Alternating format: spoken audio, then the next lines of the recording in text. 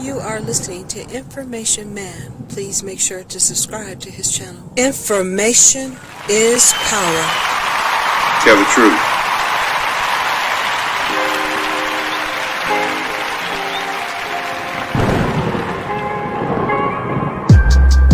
East Coast always in me, Commonwealth, little junk, getting love from my city. I roll call for the DMV. In my own lane, you could still ride with me. No one knows I made mistakes. You won't in, but it's too late. I don't need your support just to know I'm important. I will never sell myself short, cause I know you see me on the come up. Big girl with big dreams and big drip. Talk is cheap, but please dare me to run up. I'ma put my money where my mouth is. Talk a good game, I'm my alphabet. Even on my worst days, still an alphabet. Standing next to me, you gotta be your alphabet. Tell the truth.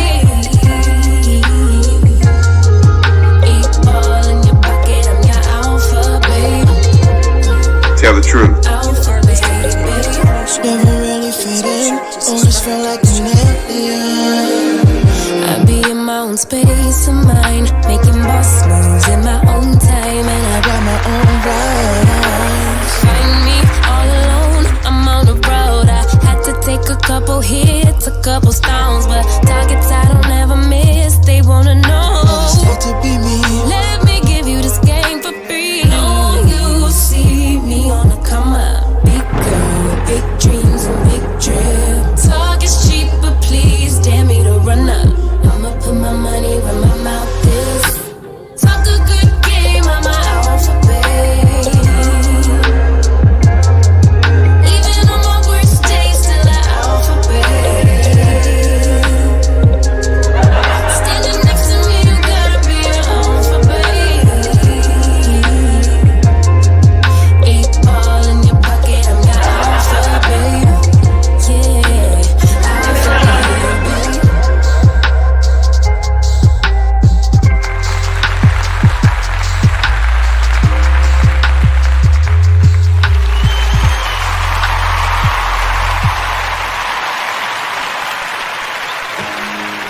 Sex, I know it's a toss up, but I hate the fact that we lost touch. Ayy, the Uber pulling up on call. Tell me, is you trying to fall through? I'ma leave it up to you. What you wanna do? Look, I'm trying to spend time with you. Know we overdue. What you doing right now?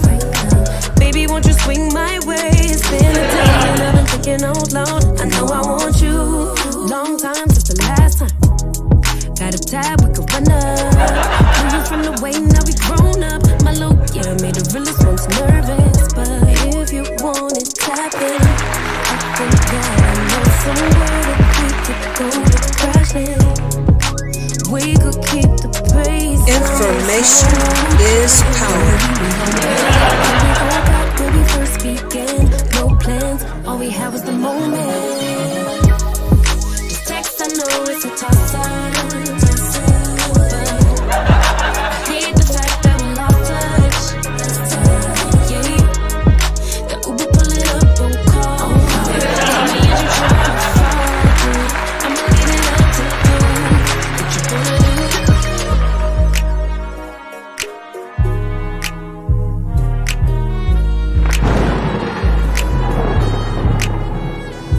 We was raised a little different. Used to be ashamed who I was, now I'm paid by the sentence. Taking my time with it. Baby, give me yours, so I could get them butterflies trapped in your rib cage. Let me know we on the same page. Give me with a text, voice note, or an emoji. Waiting all day for your name on the ID. So if you want it, I think that I know somewhere that we could go to crashing. And we could keep the pace on slow jam. Don't leave me on red. Can we go back where we first began? No plans, all we had was the moment. Just text, I know it's a toss-up. I hate the fact that we lost touch. Yeah.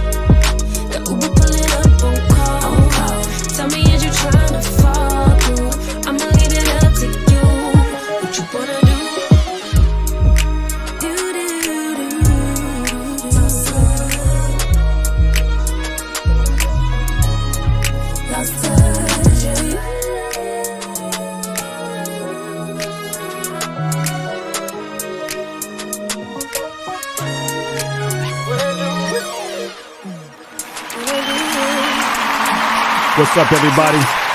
Peace. Peace, everybody. Tell the truth. You are listening to Information Man. Please make sure to subscribe to his channel. What's up, everybody? I know you've been waiting for this for quite a few weeks now.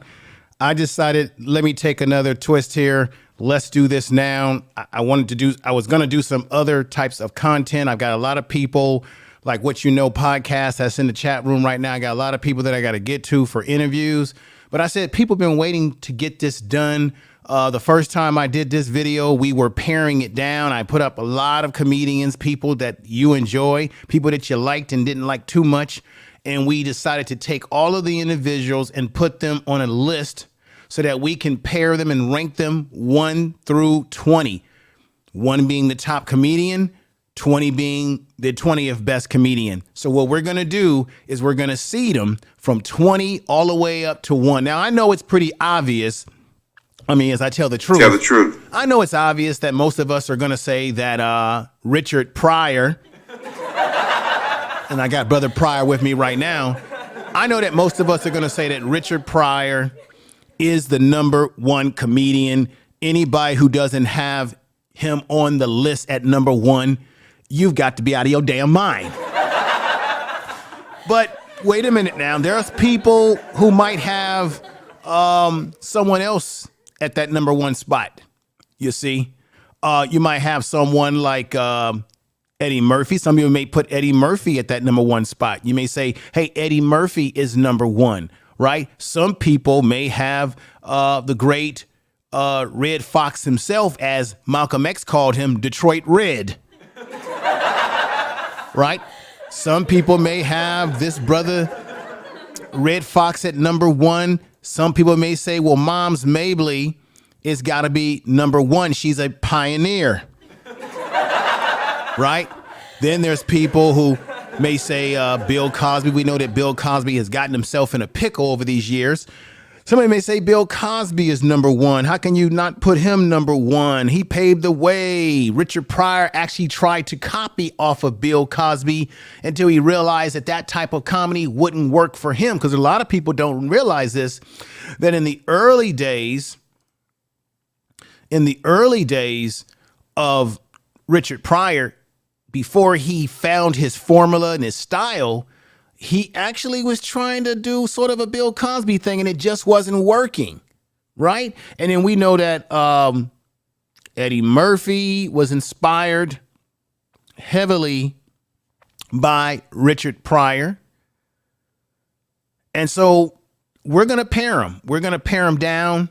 I don't mind if people have a difference of opinion who they see as number 1, number 2. Personally, I just say personally, I feel that Richard Pryor's number 1, Eddie Murphy's number 2. I feel that Red Fox should be in there between number 3 and maybe even number 4, because I've got a sweet spot in my heart for Dick Gregory.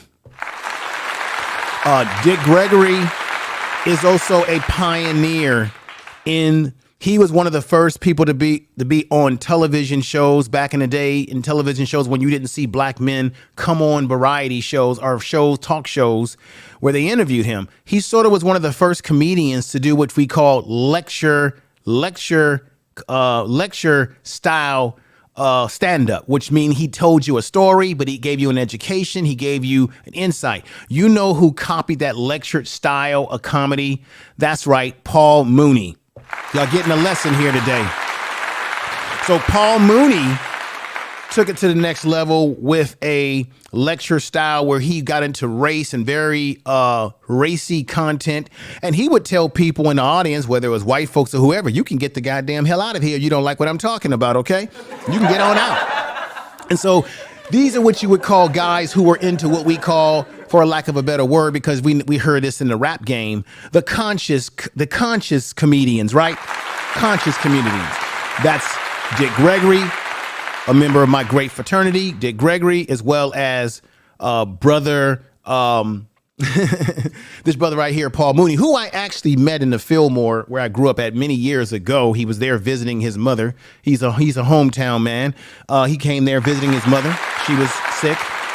And I know he's passed away, so God rest his soul.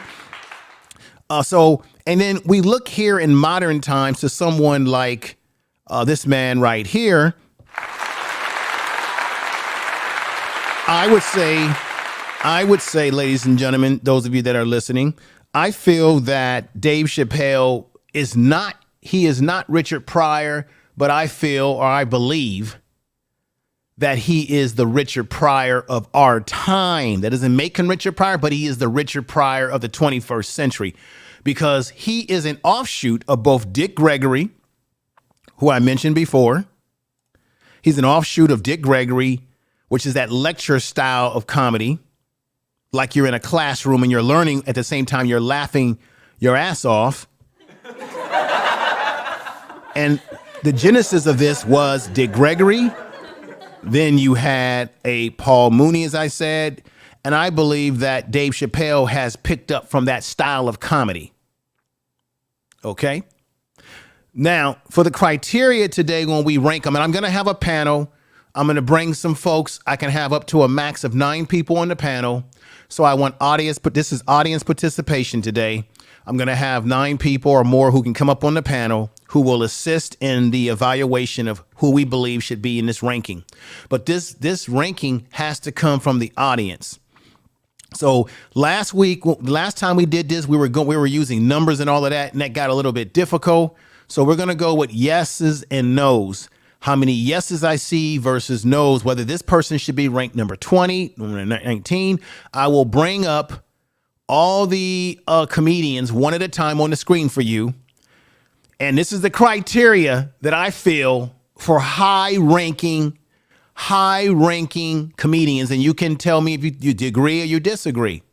I think that to be a top-rank comedian in that 1 through 10, you've got to be dynamic not only on stage, you have to be a triple threat. What is a triple threat? You're not only good on stage, you're good on television and movie skits or variety shows. If you are a comedian who's only funny on the stage, but you're not funny in movies and TV, you're not considered to me to be a triple threat. So I think about that when you start ranking these folks, okay? Now, then there are comedians who are not good on stage. I believe that Kevin Hart fits that criteria. Not to be biased or anything like that, but I just think that his stand-up, this is in my opinion, you may have a difference of opinion. I believe that Kevin Hart is not a great stand-up comedian. He is, however, very funny in his movies and television specials where he's acting. And by the way, if you haven't seen Kevin Hart on Netflix in the True Story series that he did, I think his dramatic acting, in my opinion, might be better, in my opinion, than his comedy. And y'all check that out. True Story. It was him and Wesley Snipes. Shit, I should be getting a damn royalty from Netflix. Promoting their shows. So Kevin Hart, to me, is not a triple threat, because to be a triple threat, he should also be just as funny in stand-up than he is in television and movies. In my opinion, he does not meet that criteria, in my opinion. Now, what makes Richard Pryor and someone like a Eddie Murphy or a Richard Pryor, which I think both of these guys stand on their own, is that these guys are triple threats. Why? Because both Eddie Murphy and Richard Pryor are not only funny as hell in their stand-up in terms of what their body of work has been, but both Richard Pryor and Eddie Murphy were funny as hell on television, variety shows. We know that Eddie Murphy was on Saturday Night Live, and Saturday Night Live hasn't been the same since he left Saturday Night Live. It ain't funny at all. Saturday Night Live is not so funny. You got to laugh to keep from crying. Once Eddie Murphy left and Dan Aykroyd and all those guys left, Saturday Night Live then lost its life, in my opinion. All right. However, remember the Richard Pryor show? Richard Pryor had a show at one point in time. It got taken off air after one season, and he was one of the first people to talk about a black president on the show and do a skit about it. Okay? So both of these men are fantastic when it comes to stand-up, television, and not to mention what they've done on the movie screen, ladies and gentlemen. Now, that's the criteria. Do it. Let me know if it makes sense to you by putting a 1 in the chat room. I'm laying it all out.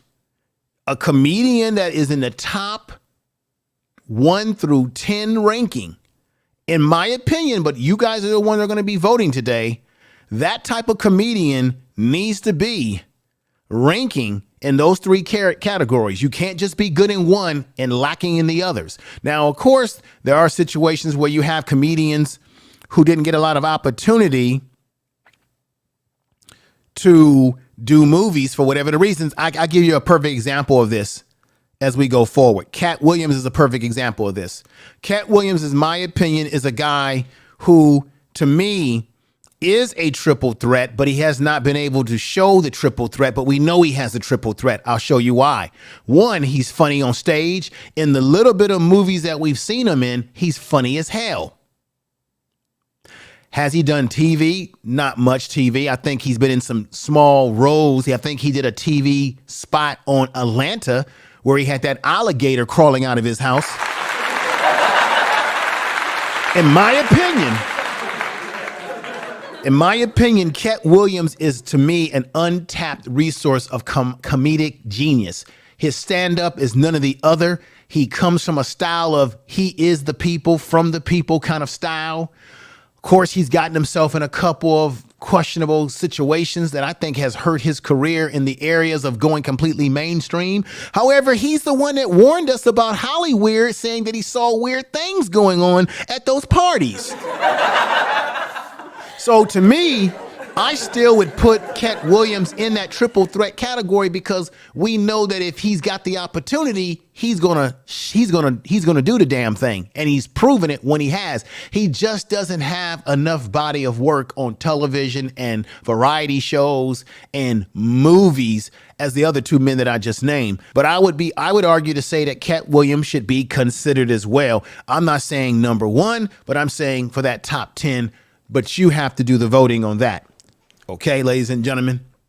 So what I want to do before I begin to drop links in the chat room to bring an audience of people on the panel so that we can work through this situation. And one thing I want y'all to do here, because we all have our emotional attachments to the various different comedians that we enjoy. I want you to please try to take the emotional attachment out of the voting, out of the decision making, and think about the criteria that I'm talking about. Get the emotions out. Oh, I watched him since I was a kid. That's great. But does he fit those very important areas to be in that top 10? Because once we go dropping these guys out of the top 10 and ladies, then all of a sudden the criteria starts to be weaker and weaker as we pare it down and get the most weaker comedians out of this list. So what I want to do before we begin is I want to give you a little history here. And here we go. Come to school. As I told you before, when you look at the Amos and Annie show, that was a show that came out of the fact that you had white men on radio talking like they think black people talk. So it was a stereotype. It came out of a radio show, 2 white men. Then those 2 white men, they began to do blackface, where they were doing it in blackface, and that was an embarrassment. That was racism. And eventually they came out with a show, Kingfish. And you see them 3 brothers up here. That was the Amos and Andy show. Some say that it was buffoonish, that it was stereotypical, and yes, it was. But that is the history, one of the historical shows of black people in comedy. And this was one of the shows that opened up the door for many other people, even though it was very stereotypical. The NAACP stepped in some years back and said they wanted this removed from the shelves so that people couldn't just walk into the store and buy it. They felt that it was stereotypical and a shame. If you want to get the Amos and Annie set, the whole complete set series, my mother has this series at her house. you have to order this online to even get this set. You can't just readily buy it in any store like Walmart for that case because of the situation. Okay. Now, another man I want to talk about right now, and I talked about him before. I was pondering this thought today. Who was the first black successful comedian? And as I did my research, ladies and gentlemen, I realized that whether we like it or not, then Stepin Fetchit is the first successful black comedian. He did play in a very stereotypical way in these movies where he was like, yes, boss, and I'm tired, and I just want to look, oh, yonder. Oh, I think over those mountains, they may have some watermelon. They told me that there's 2 bricks and I gotta put those 2 bricks on the back of that truck, that horse and wagon. And I reckon I don't know if I can do it. I'm so tired. Oh Lord have mercy. I step and fetch it, y'all. I step and fetch it. Oh God. And that's the kind of stereotyping that was going on, ladies and gentlemen. A very uncouth role, a very stereotypical role. But this man was a millionaire. He's one of our first black millionaires. He became very wealthy off of that type of entertainment. You see him on the picture here. He's driving a car. He was driving fine cars. He also opened up the first. We could laugh at him for his coonish portrayals of a black person. Do you got some black eyed peas and grits? You can laugh at him, but what he did with the money that he made is he took that money and he opened up the first black resort. This man owned black businesses, employed black people. He owned black hotels. He gave black people a place to go where they could not go in white society. So he took his coonish ways on the cinema screen and he was empowering black people as well as himself economically off the screen. This is the man they call Stepin Fetchit. You may not know his real name, but let you know who his real name is. This is Lincoln Theodore Monroe Anderson, better known as Stepin Fetchit. Lincoln Theodore Monroe Anderson Perry. This man's got 1, 2, 3, 4, 5 words in his name. When black folks used to have names like that, my God. This man lived from 1902. He was born in 1902.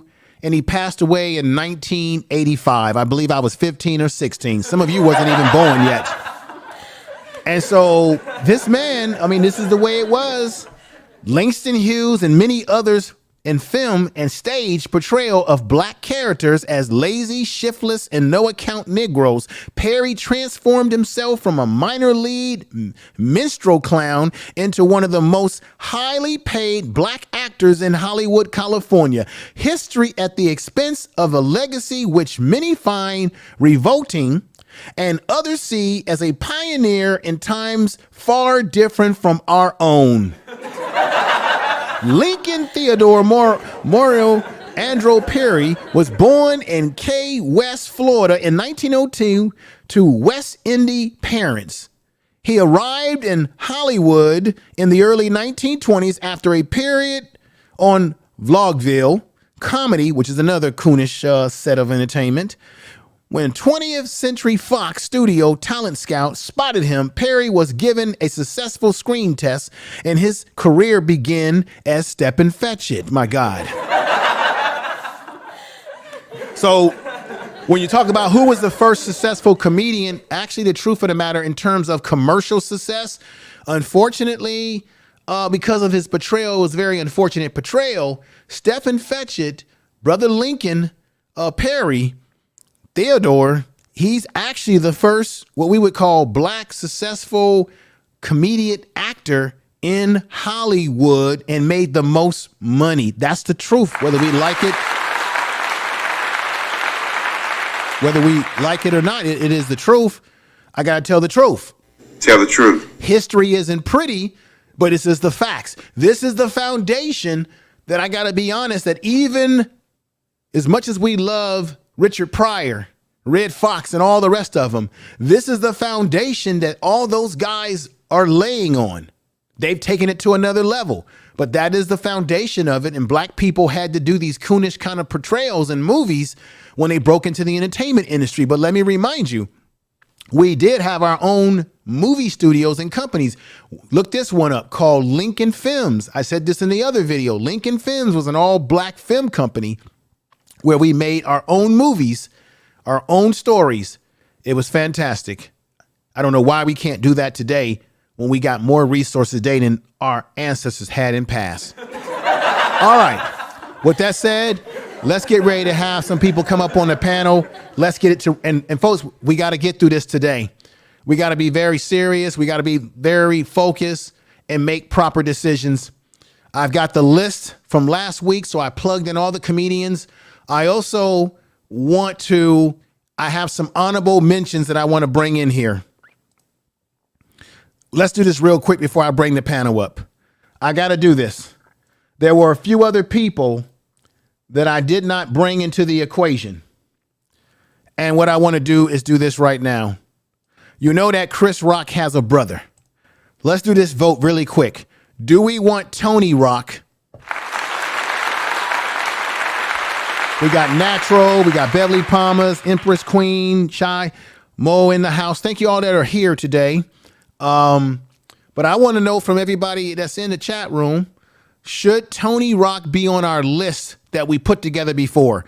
I've got a few honorable mention people here that I want to see if you want to put in there before we begin the 1 through 20 ranking. Now, if you believe that Tony Rock should be in that list for the 1 through 20 ranking, put yes.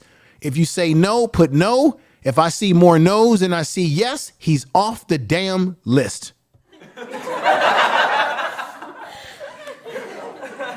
Victoriously, thank you for being here, my sister.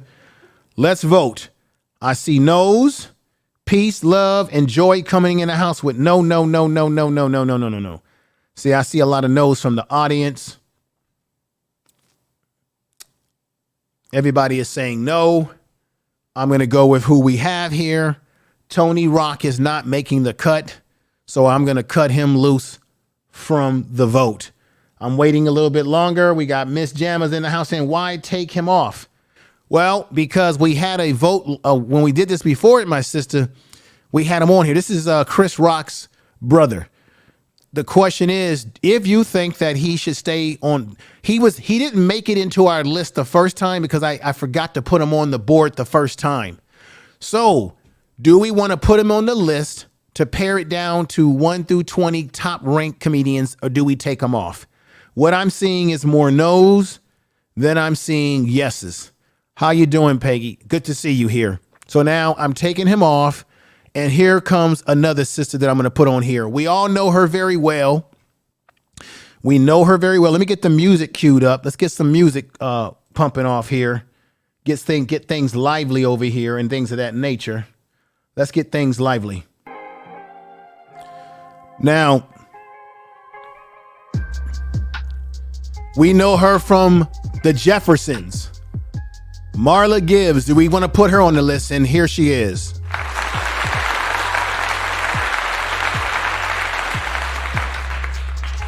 I need y'all to start voting. Put a yes if you want her on the list. Put a no if you don't want her on the list. We've got yes from Wheezy. We got no from Blue Devil. Okay, if I see more no's than I see yeses, she's off the list.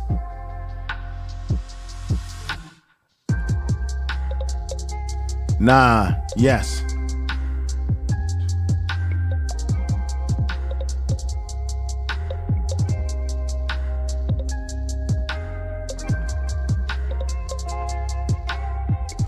Looks like she's going to be on the list. I think I see more yeses than I see no's. 1, 2.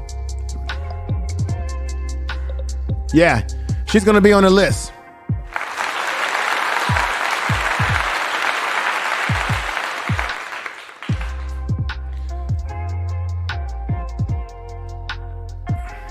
We're not talking about no Joan Rivers, and we damn sure ain't talking about no Jerry Lewis, Mo. All right, she's on the list. She stays. Now, I got another surprise for you. How about Sister Jackie from 27? Oh, I can't even say it right. 727, yeah. I can't even remember the name of that show. Y'all let me know. Jackie. I think it was 727, something like, yeah, 227, thank you. My boo-boo.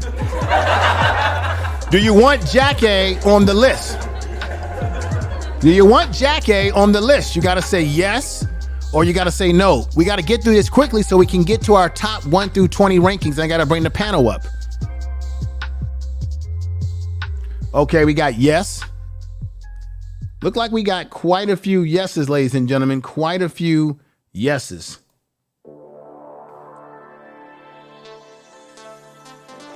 Okay, no, yes, no. You are not a comedian if you don't write your own material. Yeah, I agree with that. You gotta write your own material. All right, looks like she's not gonna make it. I'm still trying to see if everybody wants her in. Aaron Collins says yes. Peace, love, and joy says no. She is on the list. Wheezy says she's on the list. Let me see.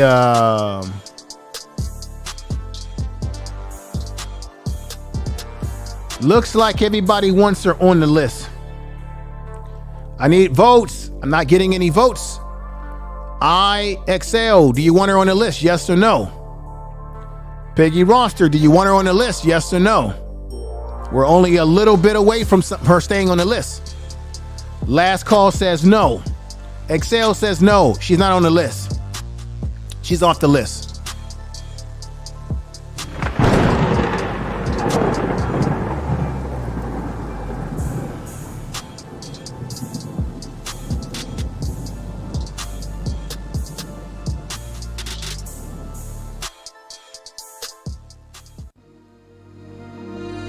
All right, she's off the list, ladies and gentlemen.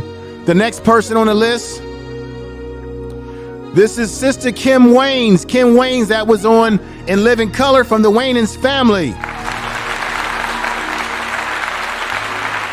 Do you want her on the list? Yes or no?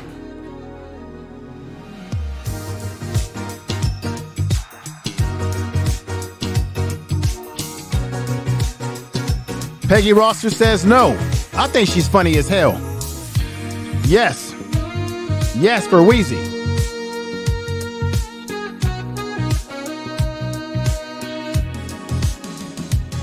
No. Last Call says no. These are just people that I didn't have a chance to get into that list from last time. No. Okay, she's not gonna make it.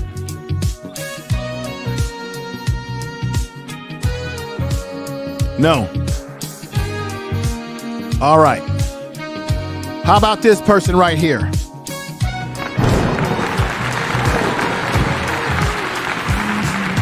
How about Maya Rudolph?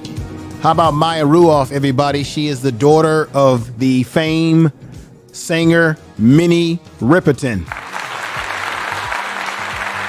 Now, she's on Saturday Night Live. She's done some funny movies.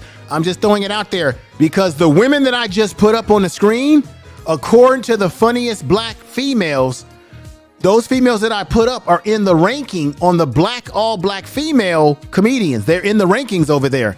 What do you think? Say no, say yes, so we can move forward. Thank you. No.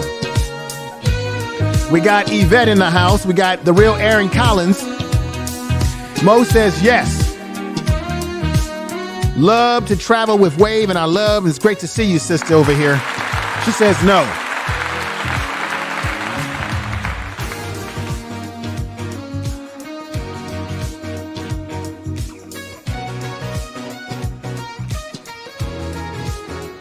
All right. She's not going to make it. No. All right, let's go with another person.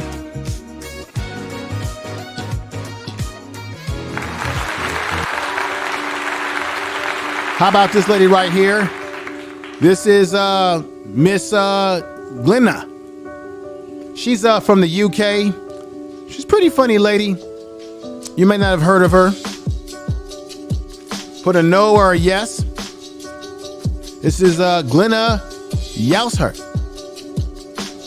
Nah, everybody's saying nah. All right, we got What You Know podcast. Tell the truth. All right, she's out of there. She's actually ranked amongst black female comedians. She's actually in the rankings. All right.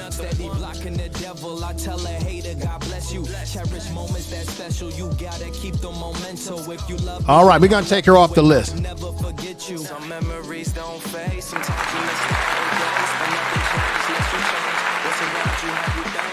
Look like Marva Gibbs is the only one that survived. And now we got my brother. We got my brother here.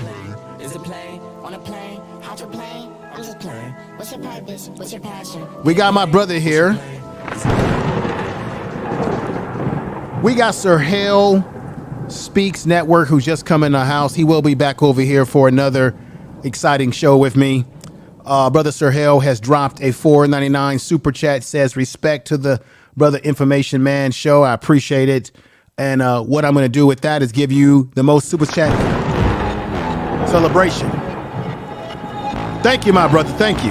Tryna run it all. Thank you for the super chat. I wake up. People say, I wake up. Flex. Thumb down now. Check. No drip this. Wet. Tell 'em run it all. No sleep, no rest. Might crash, might wreck. But first I stretch. Tell 'em run it all. I wake up. Flex. Thumb down now. Check. No drip this. Wet. Tell 'em run it all. No sleep, no rest. Might crash, might wreck. But first I stretch. Tell 'em run it all. 9 out of 10 roll through my hands. I'm by my lonely. Turned to a savage. Now my baby wants to hold me. I love my fans. Don't need no friends. I got my homies. Thought I could trust you. I find out you tried to zone me. I'm number one up on that court. I'm Nick McGrady. The first one in, the last one out. Can't call me lazy. Put in my hours, send the invoice, and they pay me. I need 6 rings like MJ and Tom Brady. I wake up, flex, thumb down. Thank you. Check. No Real Aaron Collins, thank you. Real Aaron Collins, thank you for the super chat saying salute, Brother Information Man. Glad you're doing this live. I want to say thank you for the Empress Queen saying super sticker. Thank you, sister. Thank you. Y'all gon' make me take that trip way out to Europe. I call up Nigeria, come through in a hurry. Thank Those you. London boys don't come to play, you should get worried. One false move, find yourself there getting buried. Dance with the devil, used to love playing those games. Made some bad decisions that brought my mama pain.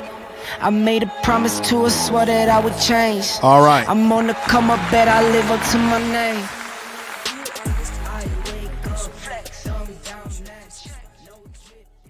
Okay, everybody. Thank you for the super chats and support on this show. I really appreciate it. Sir Hale, the Real Aaron Collins, and the Empress Queen. Make sure you check out that brother's channel. Check out Sir Hale Speaks channel. Check out Brother Real Aaron Collins. He has a channel. Check out the Empress Queen. She has a channel. She's trying to build her channel up. Give her some support when you can.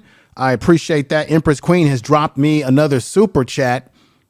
And so I gotta do what is necessary. And here we go again.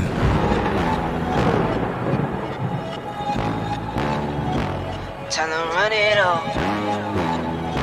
Thank you for the super chat.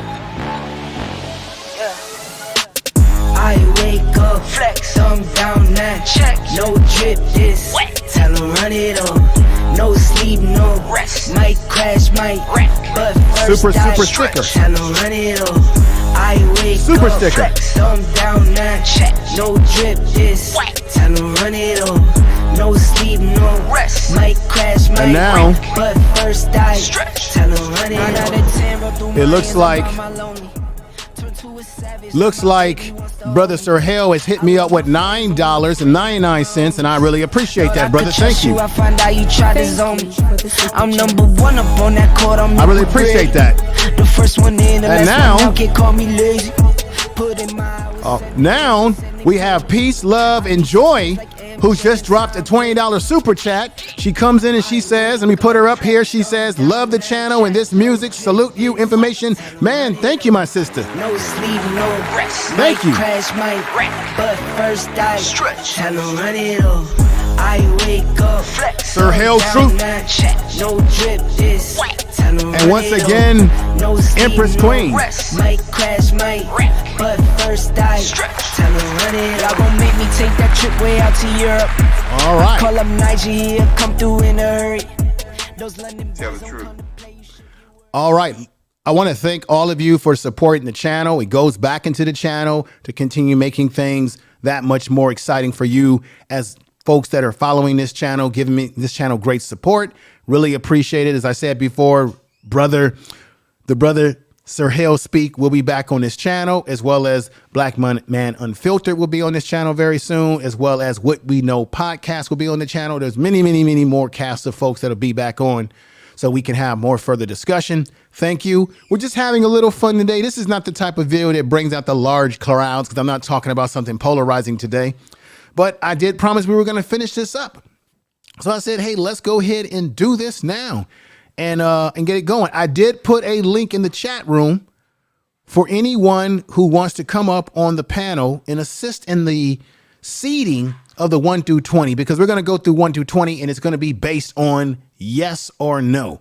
So the first seeding that will be number 20. And I think I have some guests coming in. I think What We Know podcast is trying to come up. I'll put another link in the chat room. Anybody can come up who wants to assist with logic, not emotions, logic. Who is number 20, 19, 18, 17, 16, 14, 15, all the way up to number 1. We know that the great man himself, Richard Pryor, is more than likely to make the number 1 spot, and Eddie Murphy in there as well. But we want to use logic and rank the rest of these comedians. So with that said, I just put another link in the chat room. Anybody that wants to come on and join me in the pairing along with those in the chat room, it's going to be not just people on the panel making this decision, but primarily people in the chat room as well. Primarily. Let's just go ahead and go with number 20. And anybody that you say no to, I'm going to still keep them in my system and go back to them for the next number.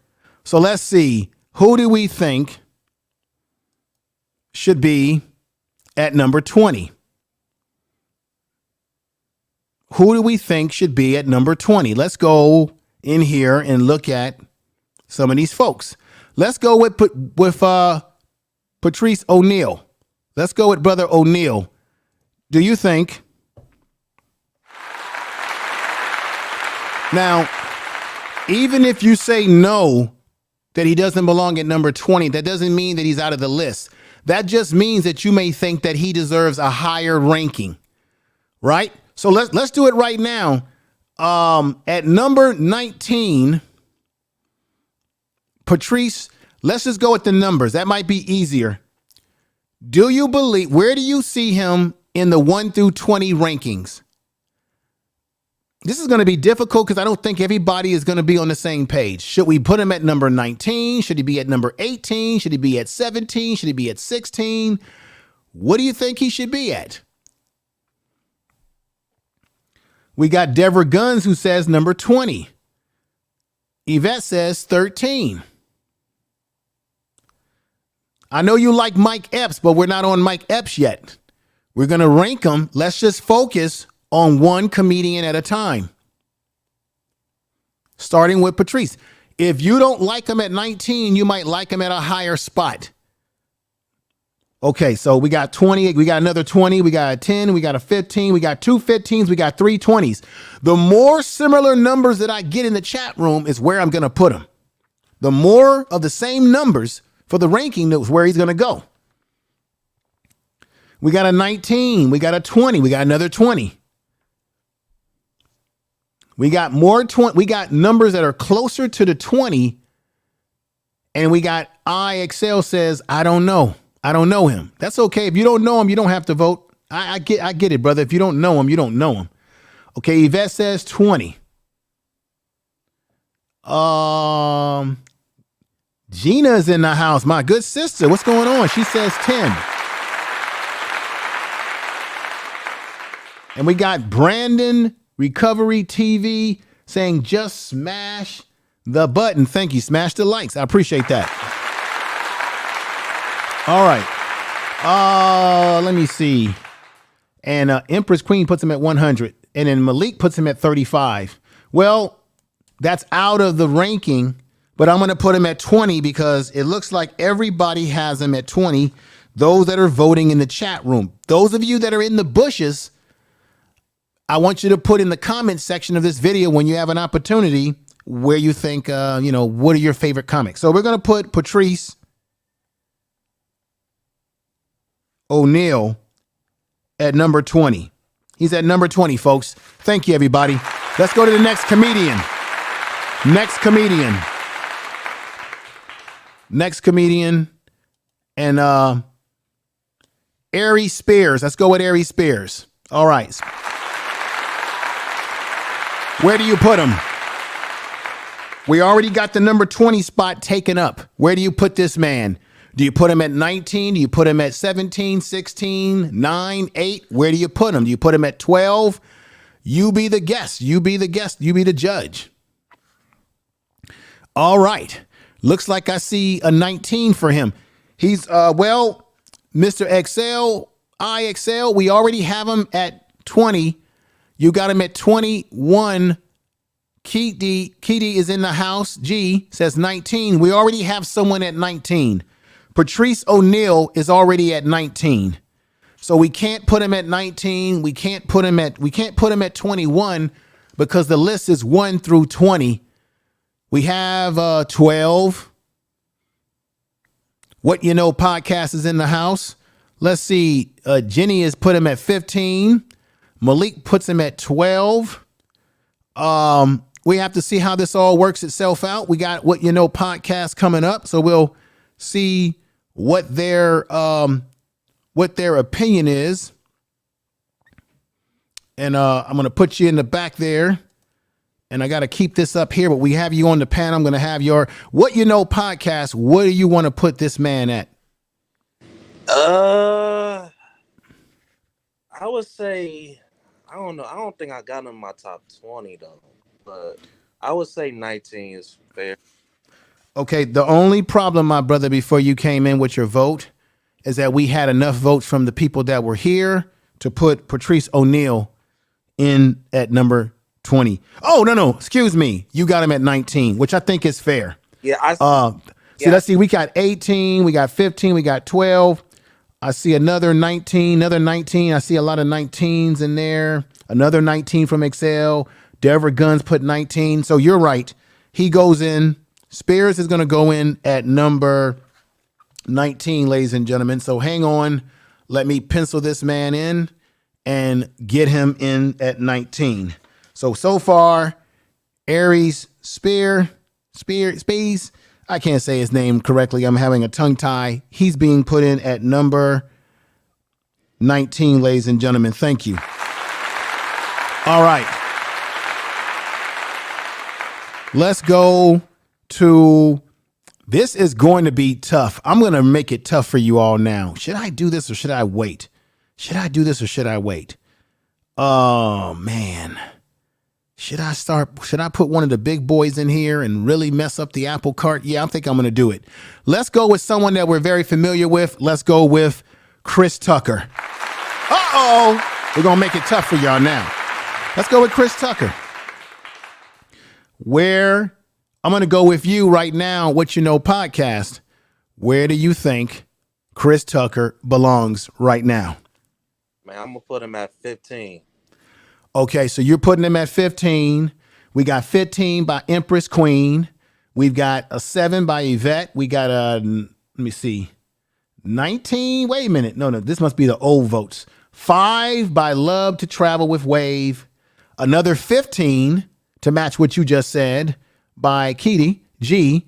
The real Aaron Collins has him at 4. That's extremely high. I would not personally put him at 4, but that's just me. We got Jenny, who puts him at 12. Another 12 coming in by Peace and Love and Joy at 12. We have Peggy, who puts him at 14.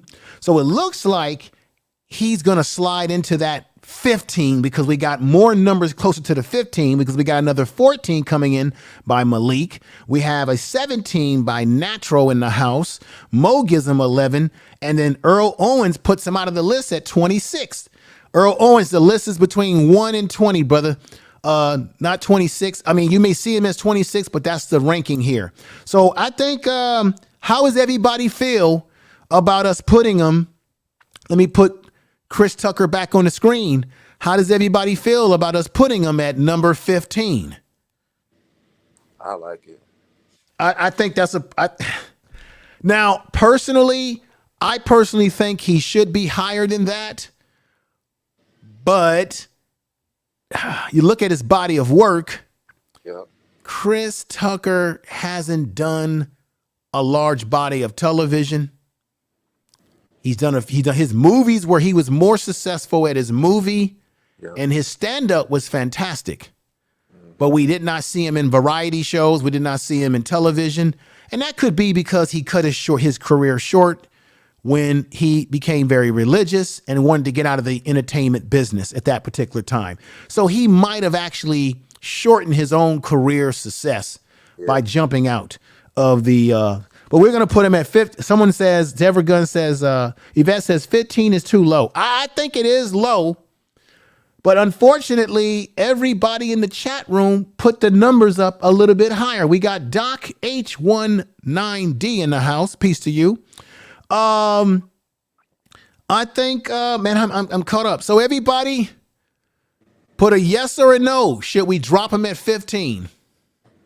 Because it seems like the numbers in the chat room bared it out closer to that number. Earl Owens even dropped it to number 20. That's another vote.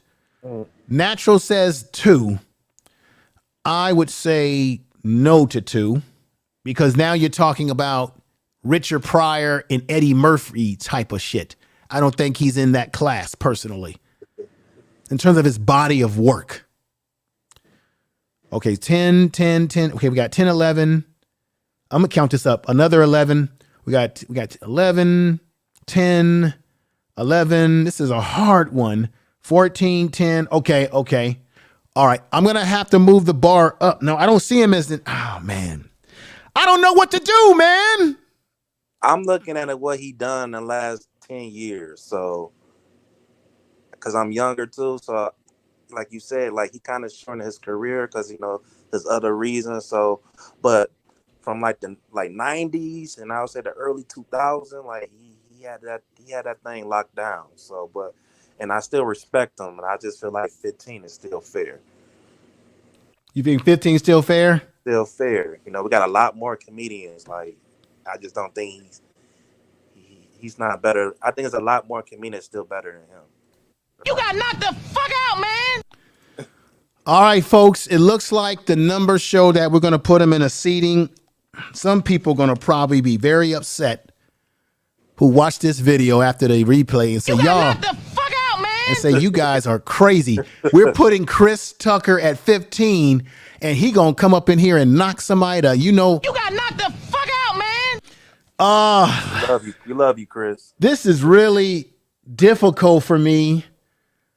And we see some more 15s coming in. Yes, at 15. So What podcast has called it, ladies and gentlemen, correctly. It seems that our audience sees it at 15. I am very curious to see people who comment on this video, their criticisms. I welcome it. I welcome the criticisms. You guys don't know what the hell you're talking about criticisms. I welcome it all. What's going on, Red Squid X Files? All right. We got to move on.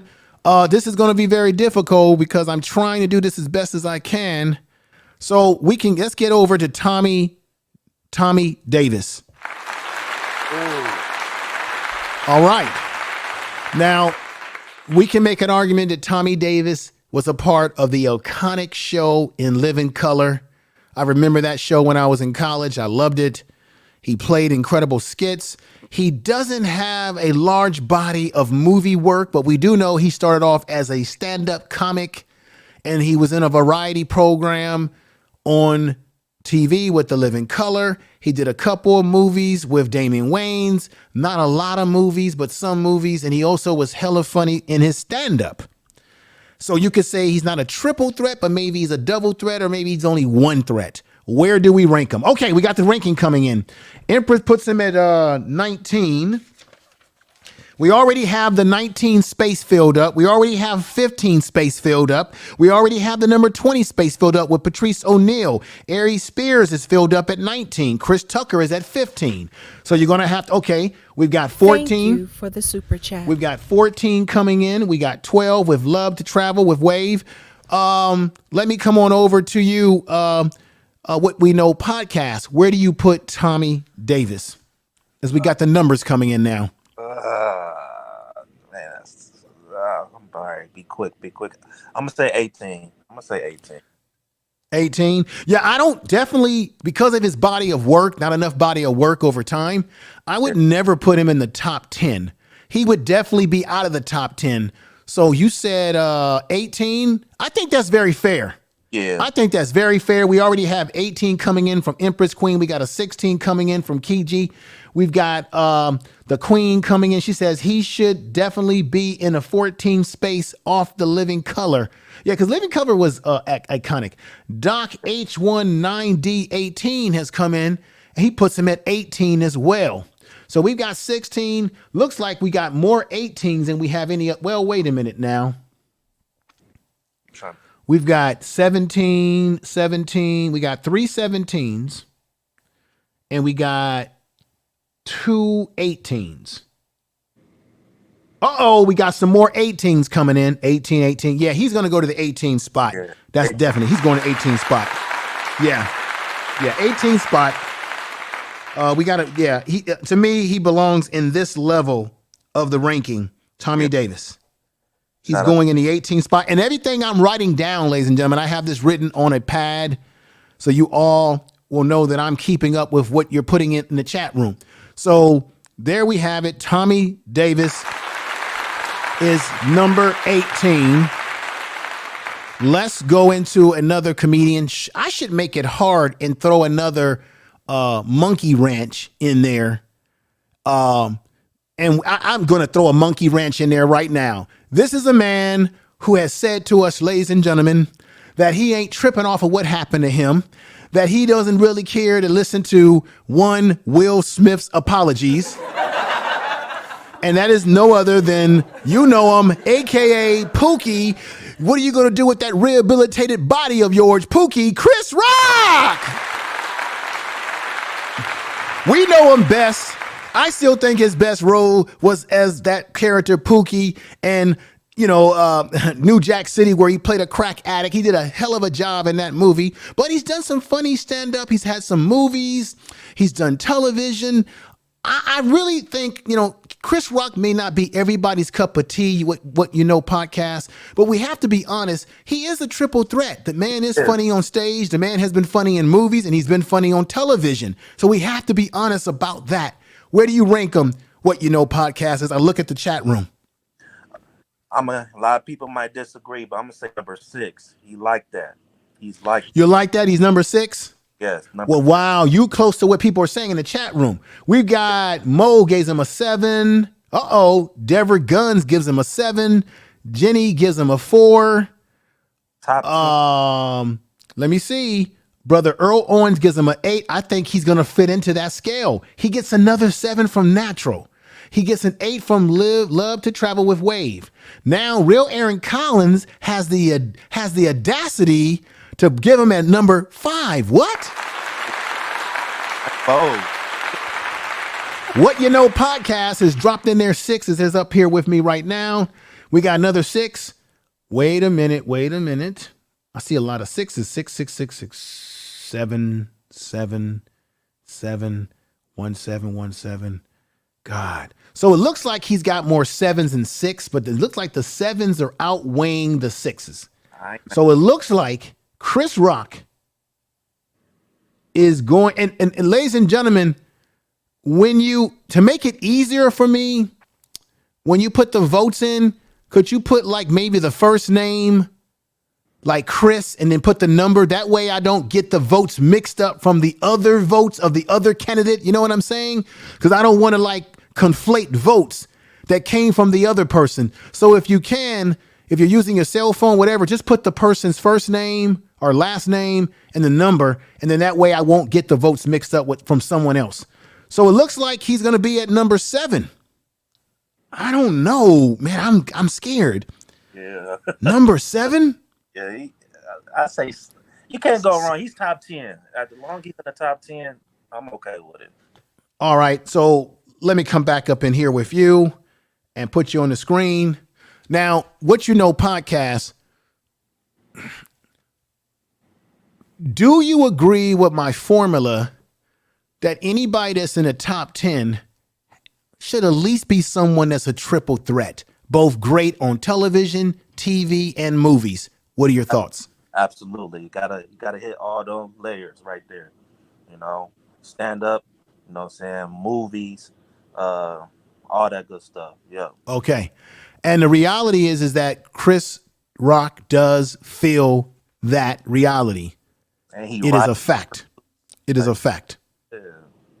All right. All right, everybody. There it is. Chris Rock is at number 7.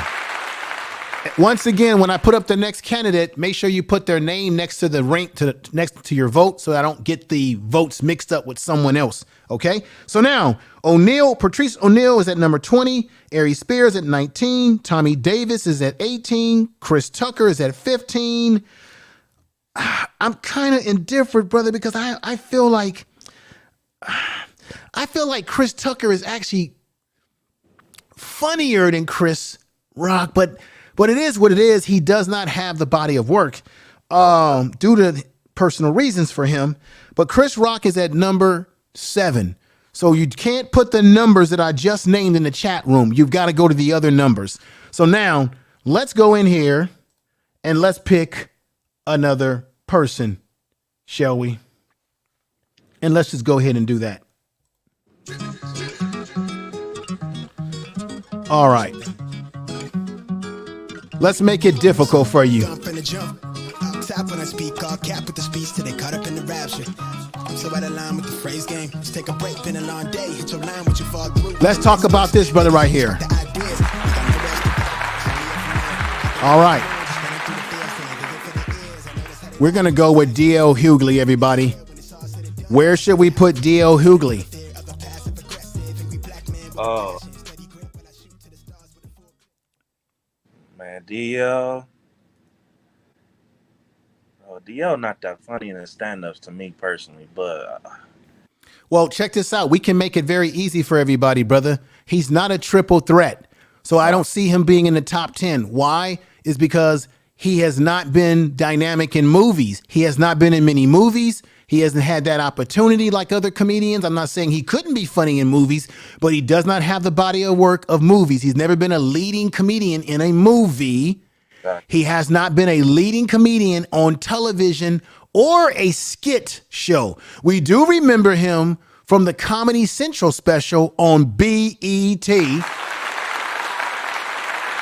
And he was funny on that. He's not the funniest comedian to me personally, but he has been accomplished in terms of his stand-up and doing TV specials like he did on BET a long time ago. He has not been in a lot of movies, so this should be a very easy vote for everybody. I'm telling you right now, he does not meet the triple threat criteria. So with that said, What You Know podcast, think about what you want to put him at. We've got people in the chat room putting him at 17 right now. 17. I was just about to ask you, I was about to ask anybody in the 17 slot already, but yeah, 17 sounds about right.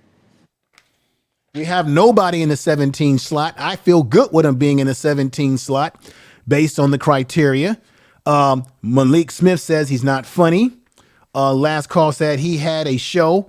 Oh, yeah, wait a minute. I stand corrected. Thank you, last call. Yes, he did have a television show. But this is the catch. Was he funny as hell on the television show? That's the key. It doesn't matter if you had it. Were you funny as hell? See, the difference between like an Eddie Murphy or someone like a Richard Pryor is that when they were on television or were in the movies, it was box office, baby. It was box office. It was a hit. Yeah. The only reason why they took the Richard Pryor show off is because he was talking controversial stuff and white society couldn't handle it. Tell the truth. So 17, everybody, you see it at 17? I'm going to go 17 because that's what I got vote. DL is kicked out. My Peggy said he kick him out. Yeah, but he made the ranking a couple weeks ago, folks. No. Well, where do you put him? 17. I'm going to go with 17 because I don't hear anybody else saying anything. 17. Yeah, we're going to go with 17. So DL Hughley is going to be put in at the 17 spot. DL.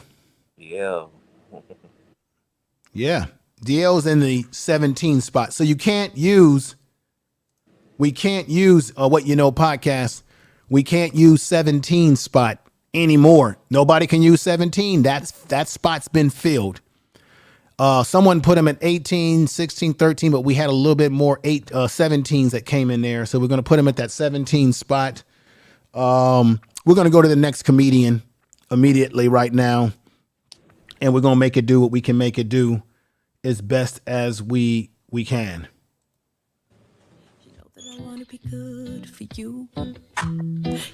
All right, I'm going to do it. It's going to be a tough one.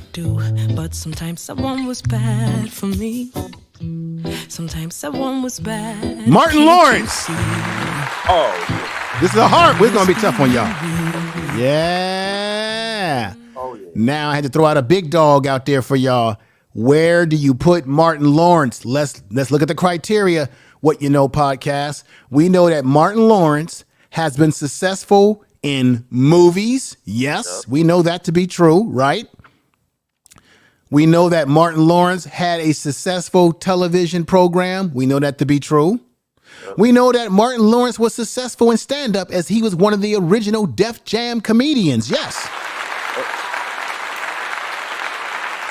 A lot of people forget that Martin Lawrence was in Do the Right Thing in Spike Lee's program in his movie back in the day.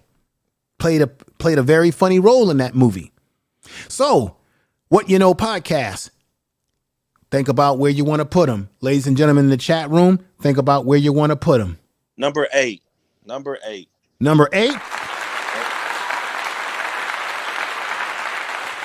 In my opinion, I believe that Martin Lawrence does belong in the top 10. So number 8 is not very bad place for him to be. But people in the chat room are saying Martin 5, Martin 10, Martin 5, Martin 7. So we got some 5s, some 7s for this man. Make sure you put the name of the comedian next to the ranking of the number so I don't get the rankings mixed up from the last person. So we got Blue Devil, put him at 6. 7. And you put him at 7, What You Know podcast? I said 8.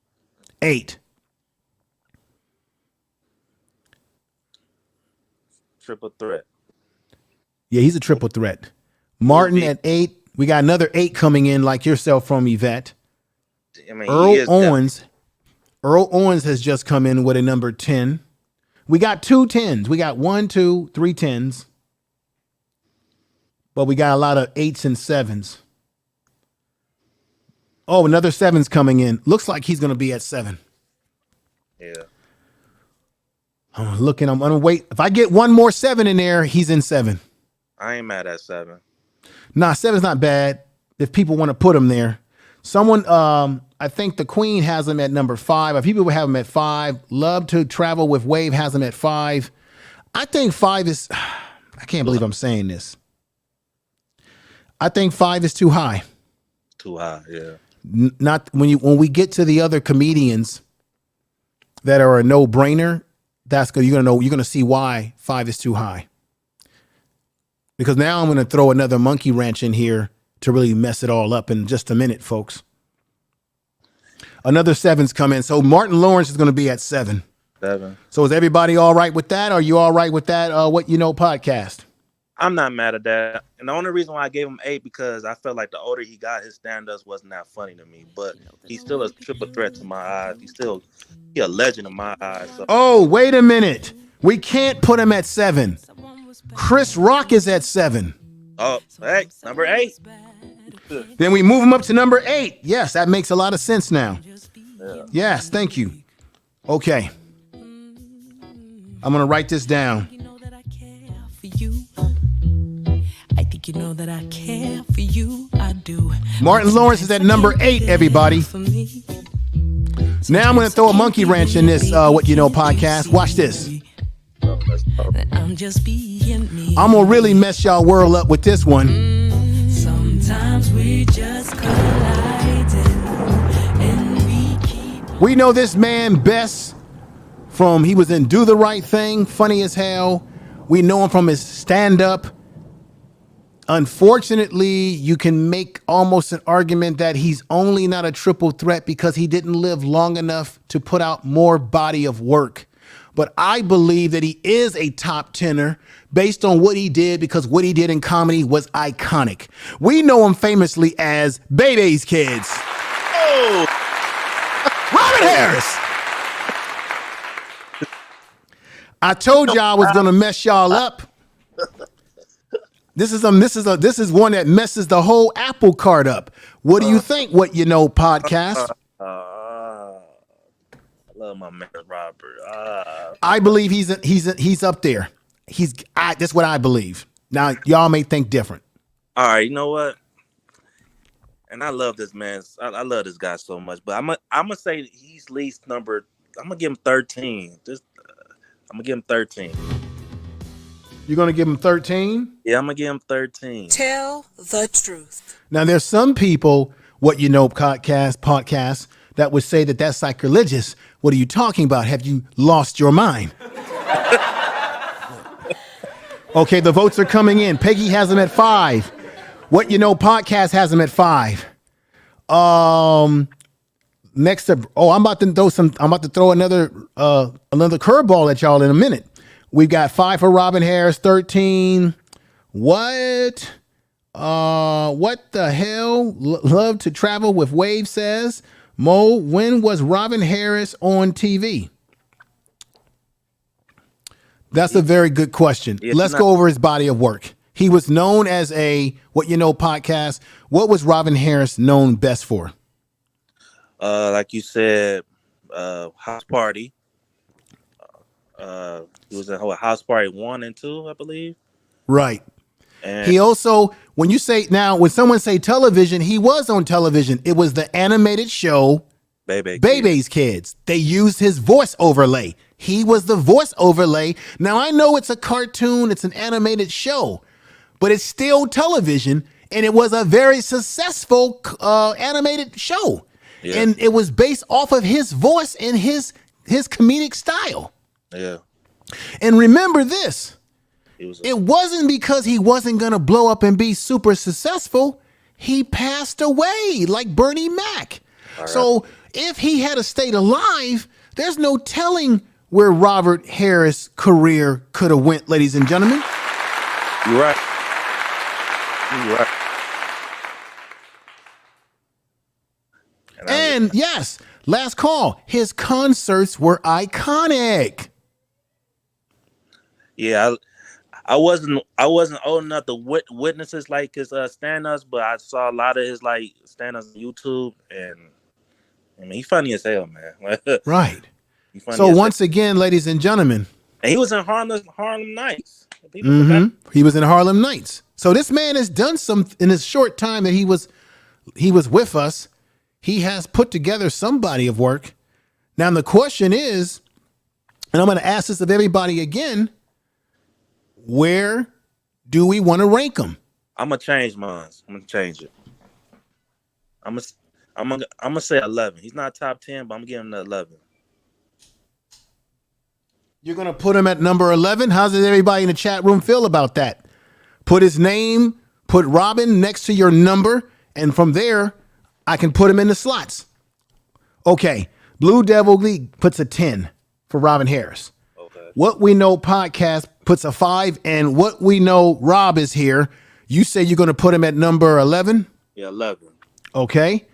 What We Know, Robin at 13 from The Queen. Number 5 from Peggy Roster. Number 11, Last Call. Number 12. Look like we're getting a lot of 11s and 12s. Keith Western is in the house. That's my brother right there. Welcome. All right.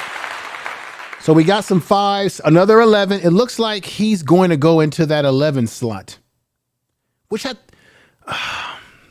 that's not really a bad place for him to be. It's not in the top 10, but it ain't bad because we got to take in consideration. See, that's why I was saying try to take the emotions out of it and just look at the body of career. And I think that's not a bad spot for him to be. We got Red, Squid, X-Files puts him at 12. Another 11 or 14. Oh, boy. This was more difficult than I thought it was going to be. Yeah. Now, some would say that he's not funnier than Martin Lawrence. Some would say that Martin Lawrence is not funnier than Robert Harris, but Martin Lawrence has a larger body of content. And we have to be fair about that. So with that said, I'm going to put Robin Harris, and I know that people are going to rake us over the coals in the comment section. I can't wait to see what the comment section is going to look like when this video's been playing for a couple of days or two. I can't wait to see what people are going to say. They're going to probably say, you're out of your damn minds up here.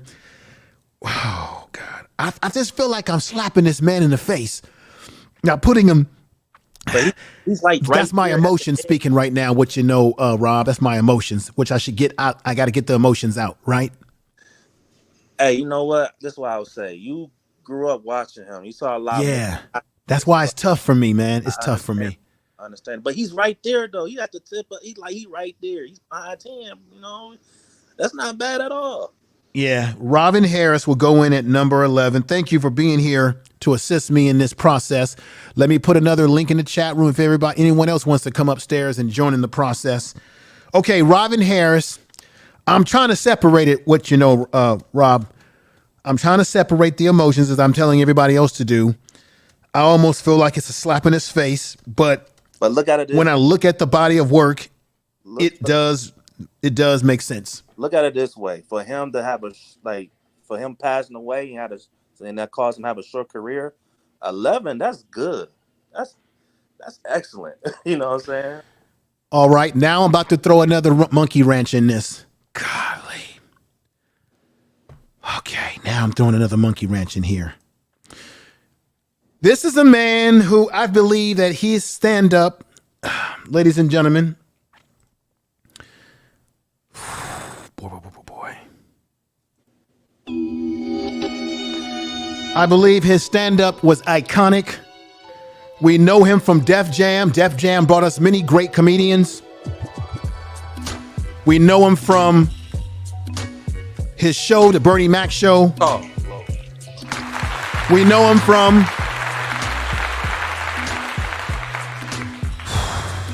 He was funny in movies. He was funny on stage. He was iconic on television. He's definitely a triple threat and belongs in the top 10. There it is, Bernie Mac. No, let me correct you. Correct me.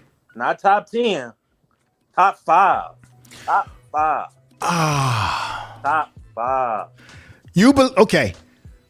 What you know, Rob believes that Bernie Mac belongs in the top 5. And I would be inclined to agree with your assessment that he belongs in the top 10, no doubt. Top 5, I can't argue with you that much, my brother. I just... Tell the truth. I can't argue. Oh, boy. So what we're going to do here, I got to put this back up here. Welcome to the program. Oh, man. Let's see what the chat room is saying. We had a lot of 3s and 5s. We got 4, 5, 5, 3.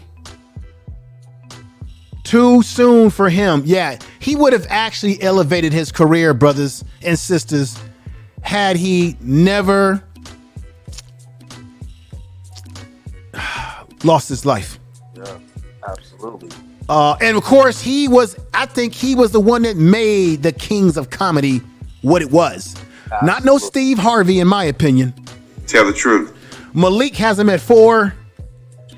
I'm looking for another vote. If it's close to 5 or 4, he's going to go in that 4. I think he's going to go in the 5 spot because there's more 5 votes. Yes, there it is, ladies and gentlemen. He's going in the 5 spot. Bernie Mac. I ain't scared of you. Before I leave, wait a minute. Before I do this, let me, bro, the other brother left the panel. I was going to get his vote. Oh, what were you going to say? What we know, Rob, what were you going to say, brother? I was just saying one of my favorite things Bernie Mac said. I ain't scared of you motherfuckers. I ain't scared of you motherfuckers. I ain't scared. I ain't scared of you motherfuckers. I ain't scared. Hey, wait a minute. You know what he was iconic in? Remember that movie he did with Eddie Murphy, Martin Lawrence, and he played that. He was in prison with them. Oh, life. And he was saying jigga-jing, jigga-jing, jigga-jing, jigga-jing. All right, ladies and gentlemen. It looks like the man is stepping in at the 5 spot. I know there are those out there that say, no, he belongs at the 2 or 3 spot, but 5 spot is more than fair because he's in the top 10 of all time black comedians. And now I'm about to throw another monkey wrench in this whole damn thing. How do I do this? Why do I do this? All right, let's just get this over with right now. We know for a fact, without any doubt, without any question, that Richard Pryor is number 1. Yeah. Is it any doubt that he's not number 1? Uh-oh, wait a minute now. Or is it, let's just do it right now. Or is it Eddie Murphy? Let's do it right now. Let's battle it out. What do you think, brother, What You Know podcast, Brother Rob? Man, you might hang up on me when I say this. And I got to remind people. I was born in 91, so I'm 31 years old. So this is probably the first people I've seen stand up wise. Like, I admire this guy. So Dave Chappelle is my number 1. Well, I said it earlier in the show that Dave Chappelle, in my opinion, is this generation's Richard Pryor. You hear what I'm saying? Yeah. So Dave Chappelle, in my humble opinion, is in a class by himself in our generation today, or in your generation. Because to be quite honest, Eddie Murphy and Richard Pryor. I grew up off of Richard Pryor as well as Eddie Murphy. So they were more closer to my generation. Eddie Murphy is actually more closer to my generation as a Gen Xer. And then Richard Pryor, watching him as a kid, I had love for him 100%. Yeah. But the question is, let's ask the audience. The question is, who do we want to put at number 1? You know what? Is it Eddie Murphy? Wait a minute, let me just throw another monkey wrench in here. Or is it Red Fox?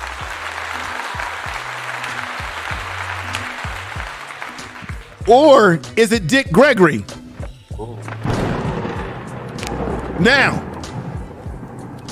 just before we get the voting going, folks, don't vote yet. If you did vote, just vote again and put the name. This is the problem. Let me educate you all here.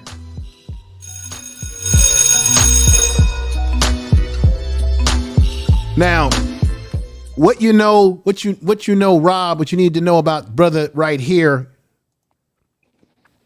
this brother right here, Paul Mooney, is that Paul Mooney is single-handedly responsible for writing the material for Richard Pryor. He wrote most of the material that you saw on In Living Color. He also wrote a lot of the material for Dave Chappelle's show on Comedy Central.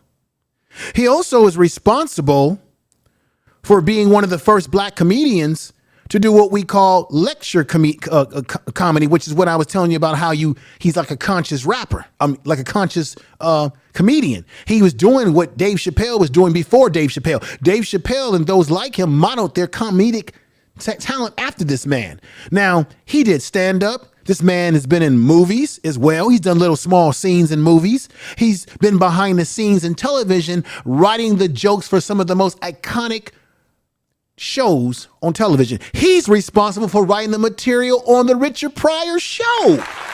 Tell the truth. So you can make an argument and get that out of the chat room, ladies and gentlemen, what you see in there. Get that the hell out of here.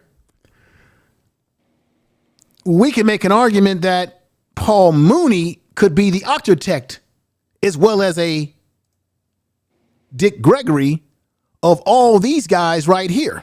Richard Pryor, Eddie Murphy, Red Fox. You can make an argument that Red Fox is an architect for these guys, right? And for a David Chappelle. See, I told you I was going to throw a monkey wrench in this. But let's get back to it. Now, I just wanted to put that out for food for thought when I put Paul Mooney up in the rankings. Once again, folks, who do you see as the number one comedian? Is it Richard Pryor? Is it Eddie Murphy? Is it Red Fox? Is it Dave Chappelle? Is it Bill Cosby? Is it, I'm going to throw another monkey wrench in there and the ladies are going to appreciate this. Is it Moms Mabley?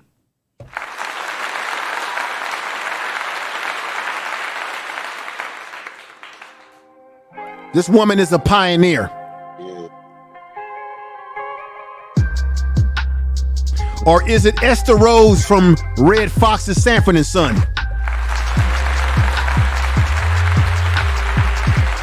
I told you I was going to throw a monkey wrench in there. Or is it Flip Wilson? Let me put him up here real quick. Flip Wilson had a show.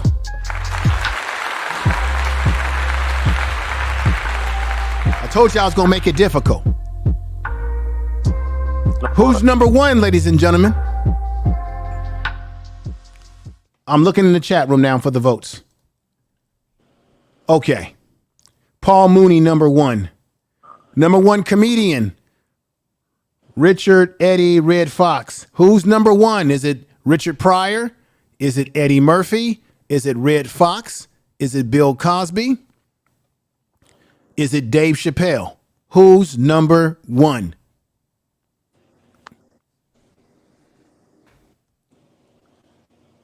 I'm sticking with Dave. So you're going to go with Dave Chappelle at number one. Okay. Yeah. And it makes sense for you. I feel like I'm definitely in my feelings, but. Okay, but if you take the emotions out of it and how you feel about the person, who would you honestly put in the number one spot if you take out your personal feelings about, well, I grew up with this particular comedian, and you just look at their body of work? Yeah. Because I can make the argument that Dave Chappelle does not have the body of work of either Richard Pryor or Eddie Murphy. Yeah, that's why I'm like, that's why I kind of want to change it, because realistic. If I'm being real, taking my feelings, Dave is not a triple threat. So, you know what? I'm gonna give it to Richard. If I'm taking my feelings all up, I'm gonna give it to Richard. Well, wait a minute now. Dave Chappelle is pretty funny in stand-up. His stand-up has been iconic. His TV has been iconic. The Chappelle Show was iconic. Yeah. He's been in now this is where he has fallen short, and you all in the chat room correct me if I'm wrong. Dave Chappelle in TV in movies he has not had a iconic movie. No, Now that's a fact. he hasn't. So he's not a triple threat. As much as I hate to say this, Dave Chappelle he's not a triple threat. He's a double threat. He's both good in stand-up and both good on TV specials and skits like that, like variety type shows. Dave Chappelle has not had a successful comedy movie where he has been the star that's been box office. No, he has not. That is the facts. Tell the truth. That's a fact. Man. So therefore, see, that's why I'm trying to take the emotions out of it and use logic. Therefore, if you use that criteria, ladies and gentlemen, Dave Chappelle would not be the number one comedian or even the number two comedian, because we got two comedians who were box office. We got actually three. Red Fox was box office. He was successful in comedy stand-up. He did movies, and he was successful in, as we know, television as well. And let's not forget that Red Fox, Eddie Murphy, and Richard Pryor, you know what another body of work that they have that Chappelle has not exceeded in? They both have albums. They both had successful comedic albums that you would go to the record store and purchase when we had records. And those comedic albums were a big box office, a big receipt success when it came to listening to comedy on an album, when there were albums. I'm just laying out the whole criteria. I'm laying out the whole argument here for you all to really look at it critically. So the question is, Paul Mooney at number 4 is what the queen is saying. So I'm going to say it again. I don't know why we're having a hard time with this one. Who should be in the number 1 spot? Should it be Richard Pryor? Should it be Eddie Murphy? Red Fox? Is it Bill Cosby? Is it Dave? I think Dave Chappelle by default is out of that ranking. He's not a triple threat. Has to be a triple. And however people feel about Bill Cosby in terms of his comedy, Bill Cosby was a triple threat, both in television, movies, and stand-up. I ain't mad at that number. So I got people are saying Eddie is number 1. That's What You Know podcast. The Real Aaron Collins says Murphy at number 3. Learning to Love Myself says number 1 for Eddie Murphy. Red Fox or Pryor. This is hard for people. I didn't think it was going to be this hard. I see Eddie number 1. Peggy put Eddie at number 2. Then, okay, let's just focus on one person now. Just make it more easier. Where do you put Richard Pryor? Richard Pryor is the elephant in the room that we're all trying to run away from. Why are we running away from this man's body of work? All the other comedians have emulated themselves after Richard Pryor, whether it be Dave Chappelle, whether it be Eddie Murphy, looked up to Richard Pryor. Richard Pryor has been the standard bearer. Most of these younger comedians, when they talk about who they looked up to, they don't often say Red Fox. They don't say Bill Cosby often. They say Richard Pryor. Now, maybe I'm swaying people here. I'm sorry, but I'm just giving you facts, not make-believe stuff here. Nappy Yankee, what's going on, brother? You got to vote before you get out of here. Where should Richard Pryor be? He's definitely top 10. That's for sure. The 5 spot's been taken by Bernie Mac. Chris Rock takes the 7 spot.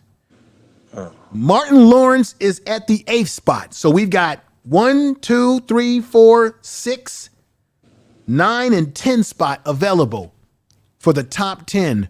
Where is Richard Pryor? Why is everyone kind of frozen on this one? I'm giving him number 1. You're going to give him a number one? I'm gonna give him number one because I just love his storytelling. It's from the stand-ups, movies, shows. Okay, so we got number one by what we know. Rob is just giving us a number one. That's his vote. He's put in his vote. You're going to stick with that vote? We got Tony D coming in the house right now. Hang on for a minute. All right, Tony D. What's up, man? What's going on? How you been? All right, welcome to the program, brother. How you been? I've been fine, brother. Good to see you. Come on board with us. Yeah. Look, man, I'm gonna drop another link for anybody else who wants to come on board and put in votes on the panel. But Tony D, yes, sir. Where do you rank? Where do you put someone like Richard Pryor? You got Eddie Murphy, Richard Pryor, Red Fox. You got Bill Cosby, and the most important criteria to make it easy, get the emotions out of it, is that we have to look at it by. Is he the top 10 have to be guys that are triple threats? What is a triple threat again? That means that they are excellent in stand-up, excellent in television, excellent in movies to be in top 10. So when you talk about top 5 being way up there, that means you got to be box office in all 3 areas. If you're like, for example, and I'm biased here, but I got to be honest, Kevin Hart to me is not a triple threat comedian. He is funny in television, he's funny in movies, but he's not a great stand-up comedian. When you look at someone like Richard Pryor, Eddie Murphy, Bill Cosby, or even a Red Fox, these guys were funny as all get out in all 3 phases of entertainment: television, movies, and stand-up. So that's what we need to use to get our emotions out of it. Get the emotions of, oh, well, I love this person, I grew up with this person, but do they fit the criteria? So now, with that said, for everybody, because it seems like the minute I said Richard Pryor, we're super stuck. We don't know. We just don't know. Who do you have at number one? They're too young. And I'm going to say it like that on purpose. Based on that criteria right there, it's going to have to be Bill Cosby. You said triple threat. Movies, television. That's a fact. That's a fact. It's got to be. Tell the truth.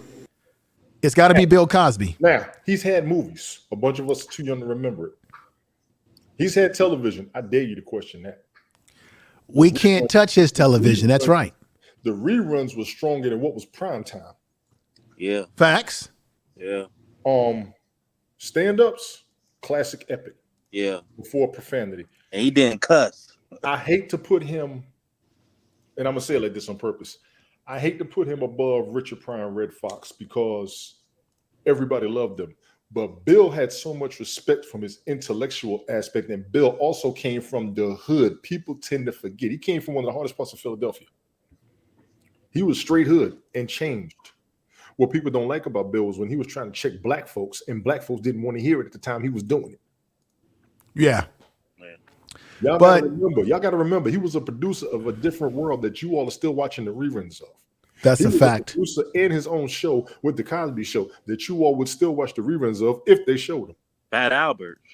Fat Albert. Now, this is what I don't like about not putting Richard Pryor number one. Richard Pryor's movies were epic.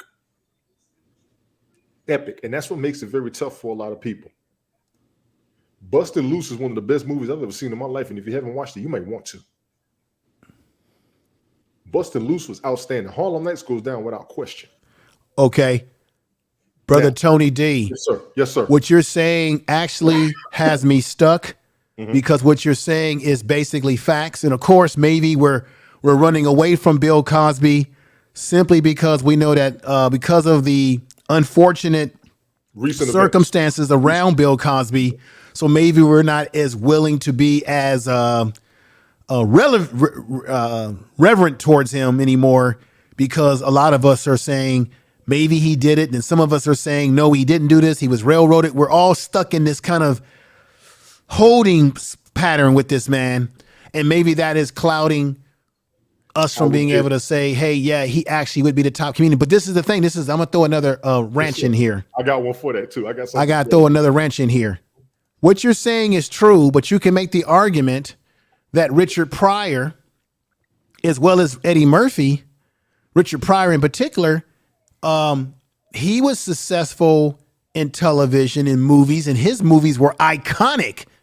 You can make an argument that Richard Pryor's movies were more iconic than Bill Cosby in terms of box office success. Because remember, a lot of those movies with Gene Wilder that Richard Pryor did with Gene Wilder, they were classic and they were box office hits.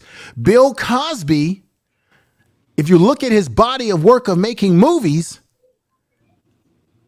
they weren't box office hits. I remember Let's Do It Again. I remember the movie he did with J.J. Walker. Uptown Saturday Night. Uptown, yeah, when they went in the room and said, "You are a tiger.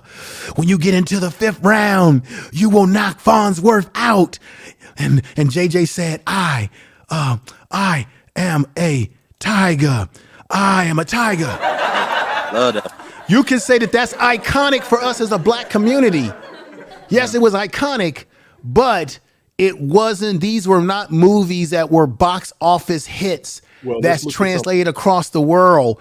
You can make an argument that Richard Pryor made more movies that were transformational across the world. The biggest thing to me, I would tell you, and I know you will dig this deep, research the movies, how many, and their impact at the time. Right. See what's being said in the comments. Right. You don't remember Bill Cosby back in the day. He was the man. Right. Cosby and Sidney Poitier. We forgot Fat Albert. Who else got a Saturday morning cartoon?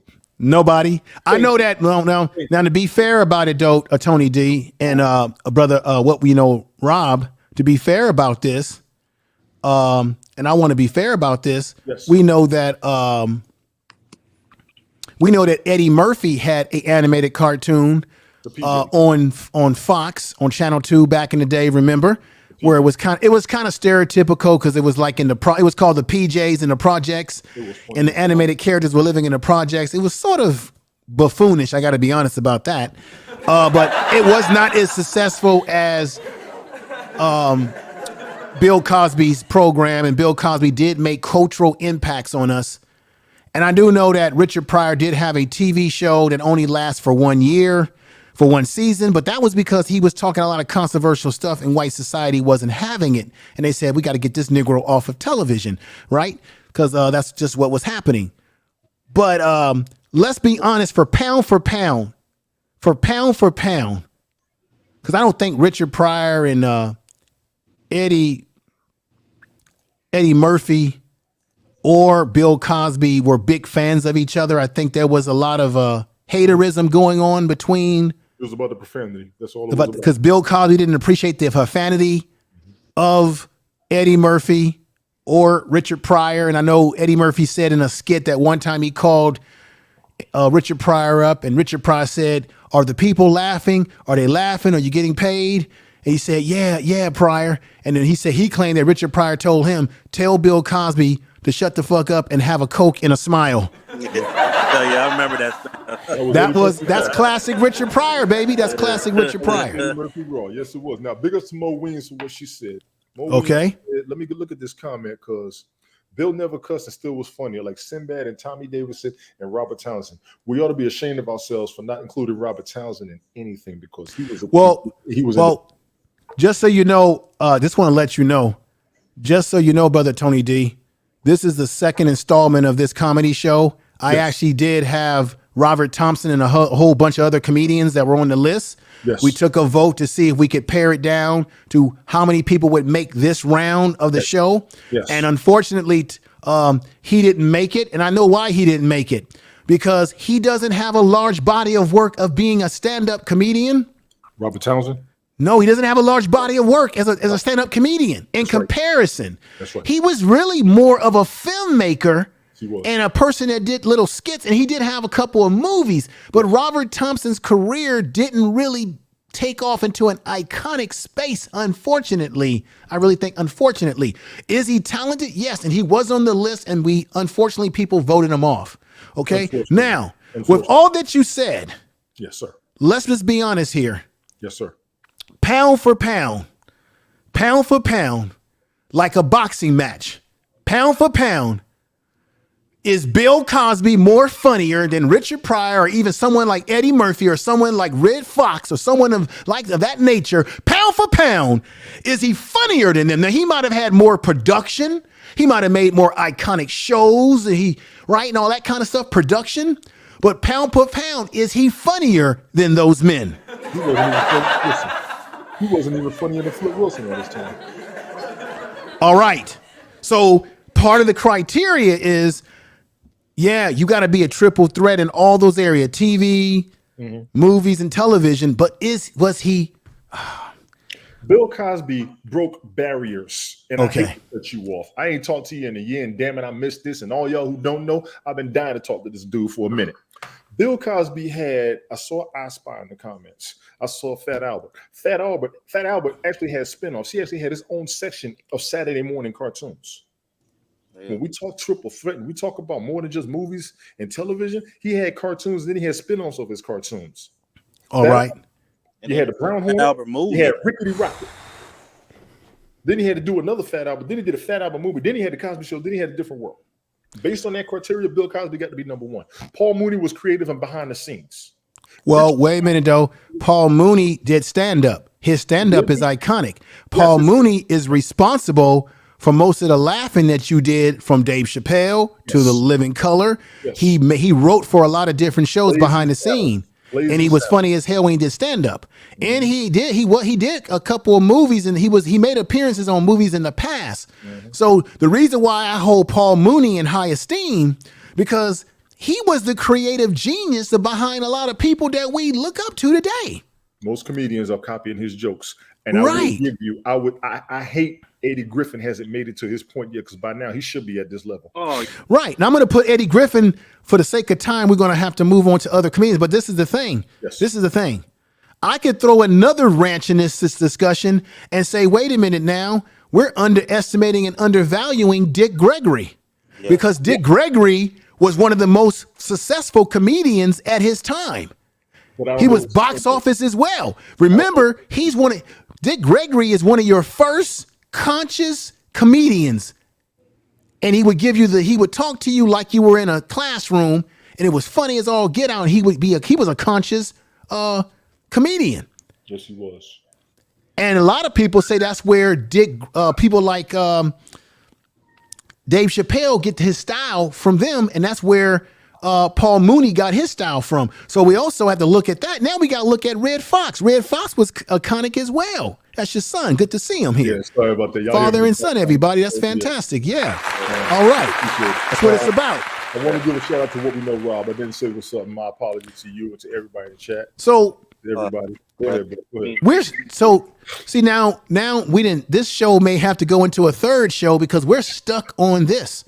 Yeah. Ladies and gentlemen, let me ask the chat room right now. Bill Cosby himself. I want to get it to Naps. This is what we're gonna do. Yes. Everybody in the chat room, I asked y'all where y'all saw Eddie Murphy and Richard Pryor, and everybody's been stuck. Or maybe it's just us up here, and maybe the chat room knows exactly what the hell they're talking about. I'll put Eddie at 4. Where do we put Bill Cosby? Everybody in the chat room, rank Bill Cosby right now. Is he 1, 2, 3, or 4? We can't put him 5 because we already have Bernie Mac at 5. Yeah, Bernie got the numbers on everything, and he's got a lot of your criteria. I appreciate it. Eddie Murphy's got to be number 4. He's got to be number 4. Eddie Murphy at 4? He's got to be. Bill Cosby, 4? Richard Pryor, Red Fox, Eddie Murphy. Body of work. Okay, but then this the thing though, brother. Yes, sir. We keep running away from Richard Pryor. He's the elephant in the room that we're scared to deal with right now. Richard Pryor above Eddie Murphy. You're not going to put Eddie Murphy above Richard Pryor. You can hang that up. That's like putting. Well, no, I'm not. I personally see Richard Pryor as a number 1 comedian. I personally see him as a number 1. But I want the people okay, we got the votes coming in. Yes. Everybody in the chat room has given Bill Cosby a number 4. I was about to say that 4. And now I'm going to go with the audience and what the audience want, and what the audience want and what they say is king here. Yeah, we got but Tony D, the general consensus. You make a compelling argument about Bill Cosby that I can't get away from. I can't run away from, even if I want to run away from it, but I can't. And it's hard for But me to right focus. now, the I'm chat explaining room this is to you. I want you spoken. to know that. We're going to put Bill Cosby is at number 4. Whether people like it or not, is what the chat room says. Wow. Bill Cosby, as I put him up here again, Bill Cosby, ladies and gentlemen, no matter how you feel about him these days, let's be honest. We watched him on Saturday morning.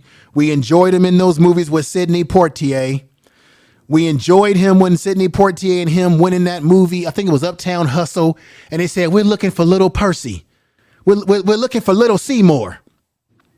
And Richard Pryor walked up in there and said, I'm looking for a little rump named Little Seymour. Little Seymour. And then one of the Nicholas brothers who played Seymour came walking out and said, who's asking for Little Seymour? And then his bodyguard said, I'm Big Percy. And then, well, we came to talk to you about what happened at Zoya's or whatever the house they went to where they got robbed for that lottery ticket. And then the Nicholas brother said, this is for Negroes who loud talk Little Seymour. And he whooped their asses. Anyway, okay, so Bill Cosby is at the number 4 spot. Let's move on. Okay. Everybody is scared for some reason to deal with Richard Pryor. So I'm going to leave Richard Pryor alone. I don't know why y'all scared of Richard Pryor. God damn, black people. Now let's put another monkey wrench in there. If we see Bill Cosby at number 4, Bernie Mac at number 5, we haven't filled the 1, 2, 2, and 3 spot, then where the hell is Red Fox at? Thank you for the super chat. I mean, let's be honest, ladies and gentlemen. We got to stop being scared. I laid out a pretty sensible criteria. Where do we see Red Fox? Let me see what people are saying in the chat. Let me bring these chats up here. Nappy Yankee says most successful doesn't equal greatest ever. They do the same with Jay-Z, who isn't even the best rapper from BK. From Brooklyn. Neither is Biggie, by the way. I respect that statement. So I see. So what Nappy Yankee is saying, and he said this on his show many times, is that sometimes we think people are successful because their numbers are good, but doesn't necessarily mean that they're funny. You know who's a perfect example of what Nappy Yankee's talking about? Let me put him on the screen right now. This is the man who fits the criteria that Nappy Yankee's talking about. Let me see. Where is he? Where is he? I respect that statement, Naps. I'm not this man right here. Not the best one in Brooklyn. This man right here.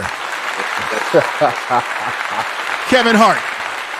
Kevin Hart fits that criteria because we think that Kevin Hart or America makes you think that Kevin Hart is the best comedian because he's got all the movies, he's got the TV special, he's got the podcast, he's getting all the opportunities. And I remember him and Mike Epps got into a back and forth with each other.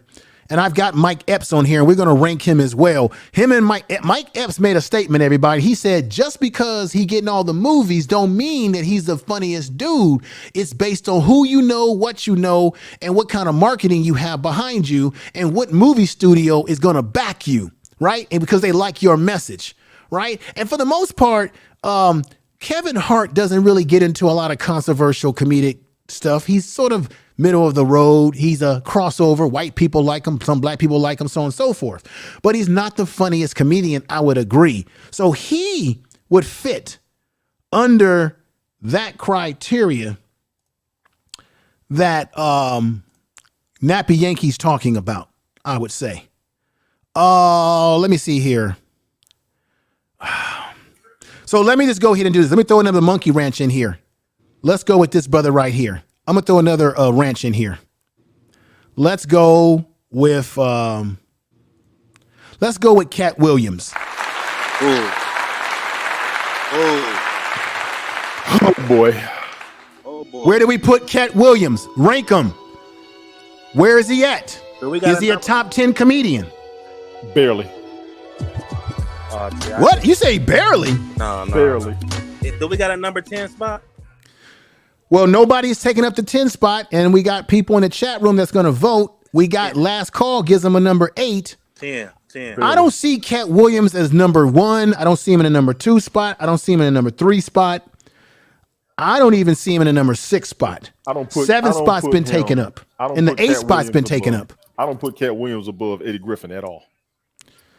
Well, I don't. Okay. As a comedian. I'm sorry. Is he or is he not? Is he or is his stand up? Is his stand up epic? Yes or no? Entirely no. What do you think? What we know, Rob? What do you think? Man, Cat Williams is raw. He's raw with it. Mary is in the house. She says, if not number 1, then where is he? Yeah, where do we put him? Okay, brother Earl Owen says number 10. Number 10. We've got, I think number 10 is a good spot. We got number 3 for Empress Queen. Make sure you put the name behind the numbers so I don't get it mixed up with someone else. So we got Cat Williams at number 10. That's learning to love myself. Let me see. Cat Williams at number 10. We've got Mo. So everybody's saying yes. We got 10s coming in. So you know what? And you both say number 10. Now, Tony D. Yes, sir. Do you agree with number 10 for Cat Williams? I got a question. And actually, I'm going to say no. And I know I'm late to the conversation. Based on your criteria, did Martin Lawrence even make the cut? Oh, yeah, number 8. Yes. Mark Lawrence is at number 8, my brother. And he does make the cut because he fits the criteria. Now, technically, see, I kind of feel that Cat Williams is in the 10 spot because his shit is iconic when he does his stuff. But the problem with Cat Williams, and it's either maybe he has hurt his own career because of his antics off the stage. I'm taking all that out the window. I'm throwing all that out the window. Oh, you're throwing it all away? He doesn't have enough body of work in both television, movies, and he's got stand-up because he's been doing that for a long time. He doesn't have enough body of work in television and movies to be, in my opinion, a true triple threat comedian. However, he has the potential to be triple. He has the talent, I think, to be triple threat. The problem is he just hasn't done enough work. What has he done television-wise besides Wildin' Out? That's what I haven't heard. He's done appearances. He made an appearance on Atlanta where he had that alligator coming out of the house. Remember? My wife. He's done little small roles, but nothing that makes you say this man is, he's the bomb like that, right? It's just stuff that makes you laugh and chuckle, but it's not. Was he in Boondocks?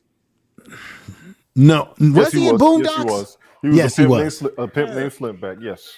Okay, so we got to give him some credit. He did Boondocks. We only did 2 episodes. He hasn't done seasons. Okay, yeah, okay, that's why. You see what I'm saying? We okay, so once Martin, again, Bill Cosby, seasons.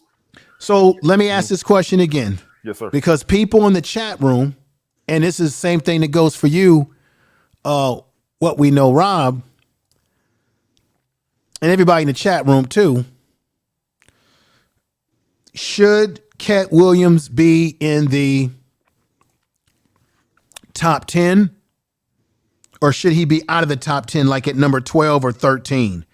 Should he be at 9? Should he be at 10? Should he be at 12 and 13? 11 has been taken up by Robin Harris. Robin Harris is at number 11. And you can make an argument that Cat Williams is almost similar to Robin Harris in terms of not enough body of work. Robin Harris, on the one hand, died before he could do more work. Agreed. Cat Williams, I believe, has kind of hurt his career with some of his off the stage antics. Man. This is very difficult. I didn't think this was going to be this difficult, but it is very difficult. You got to talk to the right people to make this a challenge, and we're going to go in on this. Cat Williams had more than Robin Harris. You could put him above based on the body of work, but Robin Harris died early, even though Robin Harris has quite a few movies. Okay. So if Robin Harris was voted at number 11, and I got people in the chat room putting him in at number 10, then it looks like Cat Williams needs to be put in number 10. Is that what we're saying?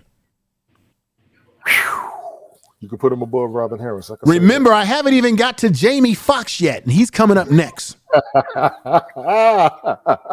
Oh. Told you I was going to put the bomb on you. We got Keisha Comedy Set in the house. I would love to have you come up on the panel and join us, sister. Let me put another link in the chat room. We need to have more people come up here and give us commentary. There though. I don't know what to do, man. I'm stuck. It's like, I might have to do I might have to do a third show. oh my goodness. Look, this is where we are. I think we can get through this today, folks. We got Patrice O'Neal at number 20, Arian Spears at number 19, Tommy Davis comes in at 18, D.L. Hughley comes in at 17. We got nobody at 16. Chris Tucker comes in at 15. Robin Harris at number 11. Martin Lawrence at number 8. Chris Rock at number 7. I just got to be honest where we are, folks, with this whole criteria situation. Okay, we have Bernie Mac at number 5, Bill Cosby, as we were sort of peer pressured a little bit by Tony D. We were peer pressured by Tony D. He came in here and threw the kitchen sink and damn thing else at us. I learned that from you, bro. I learned that from you. And he came in here, he gangstered us with Bill Cosby's credentials. He came in here like a gangster. And said, look, y'all got to put him at number 1, man. He doesn't have this, he did this, he did that. We couldn't really make an argument. So we're going to get through this today. Once again, should we put Cat Williams at number 10, 12, or 13 or below that? We've got the real Aaron Collins. He has not put his vote in yet. Where does Cat Williams belong, ladies and gentlemen? And real Aaron Collins, take the emotions out of it and look at the body of work. Go ahead, Aaron Collins. I think Cat. I would put Cat at maybe number 12. I mean, I think his two most iconic roles is like Tony D said, is a pimp named Slickback in the Boondocks, and I want to give it to him for Money Mike and Friday After Next. Because see, Cat Williams, he's known for doing pimp humor. You know, and Friday he's like pimping. Right. You thought I was done pimping. You know. He's more known for doing that, and that's about what he's like more typecast in. I mean, I don't really see him doing anything else, and I think that's kind of stymied his career too, because he's only known for doing one type of role, and that's pimping. So, can you make an argument, as we take the emotions out of it, that Cat Williams has sort of been a one-dimensional comedian? Yeah. I would definitely agree with that. Wait a minute. Let me correct myself. He's been one-dimensional as it relates to his TV and movie appearances. When he's on movies, he's always playing a pimp. Yeah. So we don't see a variety of his skill set. Right. Exactly. And I like Cat. I do remember that episode he was in called on My Wife and Kids. I think he played a rapper that was kind of bullying Junior Kyle, which was, but other than that, right, the pimp role was I think is what's defining him. But okay, like because most great comedians, you see them play all different types of roles, so you get a mixture of their skill set. With Cat Williams, we've only seen him in movies play this pimp character, and even in television, he's sort of playing. He's still playing off that pimp type attitude. So his stand-up is not one-dimensional, but his TV and movies, it's always pimp culture. So for that reason, how can we put him in the top 10? I'm just asking. I put him at 12. I didn't really put him in the top 10. Big ups, Aaron Collins. How you doing, bro? I just want to jump in there. I ain't said what's up. I had to try to make something for my son. I got to take Cat Williams down. Okay. Lack of television, based on your criteria. Lack of television. He's got the movies. He's got the stand-ups. Okay. He's got the independence. Lack of television. Mm-hmm. Man, y'all, I ain't gonna lie, y'all killing me with the standards, man. Well, imagine it like this. Everybody on the panel likes football, sports, right? The same thing they do in sports. Yeah. You look at the body of career. Yeah. You look at their stats. When we're talking about the comedians like this, their body of work is their stats. I'm trying to be as objective as possible, but those are his stats.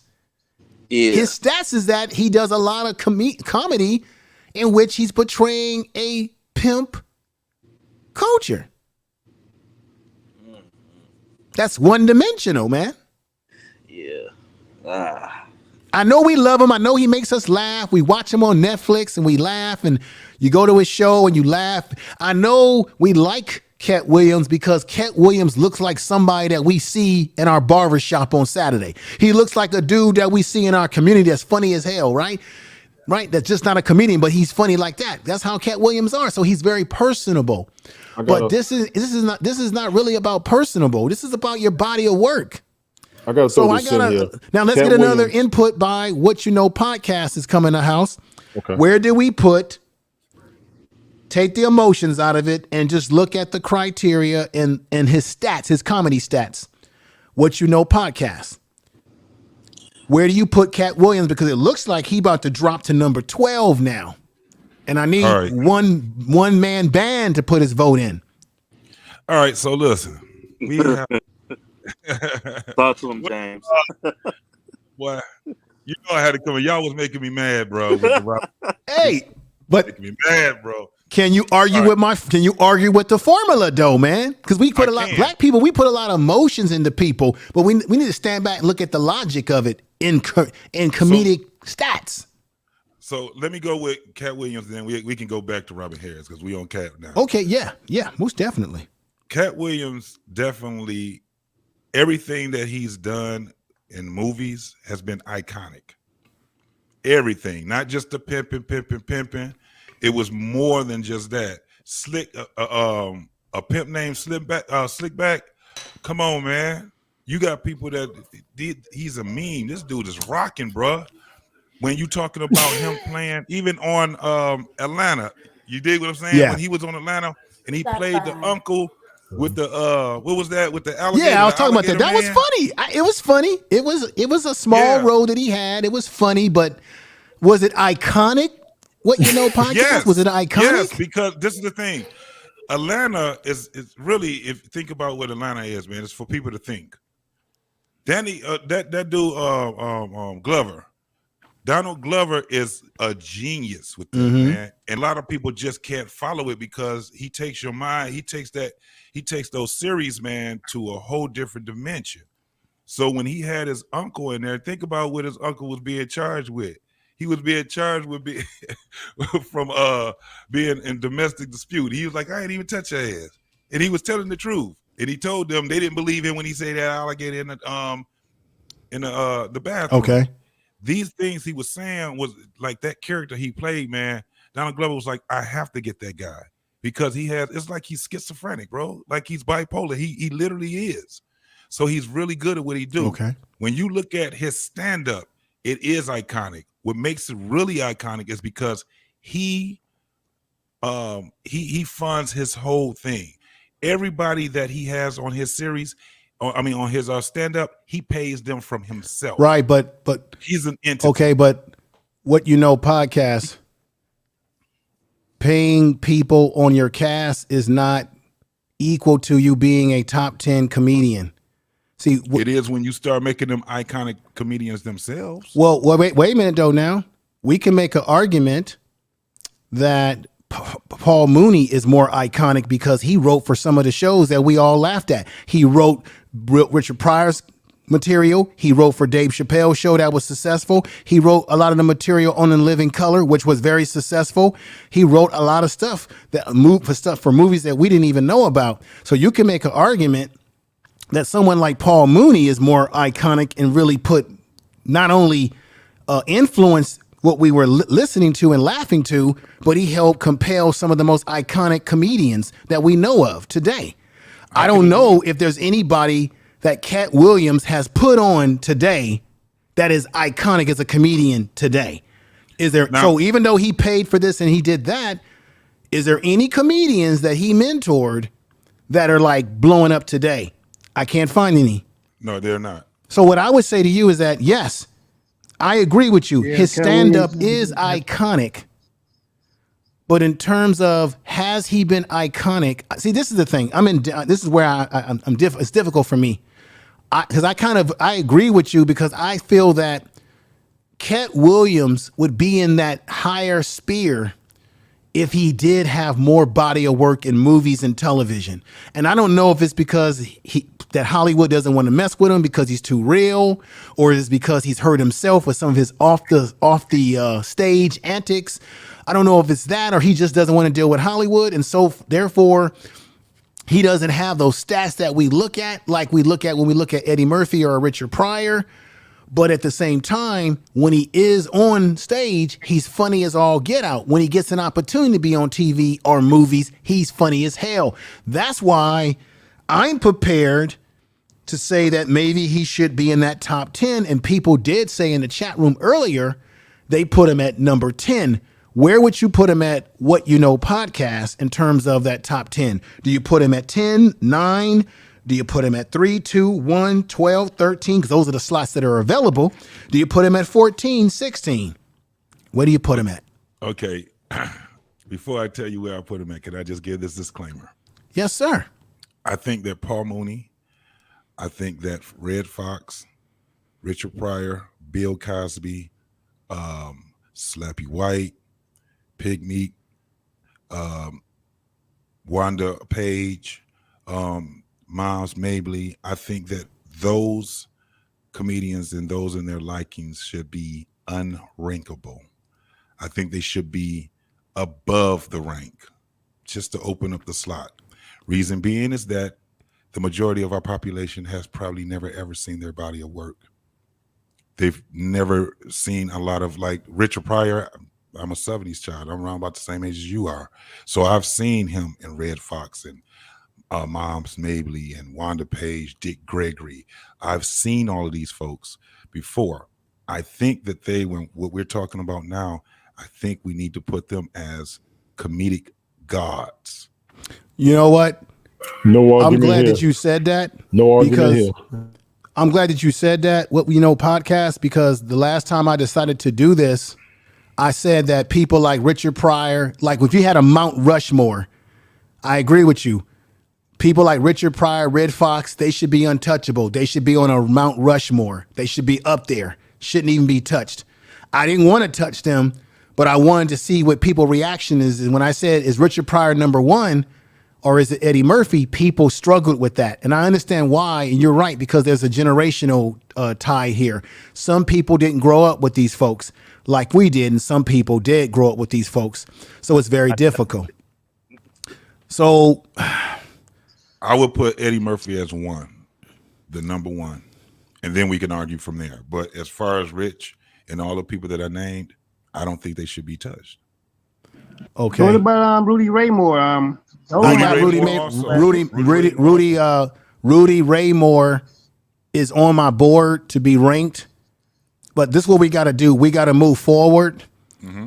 I didn't know that we would get stuck like we did with these top guys, because when you start talking about Eddie Murphy and all these, then you got to talk about, if anybody knows the history of Dick Gregory, y'all should know that Dick Gregory is just as iconic, if not more, than someone like Richard Pryor. He's groundbreaking. As well as Richard Pryor, as well as Red Fox. He's in that conversation. But the problem is what We Know podcast said is that a lot of us were not born to see them or even see the replays of how successful they were in their comedic styles. So let's move on. We'll come back to this. This is very difficult. I did not know this would be this difficult. Let's go in here. Let's throw a monkey wrench in here. Let's go with a Tiffany Haddish.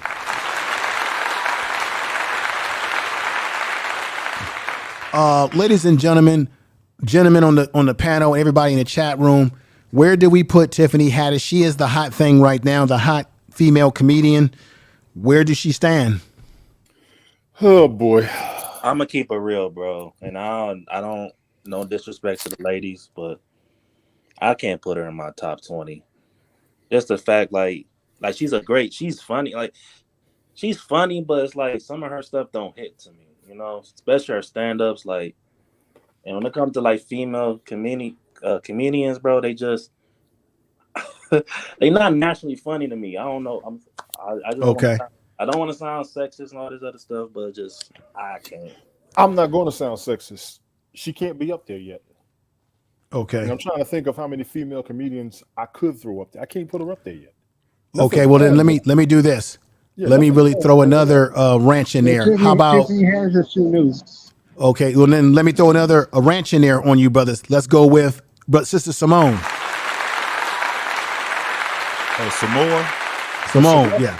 Let's go with her. I'm gonna put her on the screen right here. What about her? Queen. She's actually. What I did is I looked at the top black female comedians, and believe it or not, she's high in the rankings amongst black female comedians, as well as Tiffany Haddish, because she's new. Where do we put this sister at in terms of the top 20? You know, I have seen her live. It is hard to beat her as a comedian. I have seen her live, and she is no joke. She's not. I will even admit a lust for that woman, but she is funny as hell. Yeah, she is no fine joke. on the picture. She is fine. I've seen her up front, bro. that man, please. That woman is a trip. She's serious. She took over Queens of Comedy. Okay. So where do we want to have do the body of work? She doesn't have the body of work of the criteria. Okay.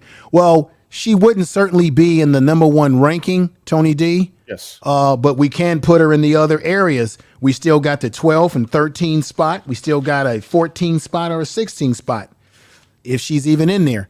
The reason why she's on the board, because when I did my first show on this, these are the people that people picked. Everyone picked these ladies and these men to see if we can pare them down to the top 20.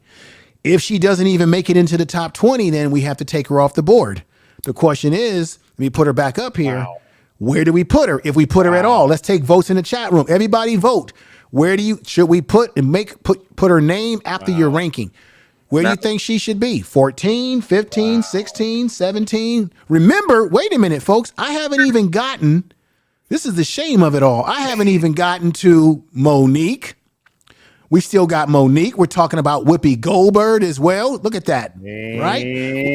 Another person I haven't even put into the bag is Esther Rose, Miss Page, right? We haven't put her in the mix.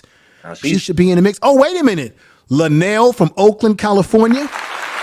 Wait a minute. We got Kim Coles, right? Kim Coles. Yes. Damn it! I'm putting it out here.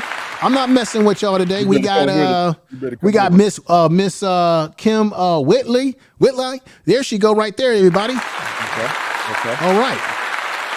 Right. I'm not messing around. Oh, and earlier we just put her on the board, and that's Miss Gibbs from, the Jeffersons. Oh, we're moving on up to the deluxe apartment in the sky. I need to give you a new name. Who's better than some more? I need to give you somebody who's better than some more. You ready for this? Marsha Whitfield. No, I'm gonna give you a name. You was ready for I had Marsha Winfield, but she didn't make the cut. The last time I did this, she got knocked off the board. And honestly, she's not going to make it based on your criteria, but I can tell you who's funnier than some more. Adele Givens. I did have Adele Givens, but she got knocked off the board from the first time I did this. I had every good black female comedian, and some of them got knocked off the board. Yes, okay. I'm late. My apologies. Whoopi. No, it's okay. You just didn't know that this is the second show. Yeah. Now, Whoopi Goldberg has to be #1 on female comedians because she's been around too damn long. Right. Probably too much. Right. So if Whoopi Goldberg, but this is the thing, though, gentlemen, and everybody in the chat room, because it's getting lost here. We got to start rank. We got to start placing these comedians. We've got people placed already. We got to place them. So this is the question. You got to put the chart is Simone on the board or not? Ladies and gentlemen in the chat room. No. I would say Did we put her on the board or take her off the board? And she's funny. And now she's funny. I ain't gonna lie. If you had a top 50, I could put her in there, but top 20, no. I know too many other ones. Okay. Now, let's be fair about this. Let's put Whoopi Goldberg on here. All right. She's funny, but where do we put Whoopi Goldberg? You got to be, no matter how we feel about Whoopi Goldberg, good or indifferent or bad. I like she is still iconic. She's iconic. She is, but she ain't in the top. She ain't in the top 20. She's not in the top 20. She ain't in the top 20. Okay. Let me see what the ladies and the gentlemen are saying in the chat room. I don't think anybody's voting on her. On Whoopi Goldberg, because a lot of people don't remember the stuff she did back in the 80s. Right. Right. I do. That's why I can give an honest opinion. And I'm with you because the comic relief series that she did with Billy Crystal and Robert Williams. Yes. She is an epic actress. She is a thespian. Thespian. That woman is a thespian. Now, I'm also a Trekkie. I dare anybody. Dare anybody. She killed it on Star Trek: The Next Generation. Yes. She killed it. Okay. She's got the movies. She does not have the television show. She has a talk show. She had one talk show. But this is another thing I could throw in there as another wrench. Yes, sir. You can make the argument that since Whoopi Goldberg made a transition to acting in daytime TV, she doesn't have enough body of comedic work. Meaning, is her stand-up iconic? Yes, it is. We know her by the fact that she was iconic in Purple Rain. Purple color. I mean purple.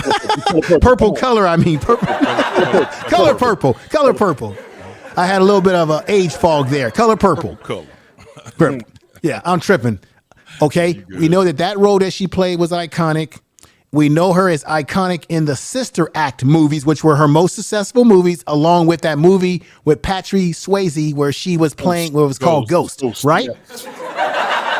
Yes. So can we make an argument that Whoopi Goldberg is probably one of the top 20 entertainers or top 30 entertainers overall, but is she really that iconic as a complete comedian?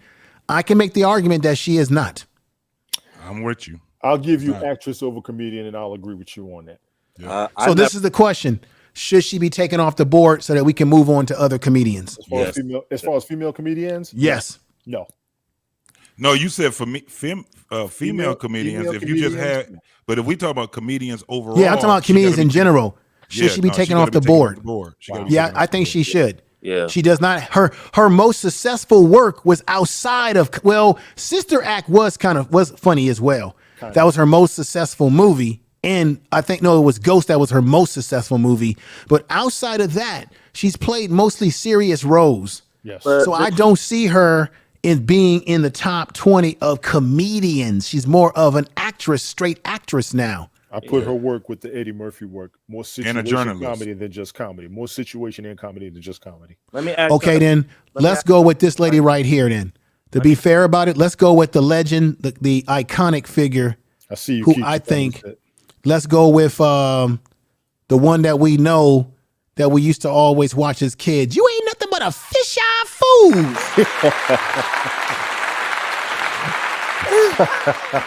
Dip your face in some Lord have mercy. Praise Jesus. Praise Jesus. Dip your face in some dough and make some gorilla cookies. That's right, brother. So, gentlemen, and everyone in the chat room, because we have someone who wrote a really good thing right here. Go ahead, Aaron Collins. Okay, it says right here. Okay, the lady from Sanford and Son, the lady from Jefferson's, and the Goldberg should be in a class by themselves, unrated. They should not be up there at all. LaWanda Page, that's her name. You're correct. LaWanda Page, yes. LaWanda Page. That's her name, yes. LaWanda Page, should we even be playing around with ranking her? Should she be up there in the God space? Actually, the best of friends. Right. Yes, they were. Should she be placed in the God space? People think that they hated each other. Mm-hmm. Nah, they were best friends. That was all television acting. I knew it was acting. I mean, it was a TV show. But they made it look real. Should she be in the God space with all the other people? Should we even be messing around with ranking her? Should she just be up there in a space by her, up there with the Red Foxes of the world, just up there on the panel? You know what I mean? How much work has she done? The body of work, I got to question it. Oh, that's a good question. The body of work is the question. The thing is that you got to remember when she came out during the times that her and Red Fox and Slappy White and all those guys had came out.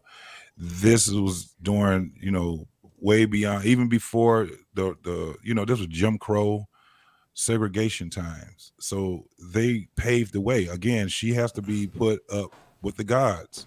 Right. The ones that actually was laying the work out. She was one of the most, her voice was one of the most especially when you talk about like 2 Live Crew and stuff like that, her voice was one of the most sampled voices. You went there. Yeah, because it's facts. the way that they were, her stand up was real. It was real crass, and it was X-rated. Yes, It was more like a skit when they used to be on stage, and she'd do a duo with her and Red Fox, or her and Slappy White. And they'd talk about having sex with one another and all these different things that they'd do. So they really paved the way for a lot of comedians, not just black comedians, but a lot of comedians that was trying to be as as smart with their comedy as these folks were. It was a lot of them that was in that circuit, and you have to owe it to her and Red Fox both, because absolutely, when you talk about the iconic sitcom Sanford and Son, if you actually seen what it was, Red Fox had got all of his friends. He made sure that all of his friends were going to be on that sitcom. It was everybody that he knew was on that sitcom. It had nothing to do with business. And that's why he went broke a lot of times. That's why a lot of things was going on, because he was that generous with his friends. When you look at what's the other guy they used to call him, Bow-Legged Lou, the dancer. He used to be a comedian and dancer. He was kind of like a Samuel, what's his name? Jr. Sammy Davis Jr. So, they were singing and doing comedy at the same time and all these different things. They're in the gods. When you put them where these folks is right now, it's giving them a justice. Okay, so this is what we're going to do. London Page will not be in the ranking because she's in the gods, so that she's up there with Red Fox and Richard Pryor and all those folks up there. Moms Mabley, she's with the gods. So we're going to leave that alone. So this is what I'm going to do. I'm going to bring up another lady comedian, and then we're going to get to another guy comedian for the sake of time. How about Wanda Sykes? Let's go with her. Let's see what you all think. Now we talking. Now we talking. Okay. Now we talking. By your criteria, she has to be in here. By that criteria, she has to. By the criteria, she does meet the top 10. Now we're talking. Yes. She has to. I give her number 16. Number 16, brother. What we know, Rob. 16. Yep. Okay. So everybody in the chat room, what do you give her? She does meet the criteria. She's done movies. She's funny in stand-up, movies, and television. She's got the criteria. And by the way, and she writes for Chris Rock. And by the way, should I say this? When you go and you look at the top ranked black female comedians, she's highly ranked in that list as well. Yes. Amongst the females, just the females. So y'all don't sleep on this woman. Keisha Comedy Set, you're more than welcome to come up and join us so we can get a female perspective here. So where do we put her? Okay, Love to Travel with Waves says 13. We got 14 from Earl Owens. Another 14 by Keith Winston put 14 for Sister Paige, but we're not going to rank her because she's in there with the gods. Peggy Rosser puts her at 6. Keedy G puts her at 14. Gentlemen, what are all your votes? We're gonna rank her right now. I have no debate. I have no debate on any ranking because of her body of work. Okay, Real Aaron Collins, where do you put her? I don't really know enough about Wanda Sykes, but I think she's funny enough. I mean, I'm not because she's one of the newer ones to me. No, Wanda's been out for a while, my brother. No, Real Aaron Collins. She's been around for a while now. Okay, I mean, she didn't get here like yesterday, brother. Okay, I know she's been around for a while, but I don't know enough about her. Okay, I really haven't seen her in too many movies and stuff like that. So I guess I could give her. What's the ranking? 1 to 20? So. Yeah, some people are putting her at 14 in the chat room, between 14, 13, and 12. Deborah Guns gave her a 12. Let me get okay, you got her 14. And What We Know podcast, what do you give her? I'm gonna give her a 14. I say and 6. then What We Know Rob is giving her a 14 as well. That's what it's gonna be. She's gonna get 14. Rob said 16. But okay. You changed it to you changed your number? No. Rob said it, not JT. I said 14. He said 16. Right, and I see 14s in the chat room. We got another vote came in by Brenda Johnson who gave her a 14. 14 so what we're gonna do, and it look like we're gonna be able to finish this out because now we're getting back to the voting. So Wanda Sykes is she has to be in there. She has to. We can't deny it. We cannot deny it. She's at number 14. Now I'm gonna throw. Go ahead, brother. Even if you mention like now her current body of work, she wrote and directed the Mike Epps on Netflix his series, which is funny as heck. Funny as real funny, and she also is in it. Also, her character is great. So that woman she's awesome, man. She's definitely in the right. Big ups to her. Yeah, you can't front on her. Big ups to her for real. Yeah, man. Okay, then let me go with this one. How do we want to see this man right here? Cedric the Entertainer.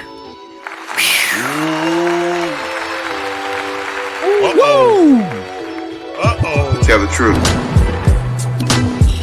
Where do we see Cedric the Entertainer at, ladies and gentlemen? Man, I'm not calling no man delicious. Hey, delicious. Hey, man, he one of the high ones, man. We talking about a true. This is a true comedy king. He's a true comedy king, man. I'm number 9, bro. Number 9. That's coming from what we know, Rob. He throws in 9. And does he meet the criteria? He's been doing television, movies. He's funny in all stages, TV, movies, and stand-up comedy. It's not even a question, ladies and gentlemen. No. Eddie, when he played a full catalog. He got a full catalog. The TV catalog. show he had when he was a reverend was funny. Buddy. I don't care what nobody says, and I'm not even a big Cedric the Entertainer fan. That show is hilarious. Yeah, he can play an old man very well. He killed it in Barbershop. Yes, he was a king of comedy. You know Steve Harvey got his back. You got to have him somewhere. You got to. Yeah, number 9. Okay, let's see what the chat room is saying. Okay, you know what we know, Rob. You're right. You're right on top of it, brother, because people are coming in with number 9 and 8. Cedric gets a 10 by Earl Owens. Ivan Fernandez is coming out. House says Cedric is a legend. Another 9 coming in from Empress Queen. We got my man Steve Gilmore YouTube channel giving him a clap, but brother, we need your vote too. Keith Weston gives him a 9, an 8. He's got another 9 coming in from Peggy Roster. Gilmore did vote. He gave a 10. And Nappy Yankee says he's great, but Honeymooners was a disaster. Yeah, it was a disaster. You're right. Right, that Nappy Yankee. It was a disaster. Okay, it looks like he's moving in at number 8, at number 9. Yeah, Cedric the Entertainer. I'm gonna keep it real too. Like, only reason why I think I'm getting him number 9 because the rest of the slots is filled. Yeah. Okay, but if other slots were not filled, like we got, let's read it down. Here we go. We got Bill Cosby at number 4, Bernie Mac at number 5. Number 7 is Chris Rock. Martin Lawrence is at number 8. Cedric the Entertainer is at number 9. Robin Harris is at number 11. Wanda Sykes is at number 14. Chris Tucker is at number 15. D.L. Hughley is at number 17. Tommy Davis is at 18. Arian Spears is at 19. Patrice O'Neal is at number 20 to start off our show in the beginning. So if that's the case, where would you have put Cedric the Entertainer if we did not have other people ranked above him? Hold on. We didn't have a number 6? I heard that. That's what I was listening for. Yeah. We don't have anybody at number 6. Cedric the Entertainer goes number 6. Wait a minute. Yeah, he got to go number 6. Because I had to, because I was like, first I was like, well, shoot, I would put him number 8 because I think he's funnier than Martin. But keep this in mind. We still when I brought up Red Fox and Richard Pryor and all those guys, and we had a hard time figuring it out. We still haven't even ranked Dave Chappelle, unless we believe that Dave Chappelle belongs in the God space. He's not in the God space yet. No, not in the God space. No. Damn. So would you say that Cedric the Entertainer would be over Dave Chappelle at number 6, and we haven't even put Dave Chappelle anywhere in these top 5. I would say that because Dave Chappelle has one TV show that had multiple seasons. Cedric has multiple shows with multiple seasons. We got you. But who has been the most? I give it to You're right. Technically, you can make the Entertainer argument for the simple fact is I think Cedric the Entertainer was probably the second most funniest one in the original Kings of Comedy, and then his barbershop scene is hilarious to me. Like he says, black people need to stop lying. The only part they did number sit a black ass down. So that right there, that in itself was pretty funny. And I like Cedric. Like I said, I mean, him other than Bernie Mac, he was the only other one I liked in the original Kings of Comedy. Okay, let me just say this. Learning to love myself says this is a good point. She says Dave doesn't have the movies. Cedric the Entertainer has more movies. I believe he does. More TV specials. That's true. Dave Chappelle has actually been the most successful comedian overall in terms of his popularity. But in terms of the triple threat criteria that I put out there, I still see Dave Chappelle I personally see Dave Chappelle as a top 5 comedian. He's definitely We don't have him in iconic. top 5 yet. We haven't ranked him yet. Yeah. But right now, you all said that you wanted Cedric at number 9.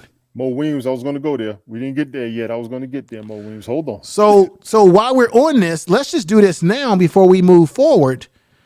Let's go back to Dave Chappelle. This needs to be answered. This is the elephant in the room that we're all, once again, running away from, just as we did the Richard Pryor situation. Then when What You Know podcast came in and gave us perspective and said, no, they belong in the God space.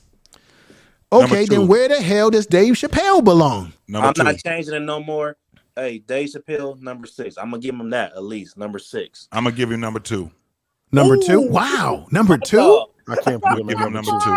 I can't Okay. put him number 2. I can't. And that's because we're putting Eddie Murphy and Richard Pryor and people like that, like Bill Cosby and those kind of individuals, Mons Mabley. That's because we're putting those individuals in the God space, right? Yes. Okay, that makes sense. I could buy that. Wow. What does everybody think about Dave Chappelle in the chat room? Should he be at number 2, number 1, what do we got? Number 3, or should he be in the 6 space? Or should he be in the number 6 space? What do you think? Can I plead my case? Yes, sir. We're going to plead. Yeah, go right ahead. We're going to plead the case, brother. His DVDs were the most and still is the most watched DVDs. The Dave Chappelle Show is iconic. Damn the movies. He did something greater than the movies. He came out and he gave, when those skits that he did, they wasn't just funny. Those skits had real purpose with them. A lot of people, it went over their head. Yes, it did. You go back and you watch those skits that he was doing, man, it was something that was very, you have to pay attention to that. He had one of the favorite ones that I seen was the niggers.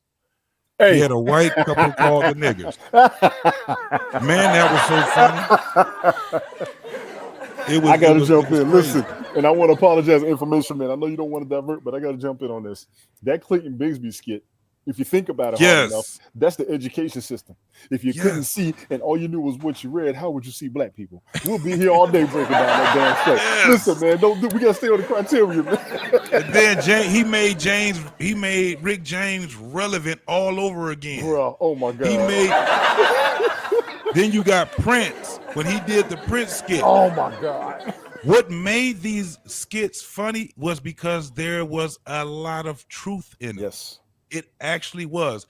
You had your boy, you had Eddie Murphy's brother, Charlie Murphy. He made Charlie Murphy very relevant. Play a haters ball will always go Darnell Jones. Play a haters ball. I mean, Darnell Rawlings. Yes. Hell, Wayne Brady. Man. Wayne Brady. Man. And this was off of real events. All of these things were off of real events. Okay. I didn't know many black folks that rock with Wayne Brady like that. Yeah, that was a lot. So let's do it like this, gentlemen. What We Know podcast has made the compelling argument. And when I look at it, when we know that everybody in the chat room, Richard Pryor, Eddie Murphy, Bill Cosby, Moms Mabley, Red Fox, those individual comedians are in the God space. They will not be ranked.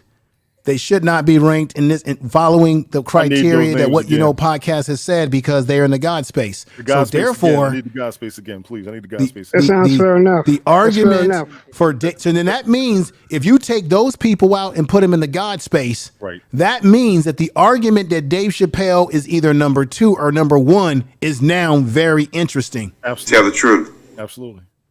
Man. So What We Know podcast said that he puts him at 2. I think that's fair people in the enough, too. chat room putting him at 3 and 2 and 1. So it looks like Dave Chappelle is going to end up somewhere between 1 and 2. Put your last votes in, gentlemen. Ooh, I got to hear that God space again. I would put Dave Chappelle at 3. I would give him. Okay. I would give him a 3 because Dave Chappelle is pretty. He's pretty funny. I like him. I mean, he had a really successful show, believe it or not. And I mean, Charlie Murphy was on the show with him, so yeah. Okay. I would give it to Dave Chappelle. That sounds fair enough. Okay. What We Know, Rob, where do you put him? The other comedians are in the God space. We're talking about the ones that laid the foundation. They're in the God space. They're not going to be touched. Okay. Do we have a number 3? Nobody. We have nobody filled up in 1, 2, or 3. We have nobody filled up in 6. All right, I'm gonna do number 3 because I got somebody that I'm probably gonna knock some people, but I'm gonna say number 3. And when I look in the chat room, I'm seeing threes. I'm seeing a 5, a 2. Okay, now we're gonna go over to brother Tony D. Tony D. Yes, sir. The people that you have in the God space. What is the vote for Dave Chappelle? The people that you have in the God space again. Give me that, please. The God space is Richard Pryor, Eddie Murphy, Red Fox, Alonda Page, as we know as Aunt Esther, of course, Bill Cosby, because these are people that laid the foundation. Yes. Dick Gregory laid the foundation, things of that nature. And who else did I miss out on? Eddie Murphy.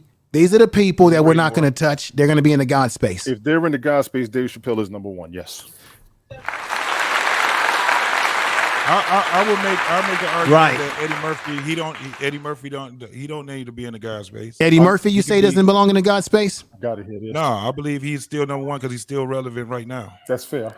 Yeah, he's still putting out work. Okay, so we should. So what you say, gentlemen, and everyone in the chat room, if you want to vote on this, should we? Are we saying that Eddie? Well, right now, let's be honest though. I can make an argument based on popularity right now, not complete body of work.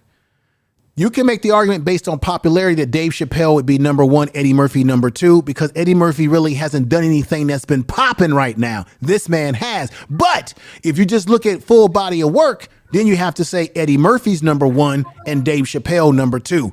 Which one sounds better? Eddie Murphy number 1. Eddie Murphy number 1, and I think Eddie Murphy should stay in the God space because he has earned that accolade. I mean, I'm a 70s baby myself, so I grew up watching the original Saturday Night Live, when he played Buckwheat and Mr. Robinson's Neighborhood.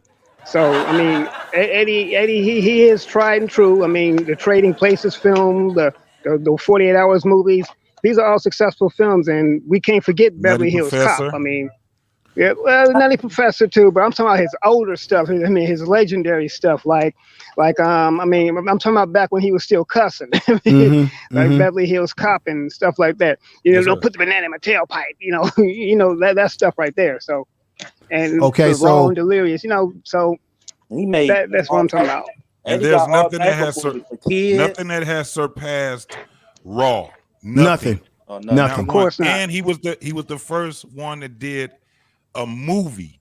That stand-up was in the box office. People went to the movies to go see Raw. Right. Yep. Okay, then this is what we're gonna do. The gold standard. I want to thank you. I want to say thank you to everybody in the chat room, from Keisha, Comedy Set, to Empress Queen Goddess, to Mo, to Last Call, and to Johnson, who's come over to spend time with us today, which I really appreciate. Peggy Roster, Keisha Love is in the chat room. Kay Williams, I see you, brother. Alan Christian, I see everybody in there. We got Legal, we got Leggy, Lady is in the house, if I'm saying that correct. Yeah, you know, She some of the says, house folks. That's my house. You know, that's the house people. she says, Trading Places, one of the best films ever. Absolutely classic. Absolutely. You know, the thing that always bothered me, gentlemen, about that movie, well, about it, is that I think they really made a mistake not making a sequel to Trading Places.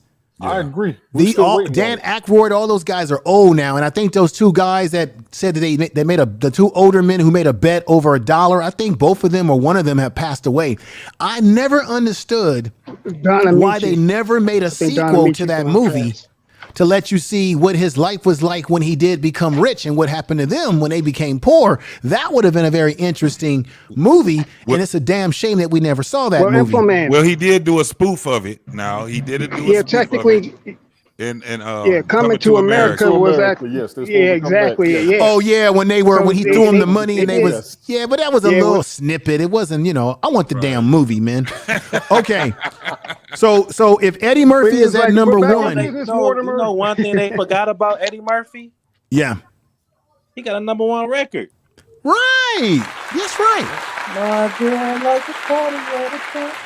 And remember, wait a minute, gentlemen. This is what y'all also slept on.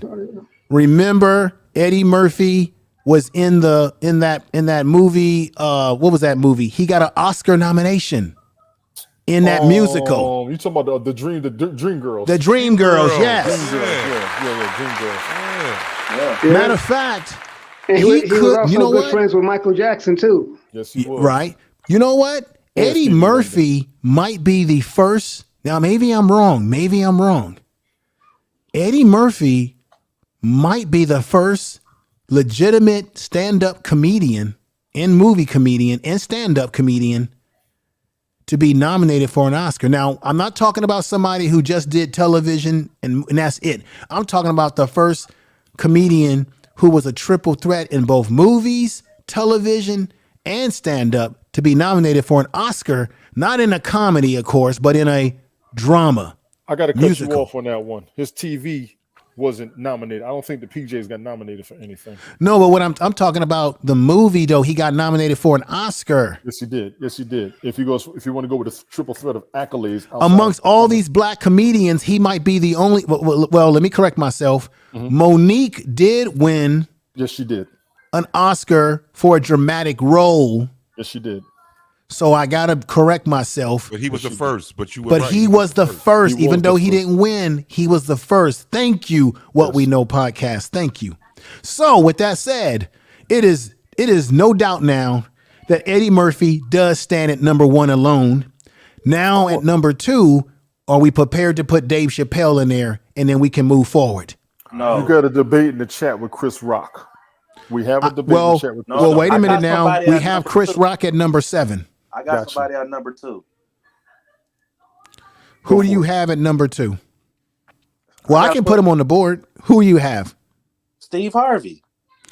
Oh, what? Wow. What, man? Are you out of your mind? He got the body of work. Bro, Steve Harvey? He got the body of work, bro. He got the body of work. Hell no. No. Steve Harvey? Do I even have him up here? Wait a minute. Where do I have Steve Harvey at? Damn it. Family Feud. He doesn't have enough movies. That's the only thing. He doesn't have enough movies. To the hell no. Steve Harvey, his humor is actually, his voice is actually quite irritating to me for some reason. I mean, his voice is like equivalent to scratching a damn blackboard with your nails. That's how I feel about Steve Harvey. I'm going to tell you right now that Steve Harvey absolutely They going ham on the chat. Steve Harvey. Let me see what the chat's talking about here. Steve Harvey is no way in hell that Steve Harvey is number 2 on the list. You know why we can shut that down right now? Let me drop some turds in here to really mess this up right now, because we haven't even gotten to this man. Let me see. Right here. Let me get this man up here. Make it good, info. Make it good. I'm going to make it good if I can find him. I got so much stuff in my system. We haven't even gotten to this man right here, Jamie Foxx. Right. Damn it. Okay. We haven't even touched on this man. Good debate. Come That's on, a good man. argument. Excellent defense. Come on now, let's stop playing around. Excellent. And he defense. follows in the Excellent footsteps of Eddie Murphy, baby. Exactly. Yes, he does. Now And he's let's killing keep it real, everybody. We can make an argument that this man is a legitimate triple threat. He was successful in stand-up. I remember seeing Jamie Foxx in Oakland, California during the comedy explosion. He won the comedy contest. He beat out all other up-and-coming comedians in Oakland, California when they had that big comedy explosion. I also saw him personally when I was in college, where he performed at my university where I did security, and I got a chance to talk to him personally. Very funny man. Very funny man. This is before he was well known. Now, you know who was more popular than Jamie Foxx at that time? Now I'm about to pull one out of the rabbit hat for y'all. Out of Oakland, California, Mark Curry. All right. So Mark Curry was more popular because Mark Curry had the TV show, you know, Hanging with Mr. Cooper. But it was Jamie Foxx who was successful on television with Living Color. He had other TV shows he did. He was successful in movies. He was successful in television and skits. And of course, we know that he took he did a little bit of singing and stuff like that. Yahoo! Okay. And of course, we can't forget the iconic role that he played as Ray Charles. Now, I told you I was going to throw another wrench in the bag. Yes, sir. Yes, sir. Now, let's go ahead and do this. Jamie Foxx killed it in Booty Call. Let's be clear. He killed it on The Living Color of Wanda. Let's be clear. I loved Bait. That was his first solo movie to me that should have elevated him to the Hollywood stardom that he is at right now. Yeah. I got no debate against Jamie Foxx. His TV show was outstanding. He's got plenty of movies. He's still making movies today. No Blame debate. it on the alcohol. Yeah. I can't debate it. That's a good call. That's But a very hold good on, call. but hold on. I'm sorry, but we got to go back to Steve, bro. Cause if we gonna talk about these standards, bro, Yes, triple sir. threats, bro. Steve Harvey is still there. Like We can make a debate. Okay, let's funny. We can do this. We can do this. Okay, We can do this. let's just do this right now. What's his body of work outside? Now can we agree that he was a part of the iconic Kings of Comedy? But the fact of the matter is that it was Bernie Mac who stole the stage on the Kings of Comedy, not Steve Harvey. Steve Harvey put himself on the roster. Right. He put himself on the roster. Can we make the argument that Steve Harvey did have a successful TV show? I got to be honest. Yes, he did. But has he been iconic? This is where I'm throwing the wrench out. This is why the criteria is all going to take his ass out of here. Go ahead. Steve Harvey has not been iconic in movies. No, he has not. No. So he is not a triple threat. He's a double threat. Stand up and TV. But then again, he hasn't been back. Now, don't give me this Family Feud shit. He ain't doing comedy. Okay? So you can make an argument that Steve Harvey, he had a successful TV show on TV as a comedic show for a little while. It got taken off, and after that, this man's been doing game shows. That ain't comedy, so take that shit right out of there. After that, tell yourself right now, what's been the most famous thing that Steve Harvey has done outside of Kings of Comedy? I'm waiting on the clock for it. The Apollo. Tick-tock, The Apollo. tick-tock, Steve Harvey. tick-tock. No, as a comedian. As a comedian? Tick-tock. All I'm waiting. See, y'all getting quiet. We hearing crickets in here. Look at that. The only one. I tell you what the most famous thing he's been, being the biggest coon in Black America. But Aaron Collins, outside of our opinions about his coonish behavior, and we can debate about that on other shows, just in terms of comedy, if you take away the show that he had on TV, and only reason why I don't have him on the screen, y'all, because I think he got dropped out of my system some kind of way. So I apologize about that. I would have put his face on the screen, but just for the purpose of everything, let me just come back up here on the screen for just a quick minute. For the purpose of everything, gentlemen, Steve Harvey, outside of that television show, and him writing books and all that stuff and pitulating to females and all that with his how to be a woman, how to be a man bullshit. Outside of that stuff, what has he done that's been iconic outside of being on Kings of Comedy, where he didn't even steal the show on Kings of Comedies, gentlemen and ladies in the chat room? I do have to put this one out. Let me put this out. He did have 2 stand-ups for the Christian community. The name of it, I think it was "Be Patient with Me" or "God is Not Through with Me Yet" or something like that. Where it actually, I know amongst the Christians and black people, it was on BET all week, and it was he had a part 1 and a part 2 of it. If you look up the I can't remember what it. I think it was "God is Not Done with Me Yet" or something like that. Yeah, that was a stand-up. Yeah, and he did an introduction to Jesus Christ. He did an introduction to Jesus Christ. Yeah, that was iconic. So he did. It was fairly successful. Was that comedy though, brother, or was that a social commentary? No, it was comedy. It was comedy. You could say I'm a Christian, y'all, but I didn't even see that one, and I'm a Christian myself, and I didn't even know he did something like that. To be honest with you, he was actually pretty funny on it. I'm not gonna even lie. I'm not gonna be biased to it. He was pretty funny, and Swoop like me. Thank you for being here. Okay, what about this? Successful. What about Think Like a Man, the movie? Because even though he wasn't in the movie, but he wasn't in the movie. But they made yourself away. But they made a movie off this book, and that was you know who was the star in Think Like a Man? Okay, I give you that. Good point. Box office. Good point. Was yeah. Was it box office? Was it really box office? They made a sequel. They made a sequel to it. It was. Okay, check this out. Is what we're saying, or what you all are saying right now, is enough to put Steve Harvey at number 2 or even number 3? Oh no. Okay, number 2. Okay, number 2. I was probably pushing a little bit. Okay, because you said that, brother Rob. You the one that put that damn number 2 out there. What's wrong with you, man? I was thinking. I'm thinking by the standards. Absolutely, the standards. All his success. I'm thinking about all his success. But he got to be. But you still got to be funny, dog. You still got to be funny. Knock the fuck out, man. Bro, Steve Harvey's not funny, bro. Listen, Steve, when we're talking about top 20, bro, top 20. Right. If you think that Steve Harvey belongs in in number 3 or in that ranking right there, I got something for you again. You got knocked the fuck out, man. You must have been knocked out, and then you woke up and said, Steve Harvey's the greatest comedian.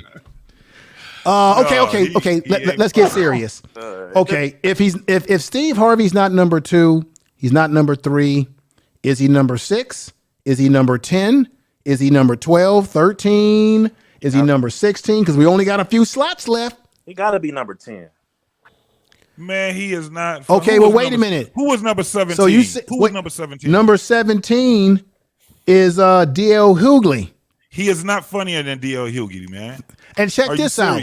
Are you saying that he's higher than someone like Jamie Foxx, who I think Jamie Foxx has done more iconic stuff than him? No, by your opinion, I forgot about Jamie. So no. By your opinion, you're correct. And Jamie Foxx has more of a body of work than Steve Harvey. Okay, now check this out. This is true. Check this out. Now I'm about to mess y'all up. I'm about to mess everything up now. We're gonna still figure this out. But now I'm about to mess everything up. We haven't even gotten to this man right here. Damian Wayans. The Wayans family. It's about time. It's about time. We don't play that. It's about time. So before we go putting Steve Harvey at number 2 and 3 or 6 or whatever, and then of course I did throw Jamie Foxx in there, who I do believe has a great body of work as a triple threat. Now we have a man who's funny in TV, in movies, and has been funny in stand-up. Now his movies. I don't know if his movies, I don't think he's ever done a movie that's been iconic. More money. Yeah, well, he's had one movie that we could say is iconic for us as a community. Yes. But outside of that, Boy Scout was good. Yeah, you're right. Let me just stop it. Let me stop it. Hollywood Shuffle was iconic. Major Payne. What we talking about? Right. Major Payne. That's right. Thank you. No. This is a process because I can forget stuff, man. I'm old. I can forget stuff. We can all forget. Okay. So with that said, you can't tell me that this man should not be ranked higher than a damn Steve Harvey. He is better than Steve Harvey. Period. Hell yeah, I would definitely put Damian Wayans above Steve Harvey. Hell yeah, I put the whole Wayans family above Steve Harvey. I mean, Yes. Damon's the man. Well, here comes his brother now. Look at this.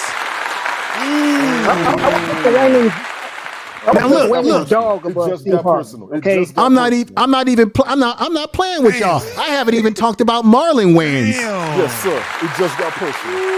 Let's do You see what I'm saying? It's getting serious now. Let's do this. So the question is, we're going to finish. I'm not ending this stream. I'm gonna tell you something. I don't care how late it takes me. I'm not ending the stream until we figure this out. Frenchie. All right. East Coast. West Coast. West Coast. Oh, wait a minute. I haven't even gotten to this brother right here, Witherspoon. Bam, bam, bam, bam, bam. Mushroom. I got a mushroom belt. I got a mushroom suit. Bam, bam, bam, bam. Craig, I like pig's feet too.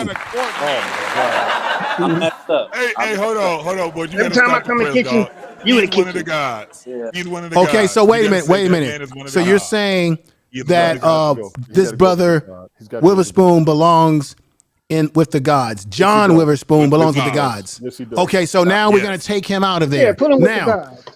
he's with the gods. Yeah, put him with the gods. He's with the All right, gods. Okay, now this is another one. That's So fair we enough. got to Yeah, pare put this John down. with the gods. Should George Wallace be with the gods too? I like George. Man, what you doing over I am here, a fan of boy? George Wallace, and I'm gonna tell y'all what he said about the Smiths last week had me crying. If you did not see this, Oh, yeah, he was like, So- fuck the Smith, ain't he? the Smith, he said, "Fuck Will Smith, George Smith, Stephen A. Smith." He's funny as hell, man. He's been Yeah, I put seen George that guy Wallace in with the gods Vegas. too. So everybody, should Yeah, put him George with the gods, Wallace too. be with the Put gods George and Wallace not with in the gods. ranking here? I could put him there. Yes. Okay, check this out. Yes. Check this out. Out of Yeah, put respect for George George Wallace Wallace Yes. and respect for John Witherspoon, may God rest his soul. They're both going in the gods spot. I Okay, love so we're gonna George stop it Wallace right there. If I go to any Funniest show dude. in Vegas, it will be George Wallace, and I've been trying to. I have Yes. to put my money on his performance and Anita Baker's. Plain and simple. Yes. Okay, George Wallace, man, is when he came up with the ATM machine, and he said, "How you gonna call it an ATM machine?" He was like it's an automatic teller machine. okay, The king of your mama jokes. The king of your mama jokes. Yes. Okay. You ain't gonna be able to mess with that dude right there. okay. And he a So, big guy. so before I bring up, look, let's deal with this situation right now. Let's deal with the Steve Harvey, Damian Wayans, and then the Jamie Foxx situation. Because after we get past that, then I'm gonna bring up. We're gonna have to talk about Monique very soon. So let's deal with this. Let's not run away from it. We keep running away from stuff. Where do we want to do this? Steve Harvey, I think someone said, well, maybe he should be number 10. But now when I throw Damian Wayans into the mix, and we look at his brother as well as him, and then we also I'm coming back to hell, I haven't even gotten to Eddie Griffin yet. See, y'all need to see, look at this, Eddie Griffin. See. This is about to get real crucial. I'm gonna tell you right now. I told you that Jesus was a black Eddie man. Griffin, in my opinion, belongs hands down in the top 10. Although he doesn't have he has great stand up. I agree. He doesn't have a I lot of agree. movies and television per se, but this dude is But iconic. he do have him. But he do Foolish have was his him. best performance. He has- Foolish Yeah. was his best movie. Which Foolish. one? That was his best movie. Okay, so now that I threw all those people out there a little bit for you, now let's rethink where we see Steve Harvey. Because when you put these brothers in the mix, that puts Steve Harvey damn near at the bottom of the list. I agree. Now, guess who's number So, one based can I off of who say you this? just showed us? Guess who's number one based Master off of P who you actually showed? looked up for Eddie Griffin too. He Yes. looked up for Eddie. Master P was Okay, foolish. but let me hear what Brother Rob is saying, Yes, sir. and we need to figure out who we want to put in there. We need to figure out since I put these guys out there and I told you that I have these guys ready to go. Now we need to rethink where we think Steve Harvey belongs at. See what I mean? Players fuck. Can I say this? Players fucked up. Okay, players fuck up too. All right. So after you name all them lists, This is very messed up, and I love it. But I'm gonna tell you, I'm gonna change my number one. Steve right now. Harvey belongs in the dungeon. Dave Chappelle is not number Steve one. Harvey on that belongs in list. the dungeon. I'll put Steve Harvey. You need to make. Damn. We got a number. We need to make Steve Harvey walk the plank. Okay, let me make it easy for you guys. For the sake of time, this is what we have available in the slots of 20. We have number 2 slot available, number 3 slot, 6 ranking available. We have the number 10 spot available, the number 12 spot available, 13 spot available, and we have the number 16 spot available. That's it, gentlemen. Damn. And we still got some other great comedians that we have to evaluate. Right now, to me personally, I just don't see Steve Harvey matching up with just a few of the guys that I just showed you. He don't even touch their boxer shorts. Damn. He can't even put his feet in their shoes. You can't tell me that he matches up with Damian Wayans. No matchup. He can't even mess with no Eddie Griffin. No. He can't touch him. Hey, you heard the story about how Chris Curry actually had a beef with Steve Harvey because Steve actually stole some of his material. He was people have called him out for that. Yeah, he has been called out for stealing material. Yeah, that has been allegedly be said about him. Work. Yeah, I've heard a lot of comedians say that he steals material. So, gentlemen, for the sake of time, not to rush anything here, but now that I threw out other people that I'm going to throw in the mix, but check this out. Another person that I have a lot of respect for that I have not thrown into the mix, but I'm going to put him out there as a reminder to you that can really put a wrench in everything is my man Sinbad. Yeah, I agree with that. Okay, yeah. All right. So Sinbad's a legend, yeah. Now that you know that those are other guys that we haven't talked about yet, then you got a Tracy Morgan, right? Ooh, man. All right. See? What about Look. I haven't even gotten to a Arsenio. We haven't even gotten to Arsenio Hall. Arsenio Hall. Arsenio's going to be knocked down below. He's going to be knocked down below Steve Harvey. And we haven't even gotten to Mike Epps. Yeah. You forgot DC Curry also. He played Mike Epps' daddy in Friday. Right. But what about this brother right here, Lavelle Crawford?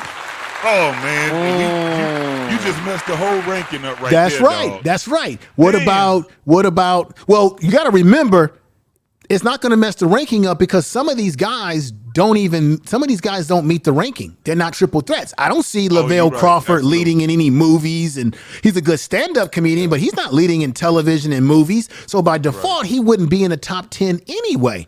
What about a guy like a Craig Robertson, right? Right? We got, once again, we still got Linnell from out of Oakland. Oh, should I remind you of history? This is a man who belongs with the gods, and that's Nipsey Russell. Yes, he does. Oh, absolutely. He's a god. Tin Man. So Nipsey Russell is a god? He is a god. Okay, so we take him out. Nipsey Russell, who Nipsey Hussle got his name from, is a god. Absolutely. He will be in the gods. Now, this is a debatable one right here. Should Rudy Ray Moore be with the gods? Yes, he should. I would make it because let me explain too why. Maybe on stand up, he belongs with them. A novice. But when you talk about when he was doing Petey Wheatstraw and The Devil's Son-in-Law, he took those movies and made them spoofs of gangster movies. So he actually made them funny. If you ever get a chance, look up some Rudy Ray Moore movies and you will be cracking up laughing. Signify Monkey was the shit. Yes.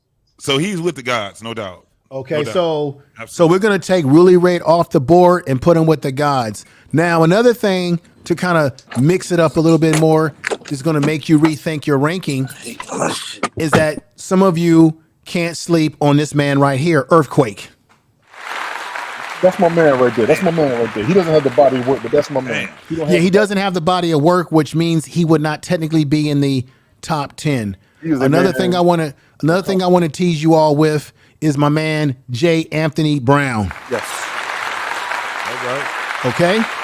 All right. Watch out there. Now, this man I don't think has the body of work, but I think if he did have more body of work, I think Bill Bellamy would definitely be a good one too. Bill Bellamy, absolutely. Okay. Yeah. I'm just showing you what I've got in the ammunition here, so that now you can rethink what you're thinking about with these rankings. Remember Fabian Love here? Hang on for a minute. Fabian Love. Faison Love. I'm sorry. Faison Love. I'm sorry about that. Faison Love. Right. And then is goofy and buffoonish as he was on Good Times, we got to put Jimmy Walker in the audience, out there in the ranking too. Jimmy Walker. I dare say he's a god. Yeah. I think he's a god, bro. Jimmy Walker is a god? Yes. Are you? Jimmy, let me explain why. Wait a minute. No, wait a minute. No, man. Wait a minute. Wait a minute now. He was one of the top. He was one of. Wait, listen. He was one of the top stand-up comedians before. That's why he got on Good Times, because he was the one that they were basing it all around. Yes. They didn't. Everybody else was brand spanking new into the game. He was the only one that was iconic in that game. He was a stand-up comedian. The man and I've heard his comedic stand-ups. When I was over in Germany, that man was album, yes. That dude is funny. So you mean to tell me that he should be with the gods? When I think about the gods, that's a space that's iconic. When you talk about the Richard Pryors, and you talk about the Dick Gregorys and the Bill Cosbys of the world, I just don't see Jimmy Walker. When you look at his body of work, does his body of work, gentlemen, speak to that level? Let's be honest. Jump in on this. You are the same age group as me. You know he was iconic in that time frame. You are the same age as I am. Yeah, I remember the Jimmy Walker dolls, the dolls, and all that stuff. Yeah. Yeah. For those of you who do the not Dynamite dolls, I remember that. Good Times. He did a lot of stand-up, and he was hilarious before Damon Wayans. Yes. He was. I'm just going to. What does the audience say? I've got Brenda Johnson saying no to Jimmy Walker. Most of these folks may not be old enough to even know his body. Yes. Yeah, I mean, I only know Good Times. Let's do it again. Keisha Love says. Keisha Love says no, but he's better than Steve Harvey. They're saying that he's one person in here is saying that. Well, I see him as better than Steve Harvey. Bro. Listen, okay, this is tough, man. All of these folks that we were saying, this is the thing. Just you might have to do a little more research and see. This man was. I don't know if you remember when Muhammad Ali had to get back into, get some money or whatever. And Muhammad Ali had those commercials. They had Jimmy Walker doing commercials also. Mm-hmm. And the hottest thing that was coming out with Muhammad Ali just had. I think he lost his last fight, and I think he was 40-some years old or something. Mm-hmm. And it was a big thing. Jimmy Walker was Mr. Studio 54. He was like the known guy. You have to watch. That's why if you know the Good Times story, where Esther Rowe and what's my man name? James John Amos. John Amos, who played the father. They kept the lady Bernadette to play Thelma. Yeah. They kept her away from him because of what he was trying to do. He was trying to get her into Jet magazine. He was trying to get her to show her body off. He was trying to get her in the life that he was in. All the rest of them wasn't in that type of life. Okay, so you had Michael Evans, Evans, which was one of the writers. Right. Okay, so for the sake of time, so right now we're saying that Jimmy Walker should be placed with the gods. Now, I'm going to do what the audience and what everybody up here is saying and what people are saying in the chat room. I personally don't see him as a god because, in my opinion, if we put him in that realm, we're saying that he's just as good as a Red Fox and just as good as a Eddie Murphy. Well, Eddie Murphy's is not in the god realm right now, but he will be soon. We're saying that he's just as good as someone like Richard Pryor. We're almost putting him on that same pedestal with the Bill Cosbys of the world and those type of comedians and the Mom Amazing of the world. And that's where me personally, looking at what he's done, I know he was iconic with the Good Times and the things that he was the hot guy at the time. I just don't know if Jimmy Walker has enough work in terms of on television, stage, and movies. Was he a hit at the box office? Was he a hit outside of Good Times? Was he a top-notch stand-up comedian? I can make an argument that he doesn't even meet that criteria when you put him next to the people that we already have in the God realm. That's just my argument to it, but I'll do what the people want. Hey, information man, can I say something real quick? Yes, sir. I just want to say I got to take care of some daddy and husband duties right now. But I appreciate you like always. I've been inspired by you this last few months since we met on our last show. Much Oh, respect, thank you, bro. brother. Much respect, bro. Much respect. And much respect to the fellas in the panel, man. Got respect for y'all. Salute, And brother. shout out to the chat if y'all going hard on me with my Steve Harvey thing, but got love for y'all too. So, Salute, brother. Before you leave, though, Rob, do you see Jimmy Walker as someone that we should put in the God realm, or should we put him in the ranking or drop him out altogether? so me personally, I don't know too many. Only thing I know about Jimmy Walker is know him on Good Times and Let's Do It Again. So I'm gonna leave that to y'all. If y'all feel like he's the guy, because I see, y'all grew up watching him and y'all know a little bit more. So I'm gonna say, hey, I'm with whatever y'all with, brother. A lot of people in the chat room are saying that we should drop him out of that, at least the God realm. If anything else, he shouldn't be placed in there. Yeah. I think it's a What we know, Hey, podcast did make a good point, though. I have to admit, you did make a good point. But you also got to I think just about. Go ahead, Aaron. Everybody's I gonna just go. I just thought of 2 female comedians y'all sleeping on. Shirley Hemphill and Tashina Arnold. Oh, Tachina's awesome. So we Yeah, gotta 2 female comedians y'all slept on. And Shirley Hemphill, she's actually the one who gave Martin Lawrence his start.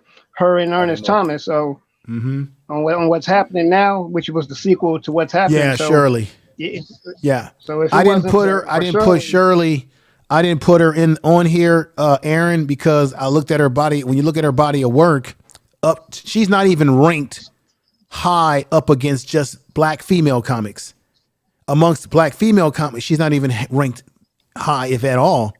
So I think her career really didn't take off outside of that show that she was on. I don't think she was like, when I talk about being in this ranking, or out of the top 10, people who are out of the top 10 are people who maybe they don't meet those 3 criteria of television, stand-up, and movies. She might just meet the TV standard, but that wouldn't be enough to put her in the top 10. Maybe it could put her in the top 20, but a lot of slots are being filled up. So I'm stuck on the Jimmy Walker situation here. That's fine. Take a vote. Go with the majority. So let's come back to Jimmy Walker. Let's take a vote. I'll ask each one of you, and then I'm going to look in the chat room, because it looks like people in the chat room are saying no to the God space. But I'll go over to What We Know podcast again. Do you see him as in? And you could say how you feel. Do you see Jimmy Walker again? Should Jimmy Walker be in the God space, or should he just be put back into the regular ranking? Yes or no? Yes. I'm gonna say yeah. I'm gonna say yes, because generations. I'm listening. We lost him. I'm listening. Okay. I think he said yes. Take him off of the God space. Tony D, take Jimmy Walker off the God space or keep him in the God space. I'm gonna put him in the God space because I grew up with his work. Okay. Real Aaron Collins, should we put Jimmy Walker? He does have history. We have to admit that and be honest about that. Should Jimmy Walker be in the God space or back in the rankings? I would say put him in the rankings, but that's only because I know him more as JJ on Good Times. I mean, I've seen a little bit of his movie work, but it's not enough to really make a lasting impression to me. So put him back in the rankings as far as his Good Times character is concerned. Okay, we got Kenny G. Kenny G is saying yes, put him in the God space. Peggy says no. Last Call says yes, put him in the God space, I believe. And then Last Call says check Walker's credits. Yeah, he's got a lot of credits. So and he was a writer too. Right. Yeah. I this is what I'm gonna do, because I'm really stuck. No, we with you. Make the call. Yeah, take the vote. Take the vote. We're gonna Empress Queen Goddess says no, he's not a god. Jimmy Walker is not a god. That's Earl Owens. And Love to Travel with Wave says rank him. It's a hard one, man. Oh, man, this is difficult. I do not know what to do. And I didn't think this was going to be a tough call here. Along the lines of we got learning to love myself says put him in the God space. And then we got people up here who have already voted. We got at least What We Know Podcast is voting him is in the God space. Tony D's put him in the God space. Yes, We got 2 votes up here. And then we have another Keisha Comedy says God space. It looks like he's going to be in the God space. Amen. Amen. So Jimmy Walker is going in the God space, whether you like it or not. He is in the God space. So now let's get back to the other situation. Where do we put Steve Harvey? And I haven't even gotten to this brother right here. Look at this brother right here. Oh my God, Ronaldo Ray. Ronaldo, right? Ronaldo. Talking about. So he's another brother who made the cut. But the question is, God. Put him in the God put him in the space? God Okay. God. He goes in the God space. I have no problem with that. That was Red Fox, little homie. Because I have no problem with him being in the God space. His portrayal as Red's father in Friday is like, no, that right there. Now, what about when Debo was like, "Oh, you want something, me too, old man?" Now, remember, we still got Linnell, right? Linnell. I saw Linnell live. We still have Kim Coles here as well. She's very hilarious. We still have sister Kim Whitler. She's funny as hell. But this is the thing, though. On Kim Coles. Yeah, Kim Coles used to be cute back in the day. Kim Coles is hell. Yeah. I like her too. I like her too. We still got this brother right here. You know him as Davis, Darrell Davis. Yeah, D-Ray Davis. Yeah, Darrell Davis. So just keep him in mind. Now, now that you see now let me give y'all another problem to deal with. Here comes another problem that y'all gonna have to face. And that's brother David Allen Greer.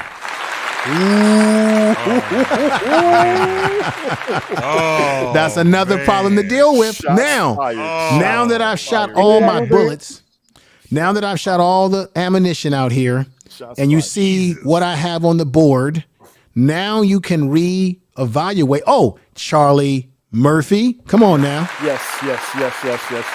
Flip Wilson, remember we got Flip Wilson, this is another thing. Flip Wilson belongs in the God space. God space. Okay, now I'm gonna really mess y'all up. There is another brother by the name of Bruce. Remember him? Yeah. Yeah. I'm just showing y'all what I have so that you can be able to evaluate properly. Of course, we have Monique. And now I'm about to mess y'all up with one that I know that everybody likes this brother. Everyone loves his commentary. Well, here's another one that's going to mess you up too. Right here. There he is. Corey Holcomb. Yes. Oh, man. Listen. You want to put people in the God space, we got to pull him out of hell. Because that's where he's going. I'm telling you. We got to pull him out of hell. So now that I've presented that and I got Jamie Foxx, now that I presented that, another person that I got to present to you. And that's he has a radio show in Atlanta. That's Ricky Smiley. Oh my God. Smiley, yeah. Now, this is the thing. I put Ricky Smiley up there. Ricky Smiley is not a triple threat because Ricky Smiley is known for stand-up. He's done some television, but he hasn't done really a lot of movies. So he doesn't have any iconic movies, maybe I'm wrong, that I could think of. He is pretty much settled into being a radio personality on his morning show in Atlanta, Georgia. He is funny as all get out. And remember, he used to be on the original comedy special on BET when D.L. Hughley was the host of that show, right? So just keep that in mind. He does have some credit to him. Okay, so now that I put right. So now that I put out everybody, the Jamie Foxx, the Damian Wayans, the King Ivy Wayans, and the Marlon Wayans of the world. Now let's rethink where we see Steve Harvey. You forgot somebody. You know that, right? Who did I forget? Affion Crockett. Affion. Oh, he didn't make it. He didn't make it. What about Don? He didn't make it. Curry? The last time I had him out. Remember, the first time I did this, we had a bunch of comedians, and a lot of them got cut off the bench. Yes, sir. Not a problem. Some of them got cut off the bench. Yeah, because it's hard enough right now. It's hard enough right now, so I can't bring him back on because he was cut off the bench in my first show. All right. What about DC? Okay, Curry? so now that I show you everything that I have, all my ammunition, the J. Anthony Browns, all these guys, we still got Bill Bellamy, right? We still have some of these people are already ranked. We still have Sister Marvin Gibbs. I think she wasn't even ranked yet. Now that I show you all my ammunition, gentlemen, now where do you see Steve Harvey? We have the number 2, 3, 6, 10, 12, and 13 spot and 16 spot available. That's it. 16 at best. Put him Steve in Harvey at 16. 16 at best? At best. But Yeah, it's messed up because now you putting him above who was that on number 17? I said he's not. Oh, D.L. Hughley. D.L. Hughley's at 17. D.L. Hughley is way more funnier than Steve Harvey, in my opinion. So actually, if I was going to be honest about it, I would move D.L. Hughley up to 16 and move Steve Harvey to 17. But who was 18 then? Yes. 18 is Tommy Davis. Tommy Davidson. Tommy Davidson. Okay, all right. I can see that. Did you miss Tommy me? Davison. Okay, I can. And Arian Spears. Let me just give y'all a reminder. Aries Arian Spears is already plotted in at number 18. Aries. And Patrice O'Neal is plotted in at number 20. He began our show in the first place. Okay. So Steve if Harvey we is definitely not funnier than Patrice O'Neal. At all. At all. At all. At all. Shit.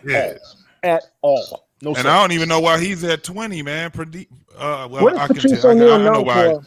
I know why. He was a comedian. He was also one of the But his players. body of But it work. was also based on body of work. So keep this in mind. Yes. Even though some of these comedians are much funnier than Steve Harvey in terms of their ability to make you laugh, I had to do the right thing, and I had to look at body of work. Yes. Technically, Steve Harvey has a larger body of work than Patrice O'Neal. Yes, he does. Patrice O'Neal is actually ranked where he actually belongs under this criteria. Yes. So can we switch the 16 and the 17 position between him and D.L. Hughley? Yes, I think that is fair. I think it makes sense.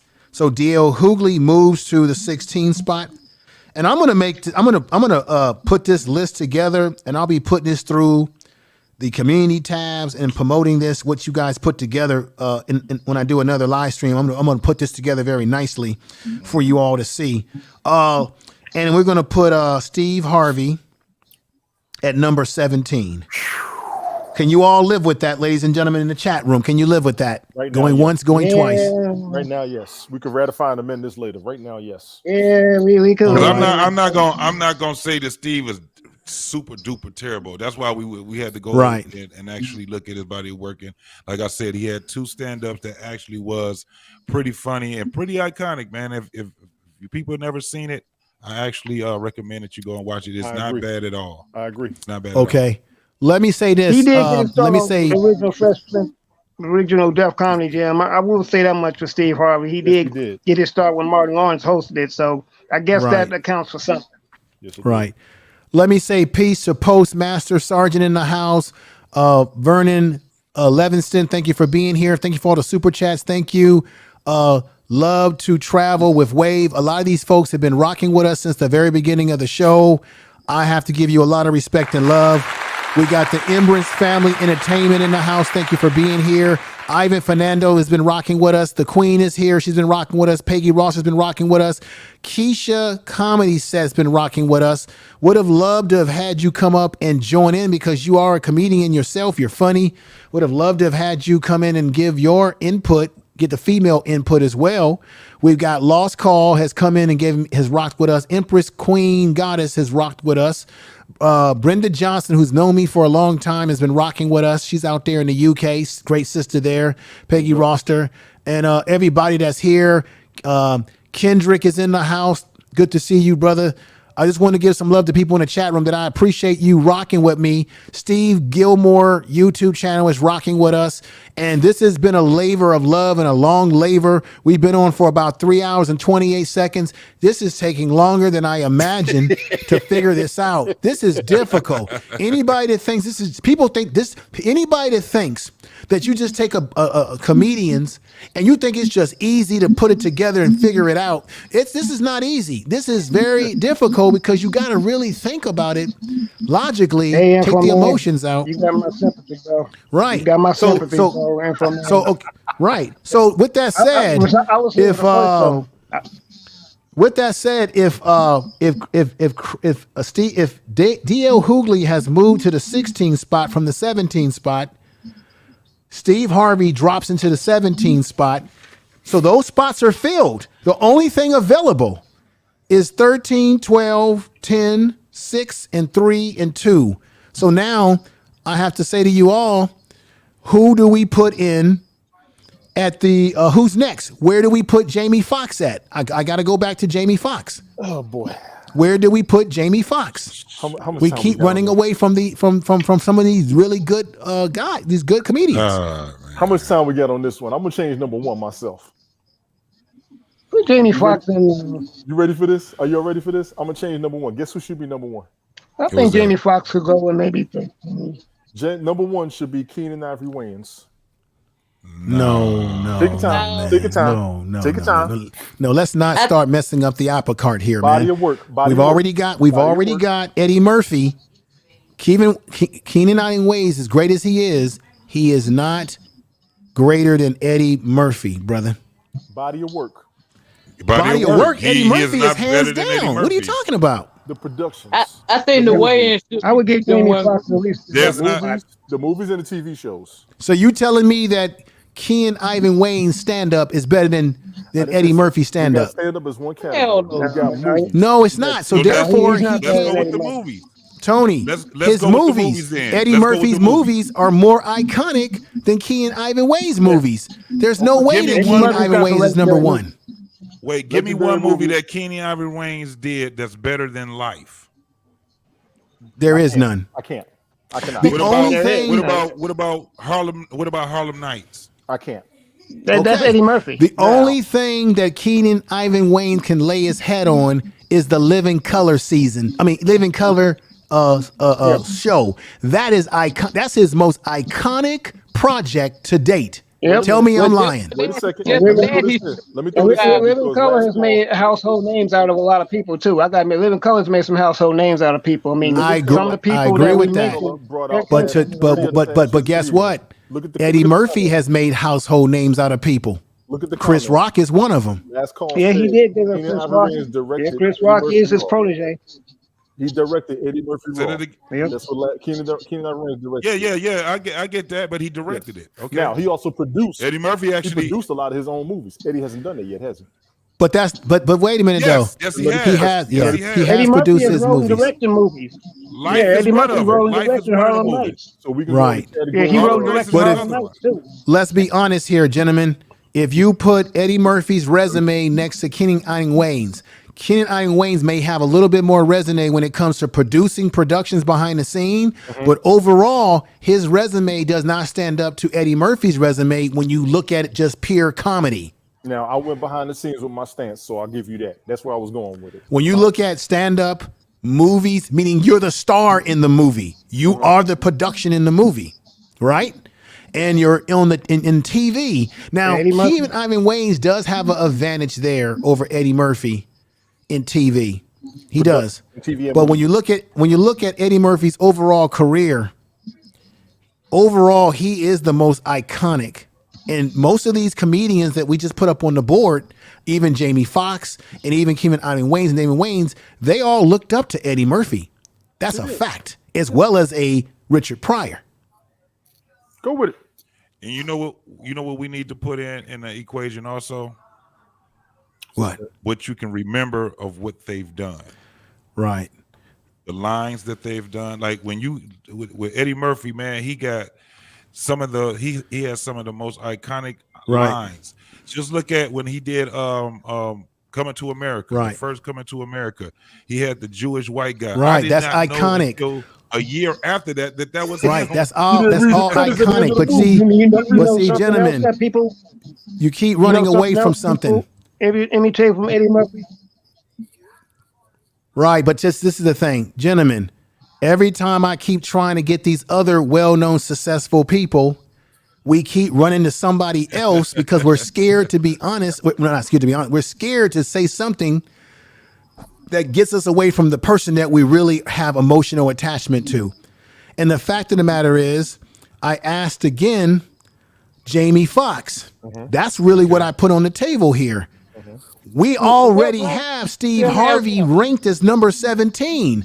So why in the hell that we can't get Jamie Foxx where he belongs? Because personally, Jamie Foxx belongs on the board somewhere. Steve shouldn't even be on the board. Exactly. I don't believe that Steve Harvey belongs on the board personally, but that's not what this is about. It's about the body of work. Jamie Foxx has incredible body of work, and he's continuing to create more body of work. Yes. So therefore, I can make an argument based on body of work that Jamie Foxx probably belongs higher on the list because he's still creating content. He's got a Netflix movie coming out in another week. Yes, he does. Yes, he does. What slots are left? Actually, How you doing? Oprah Winfrey actually much straightened love to you. Jamie Foxx. So She actually where we straightened put Jamie Foxx? out. She actually 3. I'm gonna say 3. What slots are left? Information. Huh? What slots are left? What slots are open? Still open. Okay. Oh, thank you, my queen. We've got the number 2 slot. Remember, we put Eddie Murphy and all those folks in the God space. Not Eddie Murphy. I mean Red Fox and Richard Pryor. So don't trip. Right. We got the 2 spot open, the 3 spot open, the 6 spot open, the 10 spot open, and the 12 spot open. And then we got, that's it. I would make, this is my bold argument. I give Jamie the number 2 spot. Oh no. I wouldn't put him at 2, but I respect what you're saying. I'll be honest. I believe I give him 6. Okay. I believe that Jamie Foxx either belongs in the 6th spot or the 10th spot. Oh no, not 10. No way near 10. 3. I would you give know him why 6. I say that? I give want him to a go 6 that. spot. I give him a 6, but not a 10. The reason why I say that because we haven't even talked about Marlon Wayans. We haven't talked about Arsenio Hall. We haven't gotten to Charlie Murphy, who I don't think is in the top 10. I think he's below the top 10, but we haven't even ranked him. Okay. We haven't even gotten to ranking David Allen Greer. There's some people up here that are accomplished. We haven't even evaluated where we see Linnell at, if we even see her anywhere. We haven't even talked about Kim Coles, if we even see her ranked at all. We haven't even gotten to ranking Earthquake yet. Okay, we haven't ranked Earthquake. You see what I'm saying? I got you. I'm gonna put Jamie at 3. He's going. And another thing, I'm about to throw another a monkey wrench on you guys. This is where we keep running away from the truth. We haven't even ranked Cat Williams. No, we haven't. See, this is a shame. I'm still This is gonna a shame. put Jamie at 3. You can put it, and I've seen everybody that you put up on there. But when we talking about his body of work, how funny he is, the things that he do, and the things that he's still doing, I'm gonna still put him in number 3. I agree with you. Informan, I actually spoke about Cat Williams earlier. That most of his work is pimp based. I mean, yeah, he's mainly pimp based stuff. That's why I put him at the ranking I gave him. Not saying that he's not funny, but his work is kind of one dimensional. I mean, he's known for his pimp stuff. Okay, so everybody is saying they agree that Jamie Foxx is 3. I'm seeing people put 3s. So if Jamie Foxx is at 3, and I'm about to pencil him at 3 if that's how you all feel. Let me take one last vote. I'm seeing 3s in the chat room. So people are agreeing with you. For the panel right now, let me get your vote, Tony D. Where do you see Jamie Foxx? I'm good with him at 3 right now. I am. Okay, let me get your vote in here. What We Know podcast. Where do you rank Jamie Foxx? Number 3. Number 3. Let me get your vote, Real Aaron Collins. Where do you put Jamie Foxx? Within the slots that we have available, sir. I'll put him at 6. Okay. Well, you're not going to win because everybody in the chat room is voting 3. And then we got Empress, Queen, Goddess. Where do you put Jamie Foxx? Number 3. He's got it. Number 3, Jamie Foxx. Number 3. Jamie Foxx is at number 3. So I'm gonna put him at number 2. Number 3. Okay. So I got him at number 3. This is what's available before I have to get out of here, ladies and gentlemen. We have the 2 spot available, the 6 spot available, the 10 spot, 12, and 13. That's it. So we literally only have 1, 2, 3, 4, 5 spaces left. Let's go to the next comedian very quickly for the sake of time. Where do we rank Arsenio Hall if he's even ranked? Right? Or Michael Epps. We got Michael Epps in there. We got Marlon Wayans in there. I give Mike Epps 6. You give Mike X a 6? Yeah, I'll put him at 6. Okay. I think he's funnier than Marlon. I go Okay. 6. Okay, then what do we do with David Allen Greer? Yeah, see, it gets controversial because David Allen Greer and Damon Wayans should be above Mike Epps. Right. When you look at his body of work. Now, Mike Epps has done a lot of stand-up. He's done a lot of television. No, he's done a lot of movies. And he's funny. And he's funny. He's funny as all get out. I'd rather rank David Allen Greer though, because David Allen Greer, he's part of the Living Color crowd, so he came out of Living Color. That's why I was thinking so hard with I would definitely put him up there too above Mike. Keenan Ivory Wayans. And he's funny. Half of these comedians came from under Keenan Ivory Wayans. That's so now here we go. I think Tony D has given us the blueprint. If Jamie Foxx is at number 3, and he's right, all these comedians that we've been talking about, like Tommy Davis is at number 18. They all came out of this man's lineage. So therefore, we should be ranking Kenny Iron Wayans right now. Where should we put him? In the 6th spot? He should be a god. He should be a god? Yep. No, because without Living Color, a lot of these comedians should be known. I like that. No. I like that. Okay, that's a good point. Yeah, that's Living Color. a good point. Hold on. We still a lot of these comedians on the map. We still talking about. You still got to put in his comedic work stand up. He is not as funny as these guys are. I'm not saying I'm not saying he's not as funny. But I'm just saying it's like one at a time, everybody. I feel like he paved the way for a lot of these comedians that we talking about, though. But that don't make him a. That don't make him a. That don't make him a god because we're looking at his body of work along. See, the difference between Kenny Iron Wayans and a Richard Pryor or a Red Fox and those people that are gods is that they not only were funny as all get out on stage, movies, and television, but they also paved the way for people. Kenny Iron Wayans did pave the way, but he really wasn't in the purest form a real stand-up comedian in the purest form. His brother is more of a pure stand-up comedian. And this is the shame right now, everybody. See, this is why we can't do this, folks, because we haven't even ranked Damon Wayans. This is a damn shame right now. I thought we put him in a ranking. So technically, Damon funnier than most of these jokers. He's right. So now, I thought we put him in there. I thought we put him in there. This is what I got to say about this. Damon Wayans, in my opinion, should be in the 6th spot. I agree. I think it should be higher than that. I agree. Well, he can't be higher. Well, I get what you're saying. He can't be higher than that because he doesn't have the body of work. He doesn't have the body of work of an Eddie Murphy, the body of work of a Jamie Foxx, or even a Bill Cosby or a Bernie Mac. No. Well, maybe he has more than Bernie Mac. I don't know. I might put him above. No, he's got. Yeah, Damon Wayans. He got a gang of work too. Should Damon Wayans be moved to the 5th spot and Bernie Mac moved to the 6th spot? That's a very controversial question. Yeah, I can go with that. What? I can go with that. Yeah, I can go with that. I think Damon should probably make it to the 6th spot. So what are we gonna base that off of?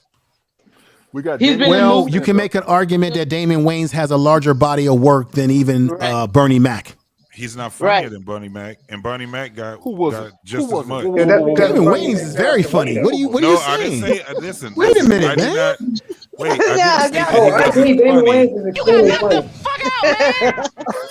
I didn't say that he was not funny. I said he was not funnier than Bernie Mac. He has a longer. You gotta now also understand. He has a longer career than Bernie Mac does.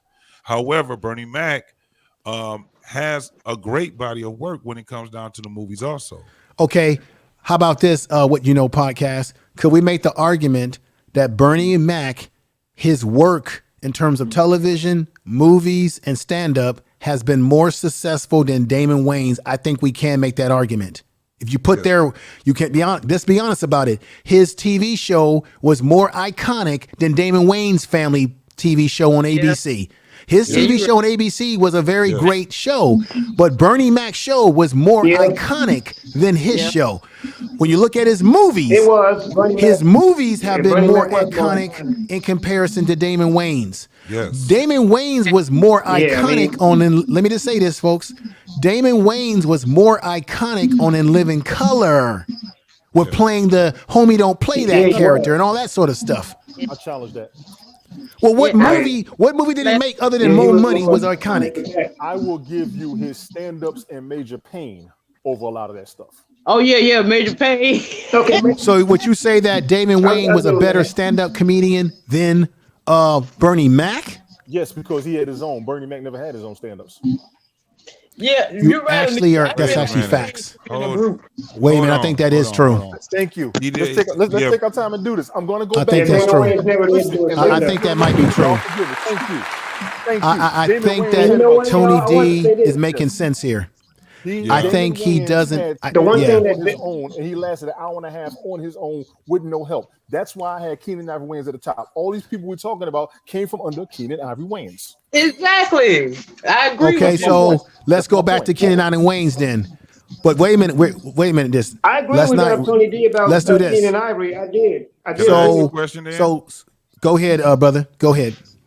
If you were to pay to go see someone iconic such as either Damon Wayans or Bernie Mac, who would you pay your money? I pose this to the chat. Who would you go pay your money to go see for a special?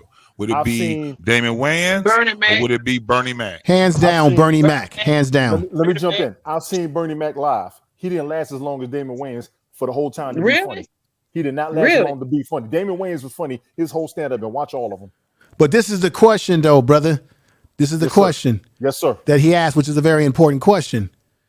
If Bernie Mac was headlining a show, as well as Damon Wayne, who would you spend your money to go see first, Damon Wayne or Bernie Mac? Damon Wayans, because he lasted longer with his comedy. Okay. His comedy everybody else. Longer. So this is the question. Then why is it that we're having a hard time figuring out where to put Damon Wayans? We figured out where to put Bernie Mac. We got Bernie Mac at number, where did we put him?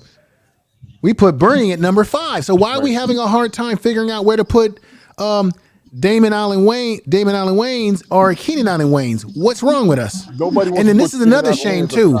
We haven't even remember. We still got to get to Eddie Griffin. I know. Now, Keenan Ivory Wayans wasn't seen as funny. I emphasize his behind the scenes work because his name was all over every movie he was in, except for the ones they actually right. But this is not. But brother, this is not a ranking based on being behind the scenes. No, it's not. You have because if that's the, I'm going to bust your bubble right here. If that's the case, then the Godfather himself, Paul Mooney, should be at the top of the ladder. We put him in the gods. Exactly. He's with the gods. Okay, forget that. He's with the gods. That's right. My boo boo. Mr. Hollywood Shuffle. Then, if that's the case, then you would put Mr. Hollywood Shuffle in that spot. Robert Townsend. But Robert Thompson doesn't have enough body of work, so that's and Robert Thompson got knocked off the list about a couple of weeks back. He got knocked off. What about Huggy Bear? Huggy Bear. Oh, Antonio Fargas? Oh, hell no. He's one-dimensional also. He's one-dimensional. I like Huggy Bear, Antonio Fargas, but he's very one-dimensional. That's the only thing he's known for. Most of his roles he played was this sort of coonish type stuff. No, he doesn't even fit. He doesn't even hit 2 of our criterias. Where was his stand-up at? I don't remember him in stand-up. Thank you. Y'all cold-blooded. No, I'm just keeping it real with you, Queen. He doesn't fit the criteria. So now look. We haven't even got to Eddie Griffin yet. We got Eddie Griffin. We got Damian Wayans. We got Keenan Ivory Wayans. Should we put Keenan Ivory Wayans with the gods or should we rank them? We still keep running away from ranking these people. I could put Keenan with the gods because half of the comedians we're talking about came from under him. My point exactly. No, he's still not. No. He's a god. That's the case. We still haven't talked about Eddie. Got to be in the gods. Monique and he might not have the body work y'all talking about, but I still feel like he should be put up there because of what he did for the comedians. You know what I'm saying? He put up like Jim Carrey and all them. Jim Carrey. All right. Well, look. Go ahead. Let's get focused here for the sake of time. Come on, folks. Let's get it together. We know these folks are funny. Let me just make it easy for you. Let's just go. We'll come back to Damian Wayans. This is a very tough call. Let's just go to brother Eddie Griffin right now. Let's rank him. Look. Let's just figure it out. We've got Damian Wayans, who is funny as all get out. We all have admitted that, and he does have a body of work. You can make an argument that he has a stronger body of work than even Eddie Griffin. To me, Eddie Griffin is a pure stand-up comedian. He is the most purest that we have on the list, right? Yes. That his stand-up to me is funnier than even his movies that he's been in his television, in my opinion. You know why I'm biased? I saw Eddie Griffin in concert with D.L. Hughley, who's the Spanish guy? Lopez, Cedric the Entertainer. I saw this firsthand. Yeah, Cedric George the Lopez. Entertainer. Yeah. George Lopez, thank you. Yes. George Lopez. I'm sorry, Cedric the Entertainer, and in a whole, and I think Steve Harvey was there and a few other people. And guess who stole the show? It was Eddie Griffin. So my question to you all is: we still got to deal with the Damon Wayne factor, the Keenan Ivan Wayne factor. We still got to deal with where we put Monique at, but where do we put Eddie Griffin? We only got 5 slots available. So this is going to come to an end pretty soon. I need all 5 slots, please. So where do you put this man at right here? Is there a 5? No, 5 is taken up by Bernie Mac. We only got 6, 10, 12, 13. And we got 2. We still haven't ranked number 2 comedian. We got 2, 6, I thought that was 10, 12. Oh yeah, we didn't do it. We moved. We put Jamie Foxx at number 3. We Griffin. haven't filled the number 2 spot with anybody. Eddie Griffin's going to have to be 10 or 13, unfortunately. 10. Based on the other comedians that we showed, because David Allen Greer has to go above him, and so does Damon Wayans. I would put it. I agree with the 10. All right. Do you all agree with the 10 in the chat room? We're going to put Eddie Griffin at 10. The chat room is saying 10. We got Love to Travel with Wave. She put a 10. Some people will say Eddie Griffin at 13, but we don't have a 13 spot available. Oh, yes, we do. We do have a 13 spot available. This is what we're going to do. I think that he deserves to be at 10. What do you all say? I say 10. Top 10. We can roll with that for now. Yes. 10. Okay. Eddie Griffin at 10. Hang on for a minute as I write this in here. He goes in at 10. Okay, this is a tough one here. Let's go right back over here to okay, we still got Mike Epps still hanging around. Cat Williams, you guys have really check this out. This is what we've done to ourselves. We put ourselves in a corner. We still haven't ranked Cat Williams. We just put Eddie Griffin at number 10, but we have not ranked Cat Williams or Mike Epps. We still haven't figured out what we want to do with Damian Wayans or his brother. We haven't even gotten to Marlon Wayans. Right. And let me also throw another ranch in there for you that you all may not have been participating in this. Let me see if I can find it right now. If it is a ranch, I don't even know where the hell you even rank Corey Holcomb, if you even rank him at all. You forgot a Wayans. But see, Corey Holcomb doesn't have a body of movies. Sean Wayans. He doesn't have a body of stand-up. And then another person I'm going to throw in is another Runky Ranch. Remember the great man himself, Sinbad. Yeah. Okay. And then there's another man that's funny, but I don't think he has as much of a body of work so far, but he's trying to get there. And that's JB Smooth. That's a fool there. So this is the question. When we look at someone like Sinbad, let's just be honest about Sinbad. He's a stand-up comedian. He had some television. His movies never took off. So he's not technically a triple threat. He's more of a double threat. He's good in stand-up and he's done some good television. His movies never took off. So he's not in that same space of a triple threat. You understand? Do we have a 17? Let's see what we have available. 17's been taken up by Steve Harvey. And I personally think that Sinbad, to me personally, is funnier than Steve Harvey. Yes, absolutely. But Steve Harvey has a better resume of work than him, and that's the problem there.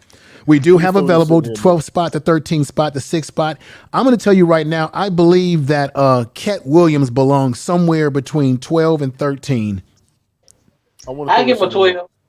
When I was at Tuskegee University in the early 90s, I saw Sinbad live. He's hilarious. I've seen Bernie Mac live. I've seen Adele Givens live. I've seen Chubb Rock live. I've seen Red Man and on to come in there. Sinbad is no joke, but he does not have the body of work for your criteria. You are correct. Right. So this is the thing. Let me go back to Cat Williams. Cat Williams, in my opinion, should still be in this ranking. He still should be in this ranking. Now, this is the thing. This is what makes this difficult. You can make an argument that Sinbad might have a little bit more body of work than Cat Williams, possibly, but I could be wrong. You're not wrong. But I still think Williams that has I a still. stand-up. Oh, he has a I stand-up. still, yeah, that's true. You're right. I still see Cat Williams as an iconic figure, even though he does a lot of this sort of pimpish type comedy, and that's okay.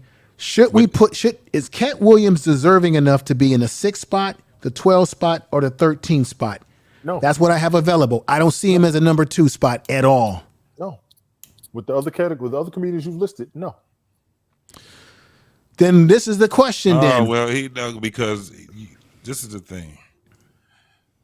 Even when we talk about this whole thing about pimping and all of that stuff, if you actually look at his stand up, what he's talking about is not actually pimping women. Yeah, I get that. Yeah, I get that. But I'm just saying that he's been one dimensional, though, brother.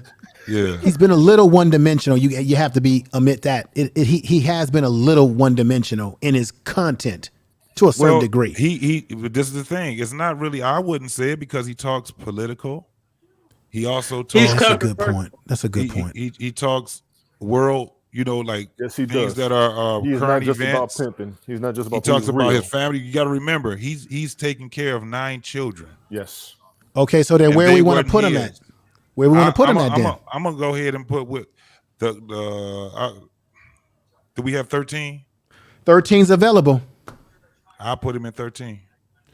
Okay, everybody in the chat room is saying 13, 12, the only reason why I'm doing 13. that is because I can't see who's behind that, but I think the man is fairly funny. Mm-hmm. I think he's fairly funny. I think the man is. It may seem like it, but I've watched a lot of his stand up, and he's not one dimensional, man. He's actually he does more. He talks about some real stuff. His last he just did a Netflix special, so that Netflix special, a lot of people weren't digging it. But I did, and he was talking about kids. He was talking about politics. He was talking about the chick because he had a joke about we got a shortage of chicken wings, but we ain't got no shortage of chicken. Okay, and so he went on and on and on. Man, the dude is funny. Well, let's do this here for the sake of time. Cat Williams is getting the 13 slot. You actually placed him in the right place because everybody in the chat room is putting either 13 or 12 in there, but it was a lot of 13s. So we're going to place Cat Williams at number 13. We can always rework this list as I reformulate this list for another show at another time. Yes, we can always reevaluate. I am going to do a reevaluation show to see if we want to move this list around. But right now he's at 13. Idea. Please make yeah, we are going to do it. We will do down the line another show where we'll reevaluate this list. Okay, check this out. This is all we got available as we get ready to end this show. We only have the 2 spot available, the 6 spot, and the 12 spot. That's it. 3 spots available. And we still haven't dealt with something very important here.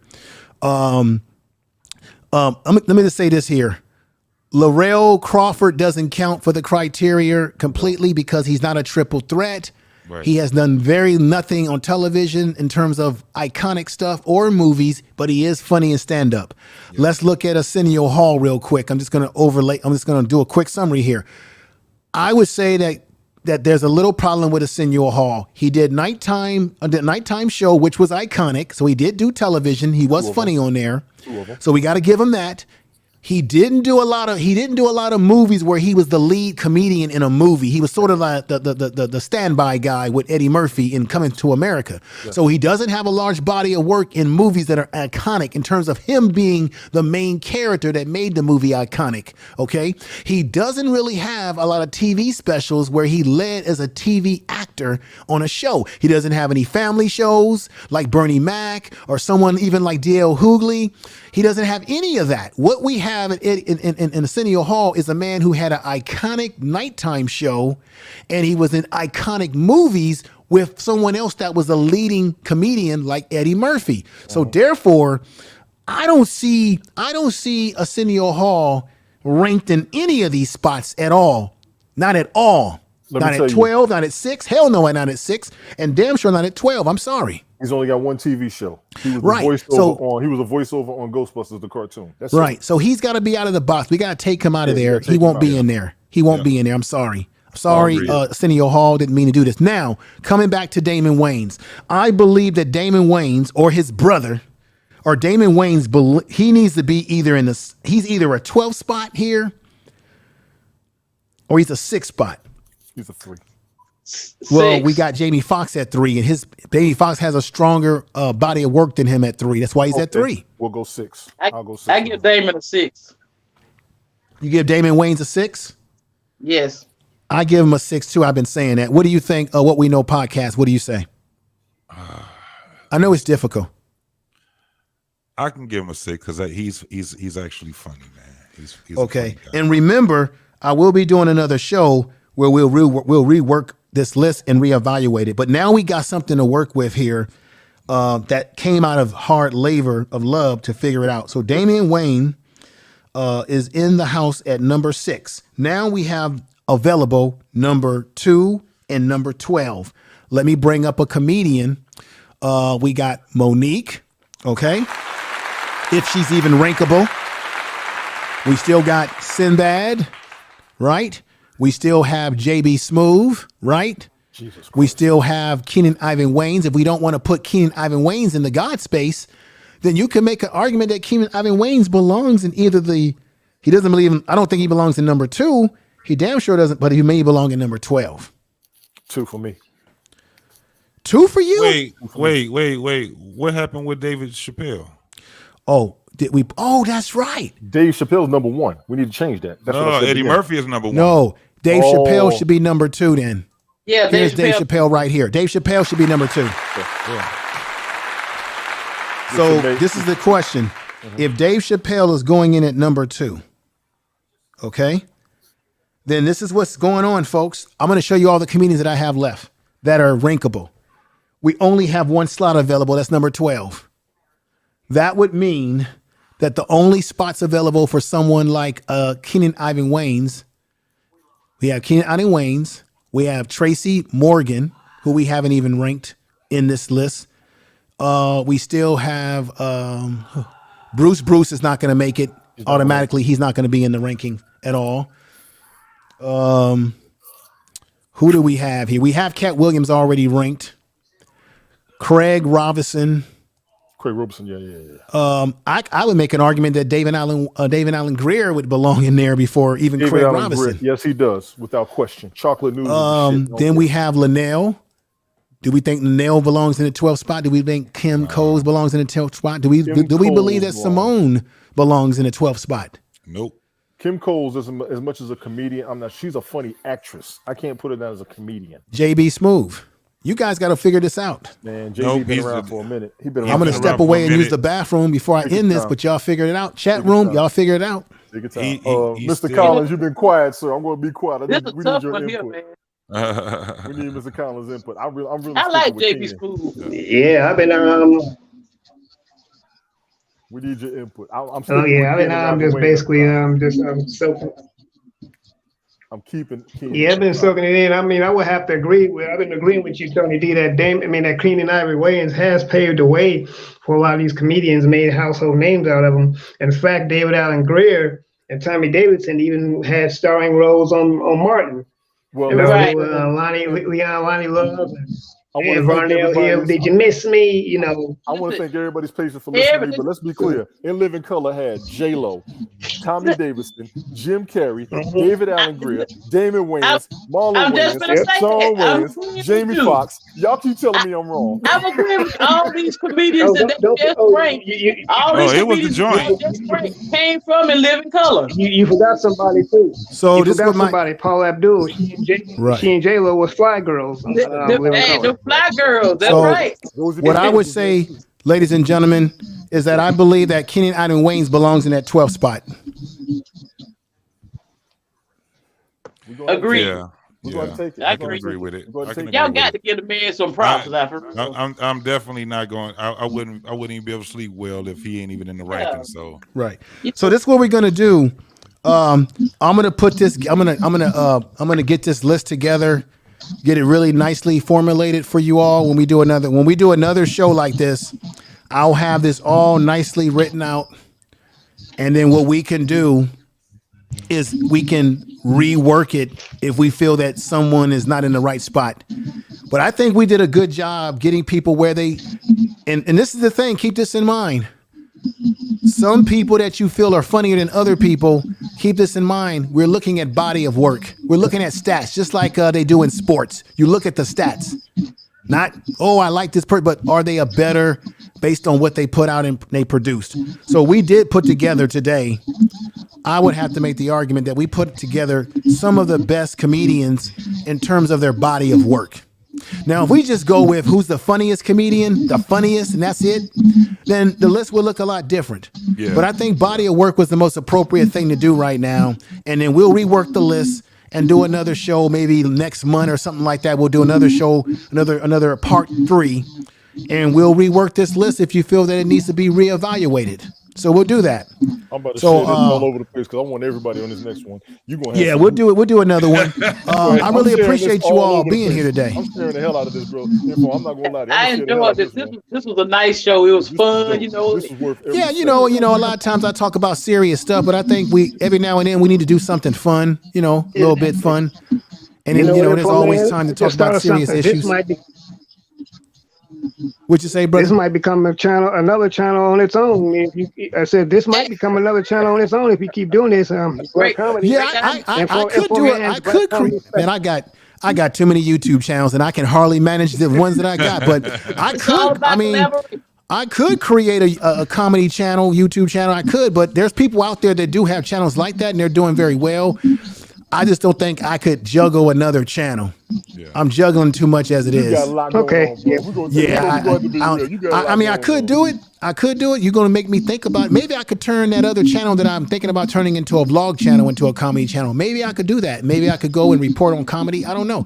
I just don't think I have the time for it. I'm already doing a lot of stuff already. You know how you saw James Brown, the hardest working man in the music industry. You the hardest working man. I don't know. But look, everybody, I'm gonna end the show because I got to get ready to make some supper for my young one. And I appreciate you all being here. I just want to say to all of you, thank you. I gotta say, hey, What You Know podcast, I'm so glad that you came on board, Tony D. I didn't want to do this by myself today. We need to have people participating. Hey, thank you for the super chat. Deborah Guns, she says, got me up past my bedtime. She's in the UK. Thank you. I'll be honest with you. It would have been, I would have rather, I'm glad to do this with you all aboard. It's a lot easier. You need to have more opinions. What I'm going to do is that I'm going to have Brother Carl and Brother Kevin Lee on here. They are both professional comedians. And I'm going to have them on the panel with us next time so that they can give us further insight when we revert this list.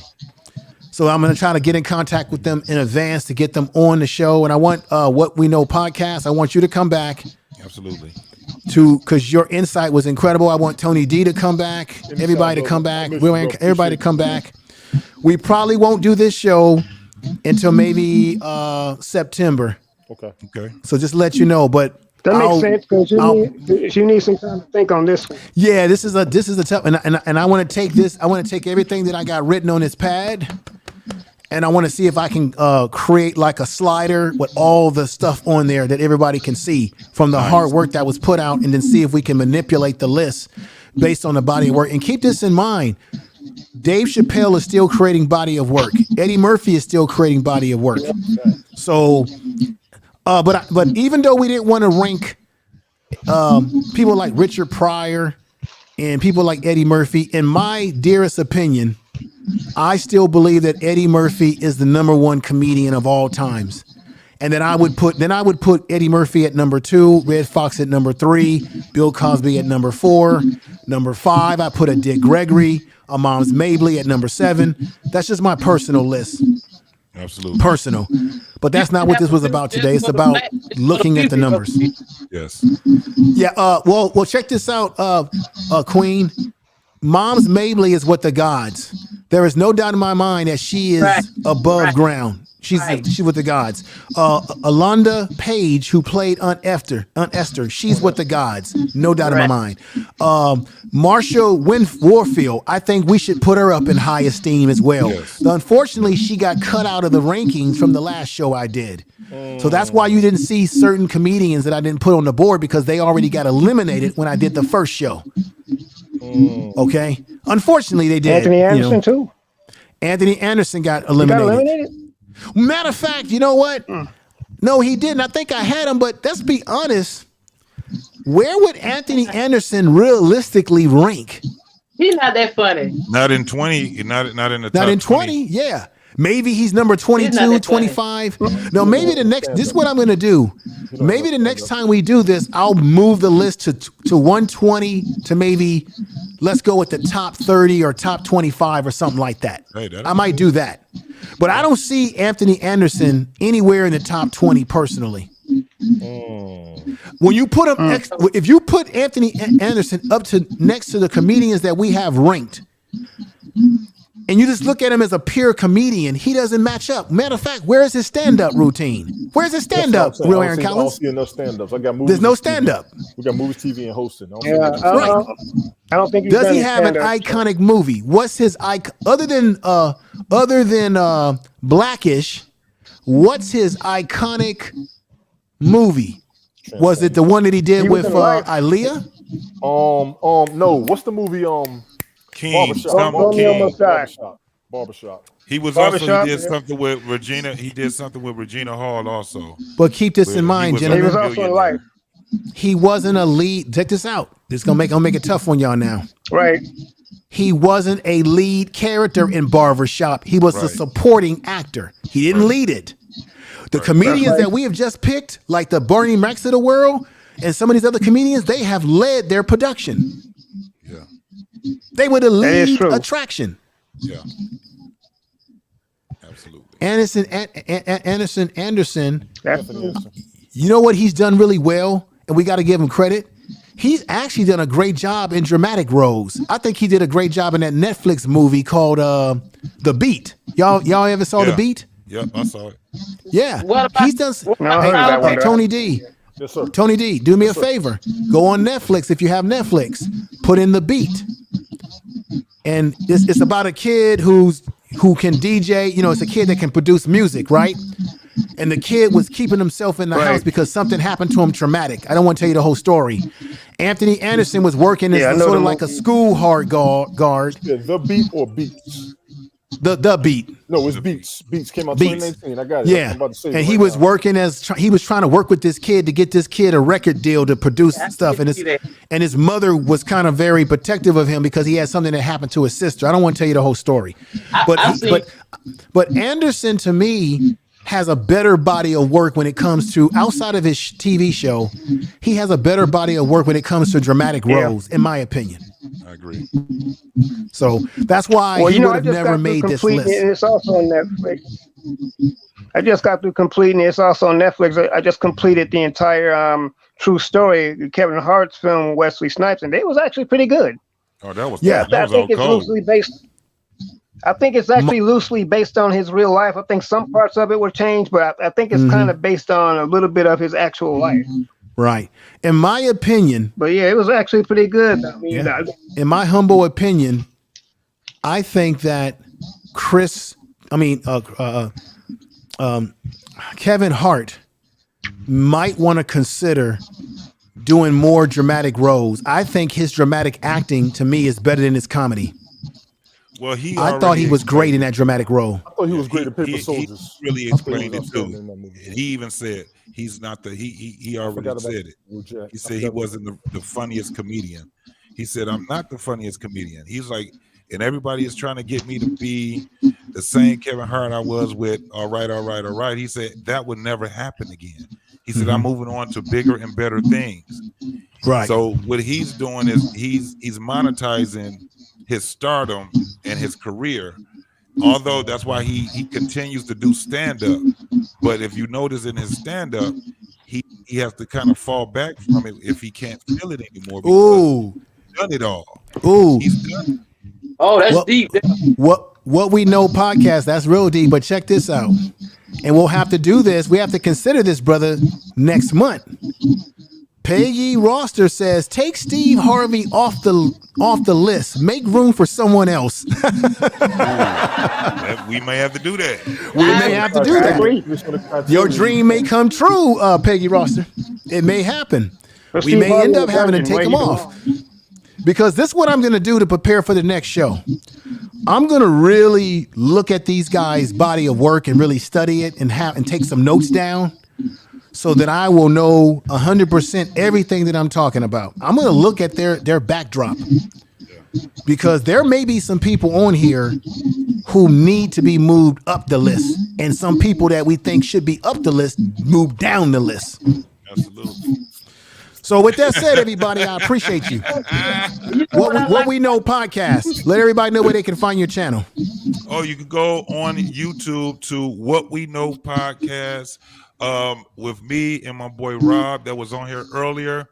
Mm-hmm. We talk about social issues. We talk about a lot of things, but we also is based off of relationships. It's based off of relationships with in intimate relationships. It's also based off of dating. It's also based off of relationships in business and all of these other type of things. But yesterday, man, we did a 7-hour show and we had a ball. Okay. With Black Man Unfiltered. Man, right. We just killed it last show. Night, man. Well, look, absolutely. I'm at 4 hours right now, and you're doing great work over there. Let me bring the Empress Queen in here. Let me bring her up. And let everybody know where they can find you at too, sister. All things spiritual. You know, what I want to say, information man, what I really like about this is a lot of people don't give our Black comedians the props they need. And I'm glad that you're doing this show, giving them the respect that they deserve. Oh, thank you. Thank you.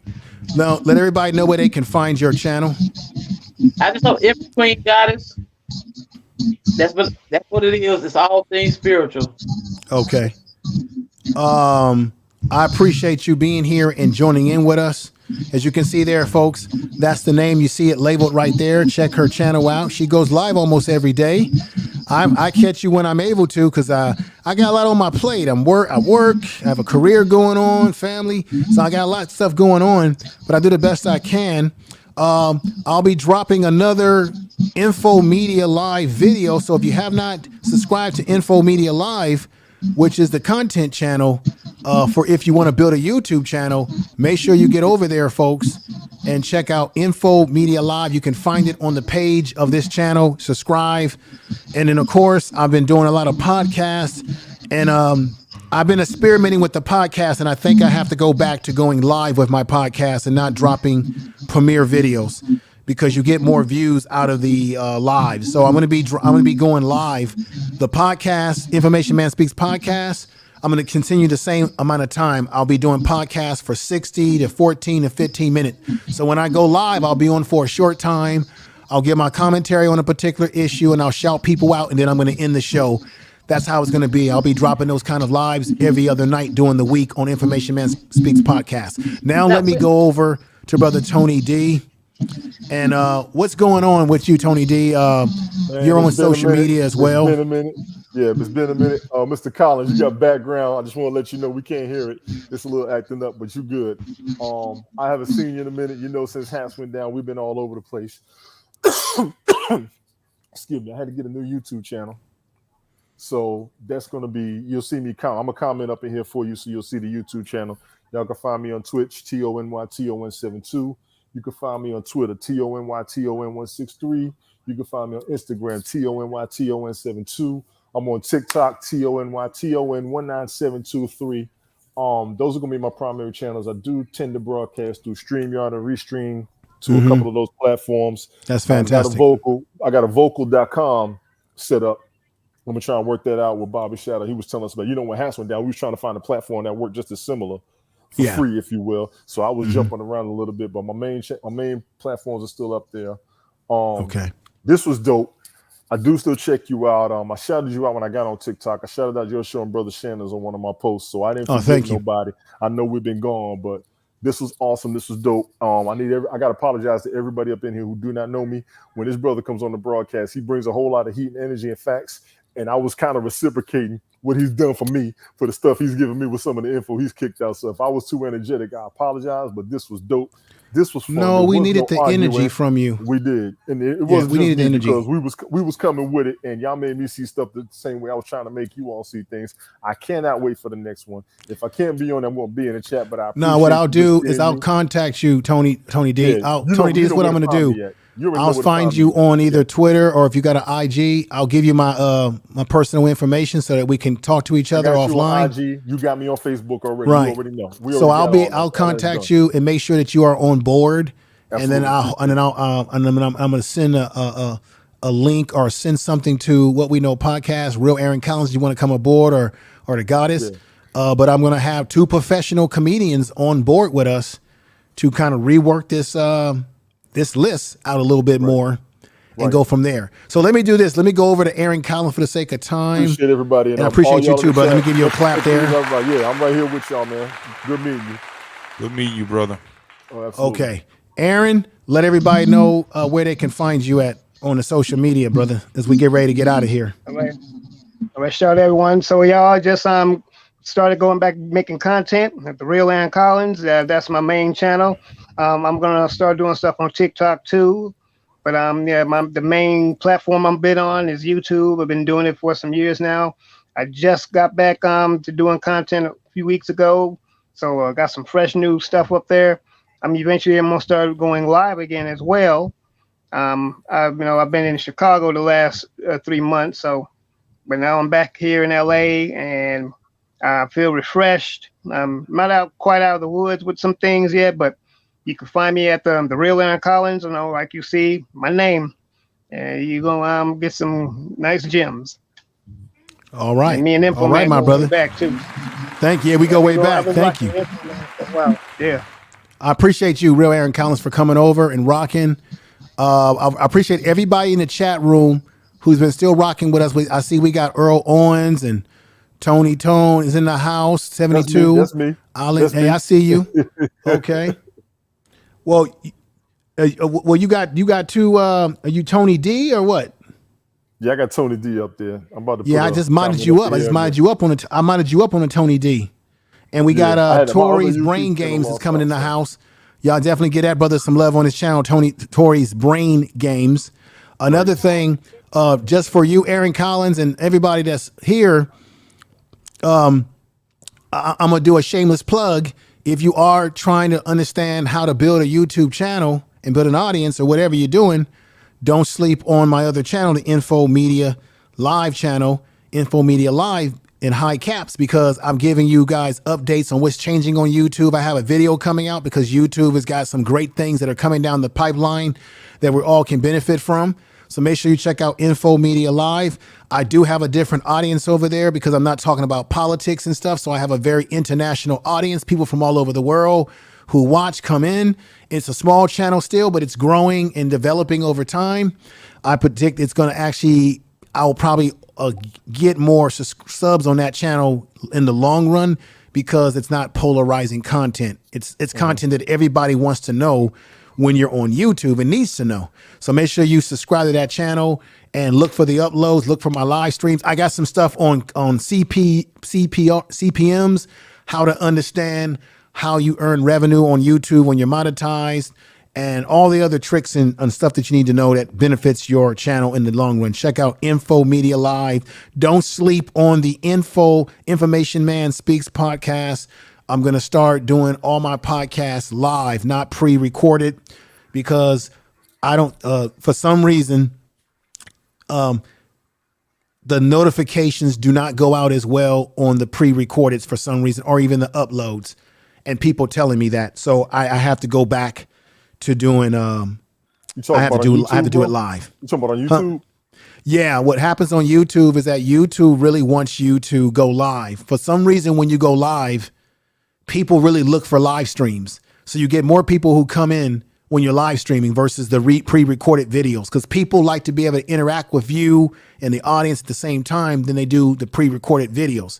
So I always experiment to see what works, what doesn't work. And what I found out is that I need to go back to doing live podcasts. So I'll go live with that for 60, 15, it'll probably be 15, 14, 20 minutes, whatever. Not going to take up everybody's time. And I'm going to talk about a few things. So everybody, we're going to get on out of here. I really appreciate you all being here again. Let me hit the button here. And there we go. And let me put you all back on the screen real quick. So I say again, thank you, Tony D. Thank you, Empress Queen, who's just dropped off. Thank you, JT, What We Know Podcast. You're great. Ladies and gentlemen, check out What We Know Podcast. They, amongst many other people, will be on the show to talk about particular issues. I'm going to do an interview with them on their show, what they're doing over there, so you can get to know them a little bit more better. That's coming up along with many other people that I'll be bringing on over the coming weeks and coming months. It's just the way it is. I got a show for you. Aaron Collins, we always talk about how we got to stop the gender war on YouTube, that we don't need black men and black women fighting each other.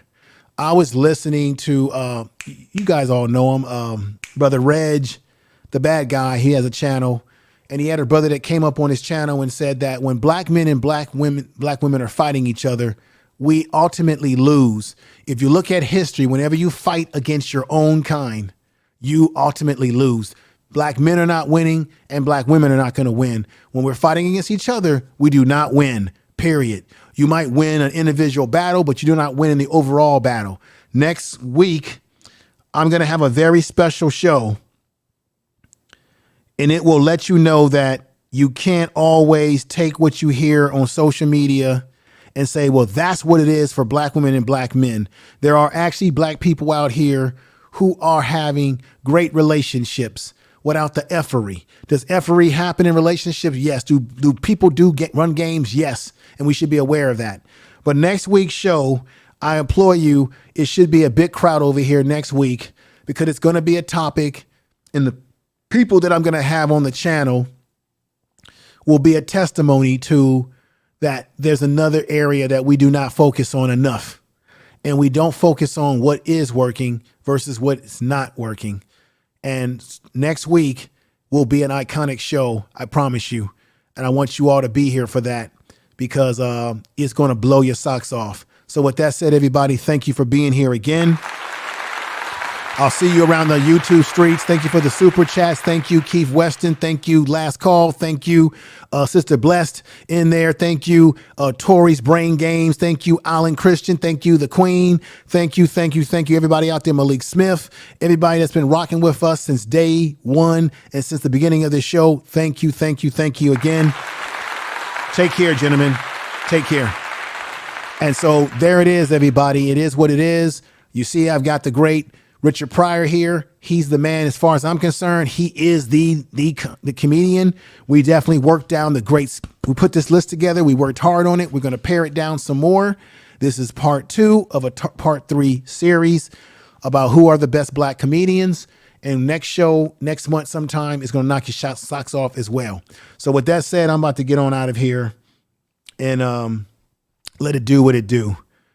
Man, this was a hell of a show today.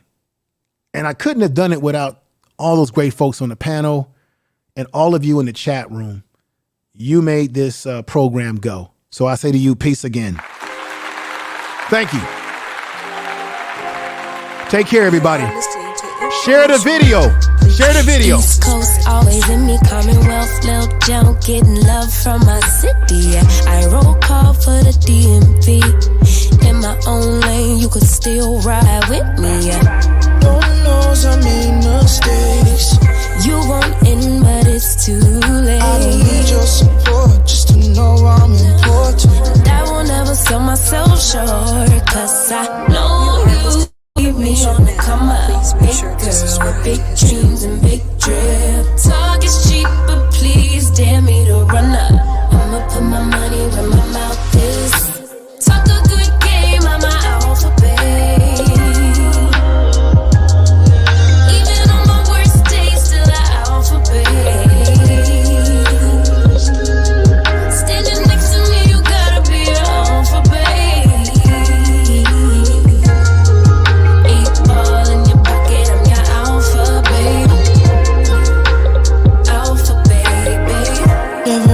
fit in, always felt like an alien. I be in my own space of mind, making boss moves in my own time, and I got my own ride. Find me all alone, I'm on the road. I had to take a couple hits, a couple stones, but targets I don't never miss. They wanna know to be me. Let me give you this game for free. Oh, you see me on the come up, big girl with big dreams and big drip. Talk is cheap, but please dare me to run up. I'ma put my money where my mouth is. Talk a good game, I'm an alphabet. Even on my worst days, still an alphabet. Standing next to me, you gotta be an alphabet. 8 ball in your bucket, I'm your alphabet. Yeah, alphabet. You are listening to Information Man. Please make sure to subscribe to his channel.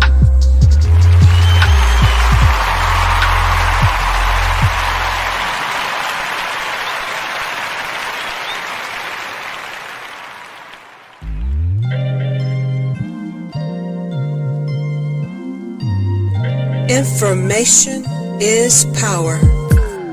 I'm telling you that there ain't no other way. Pack your bags and then you will go away. I'm not gonna be begging you to stay. Said maybe if you asked me yesterday, I would handle this shit differently. Things are different, I'm a new me. That's not gonna happen. That's not gonna happen. That's not gonna happen. So even if you're asking, even if you're asking, 'cause I do what I do, and it's time for something new, yeah. Gotta know when to let go, gotta know when to let go, gotta know when to let go. Sometimes giving up can make it grow, can make it grow, can make it grow.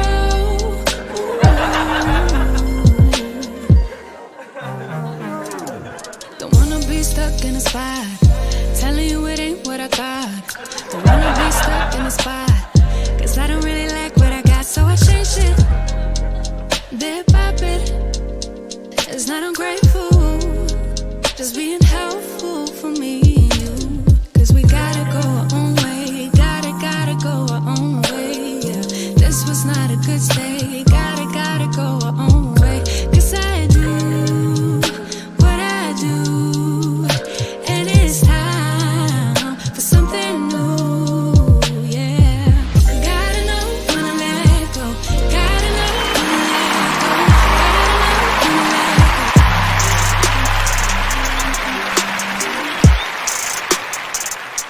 Tell the truth.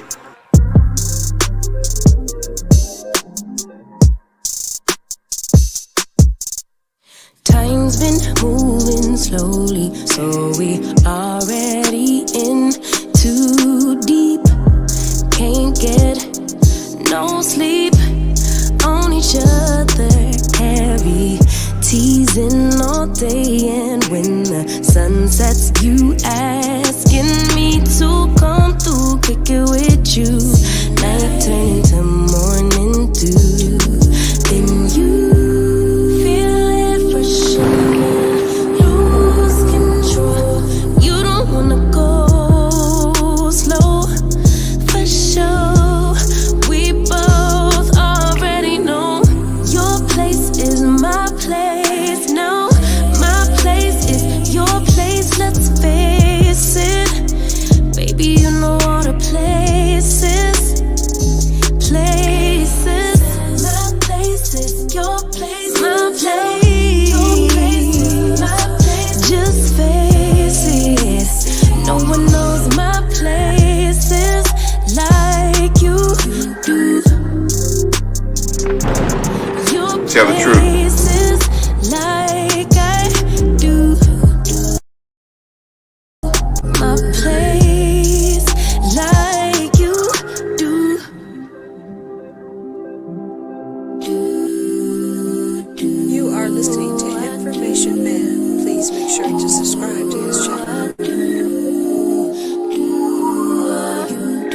baby, don't stop.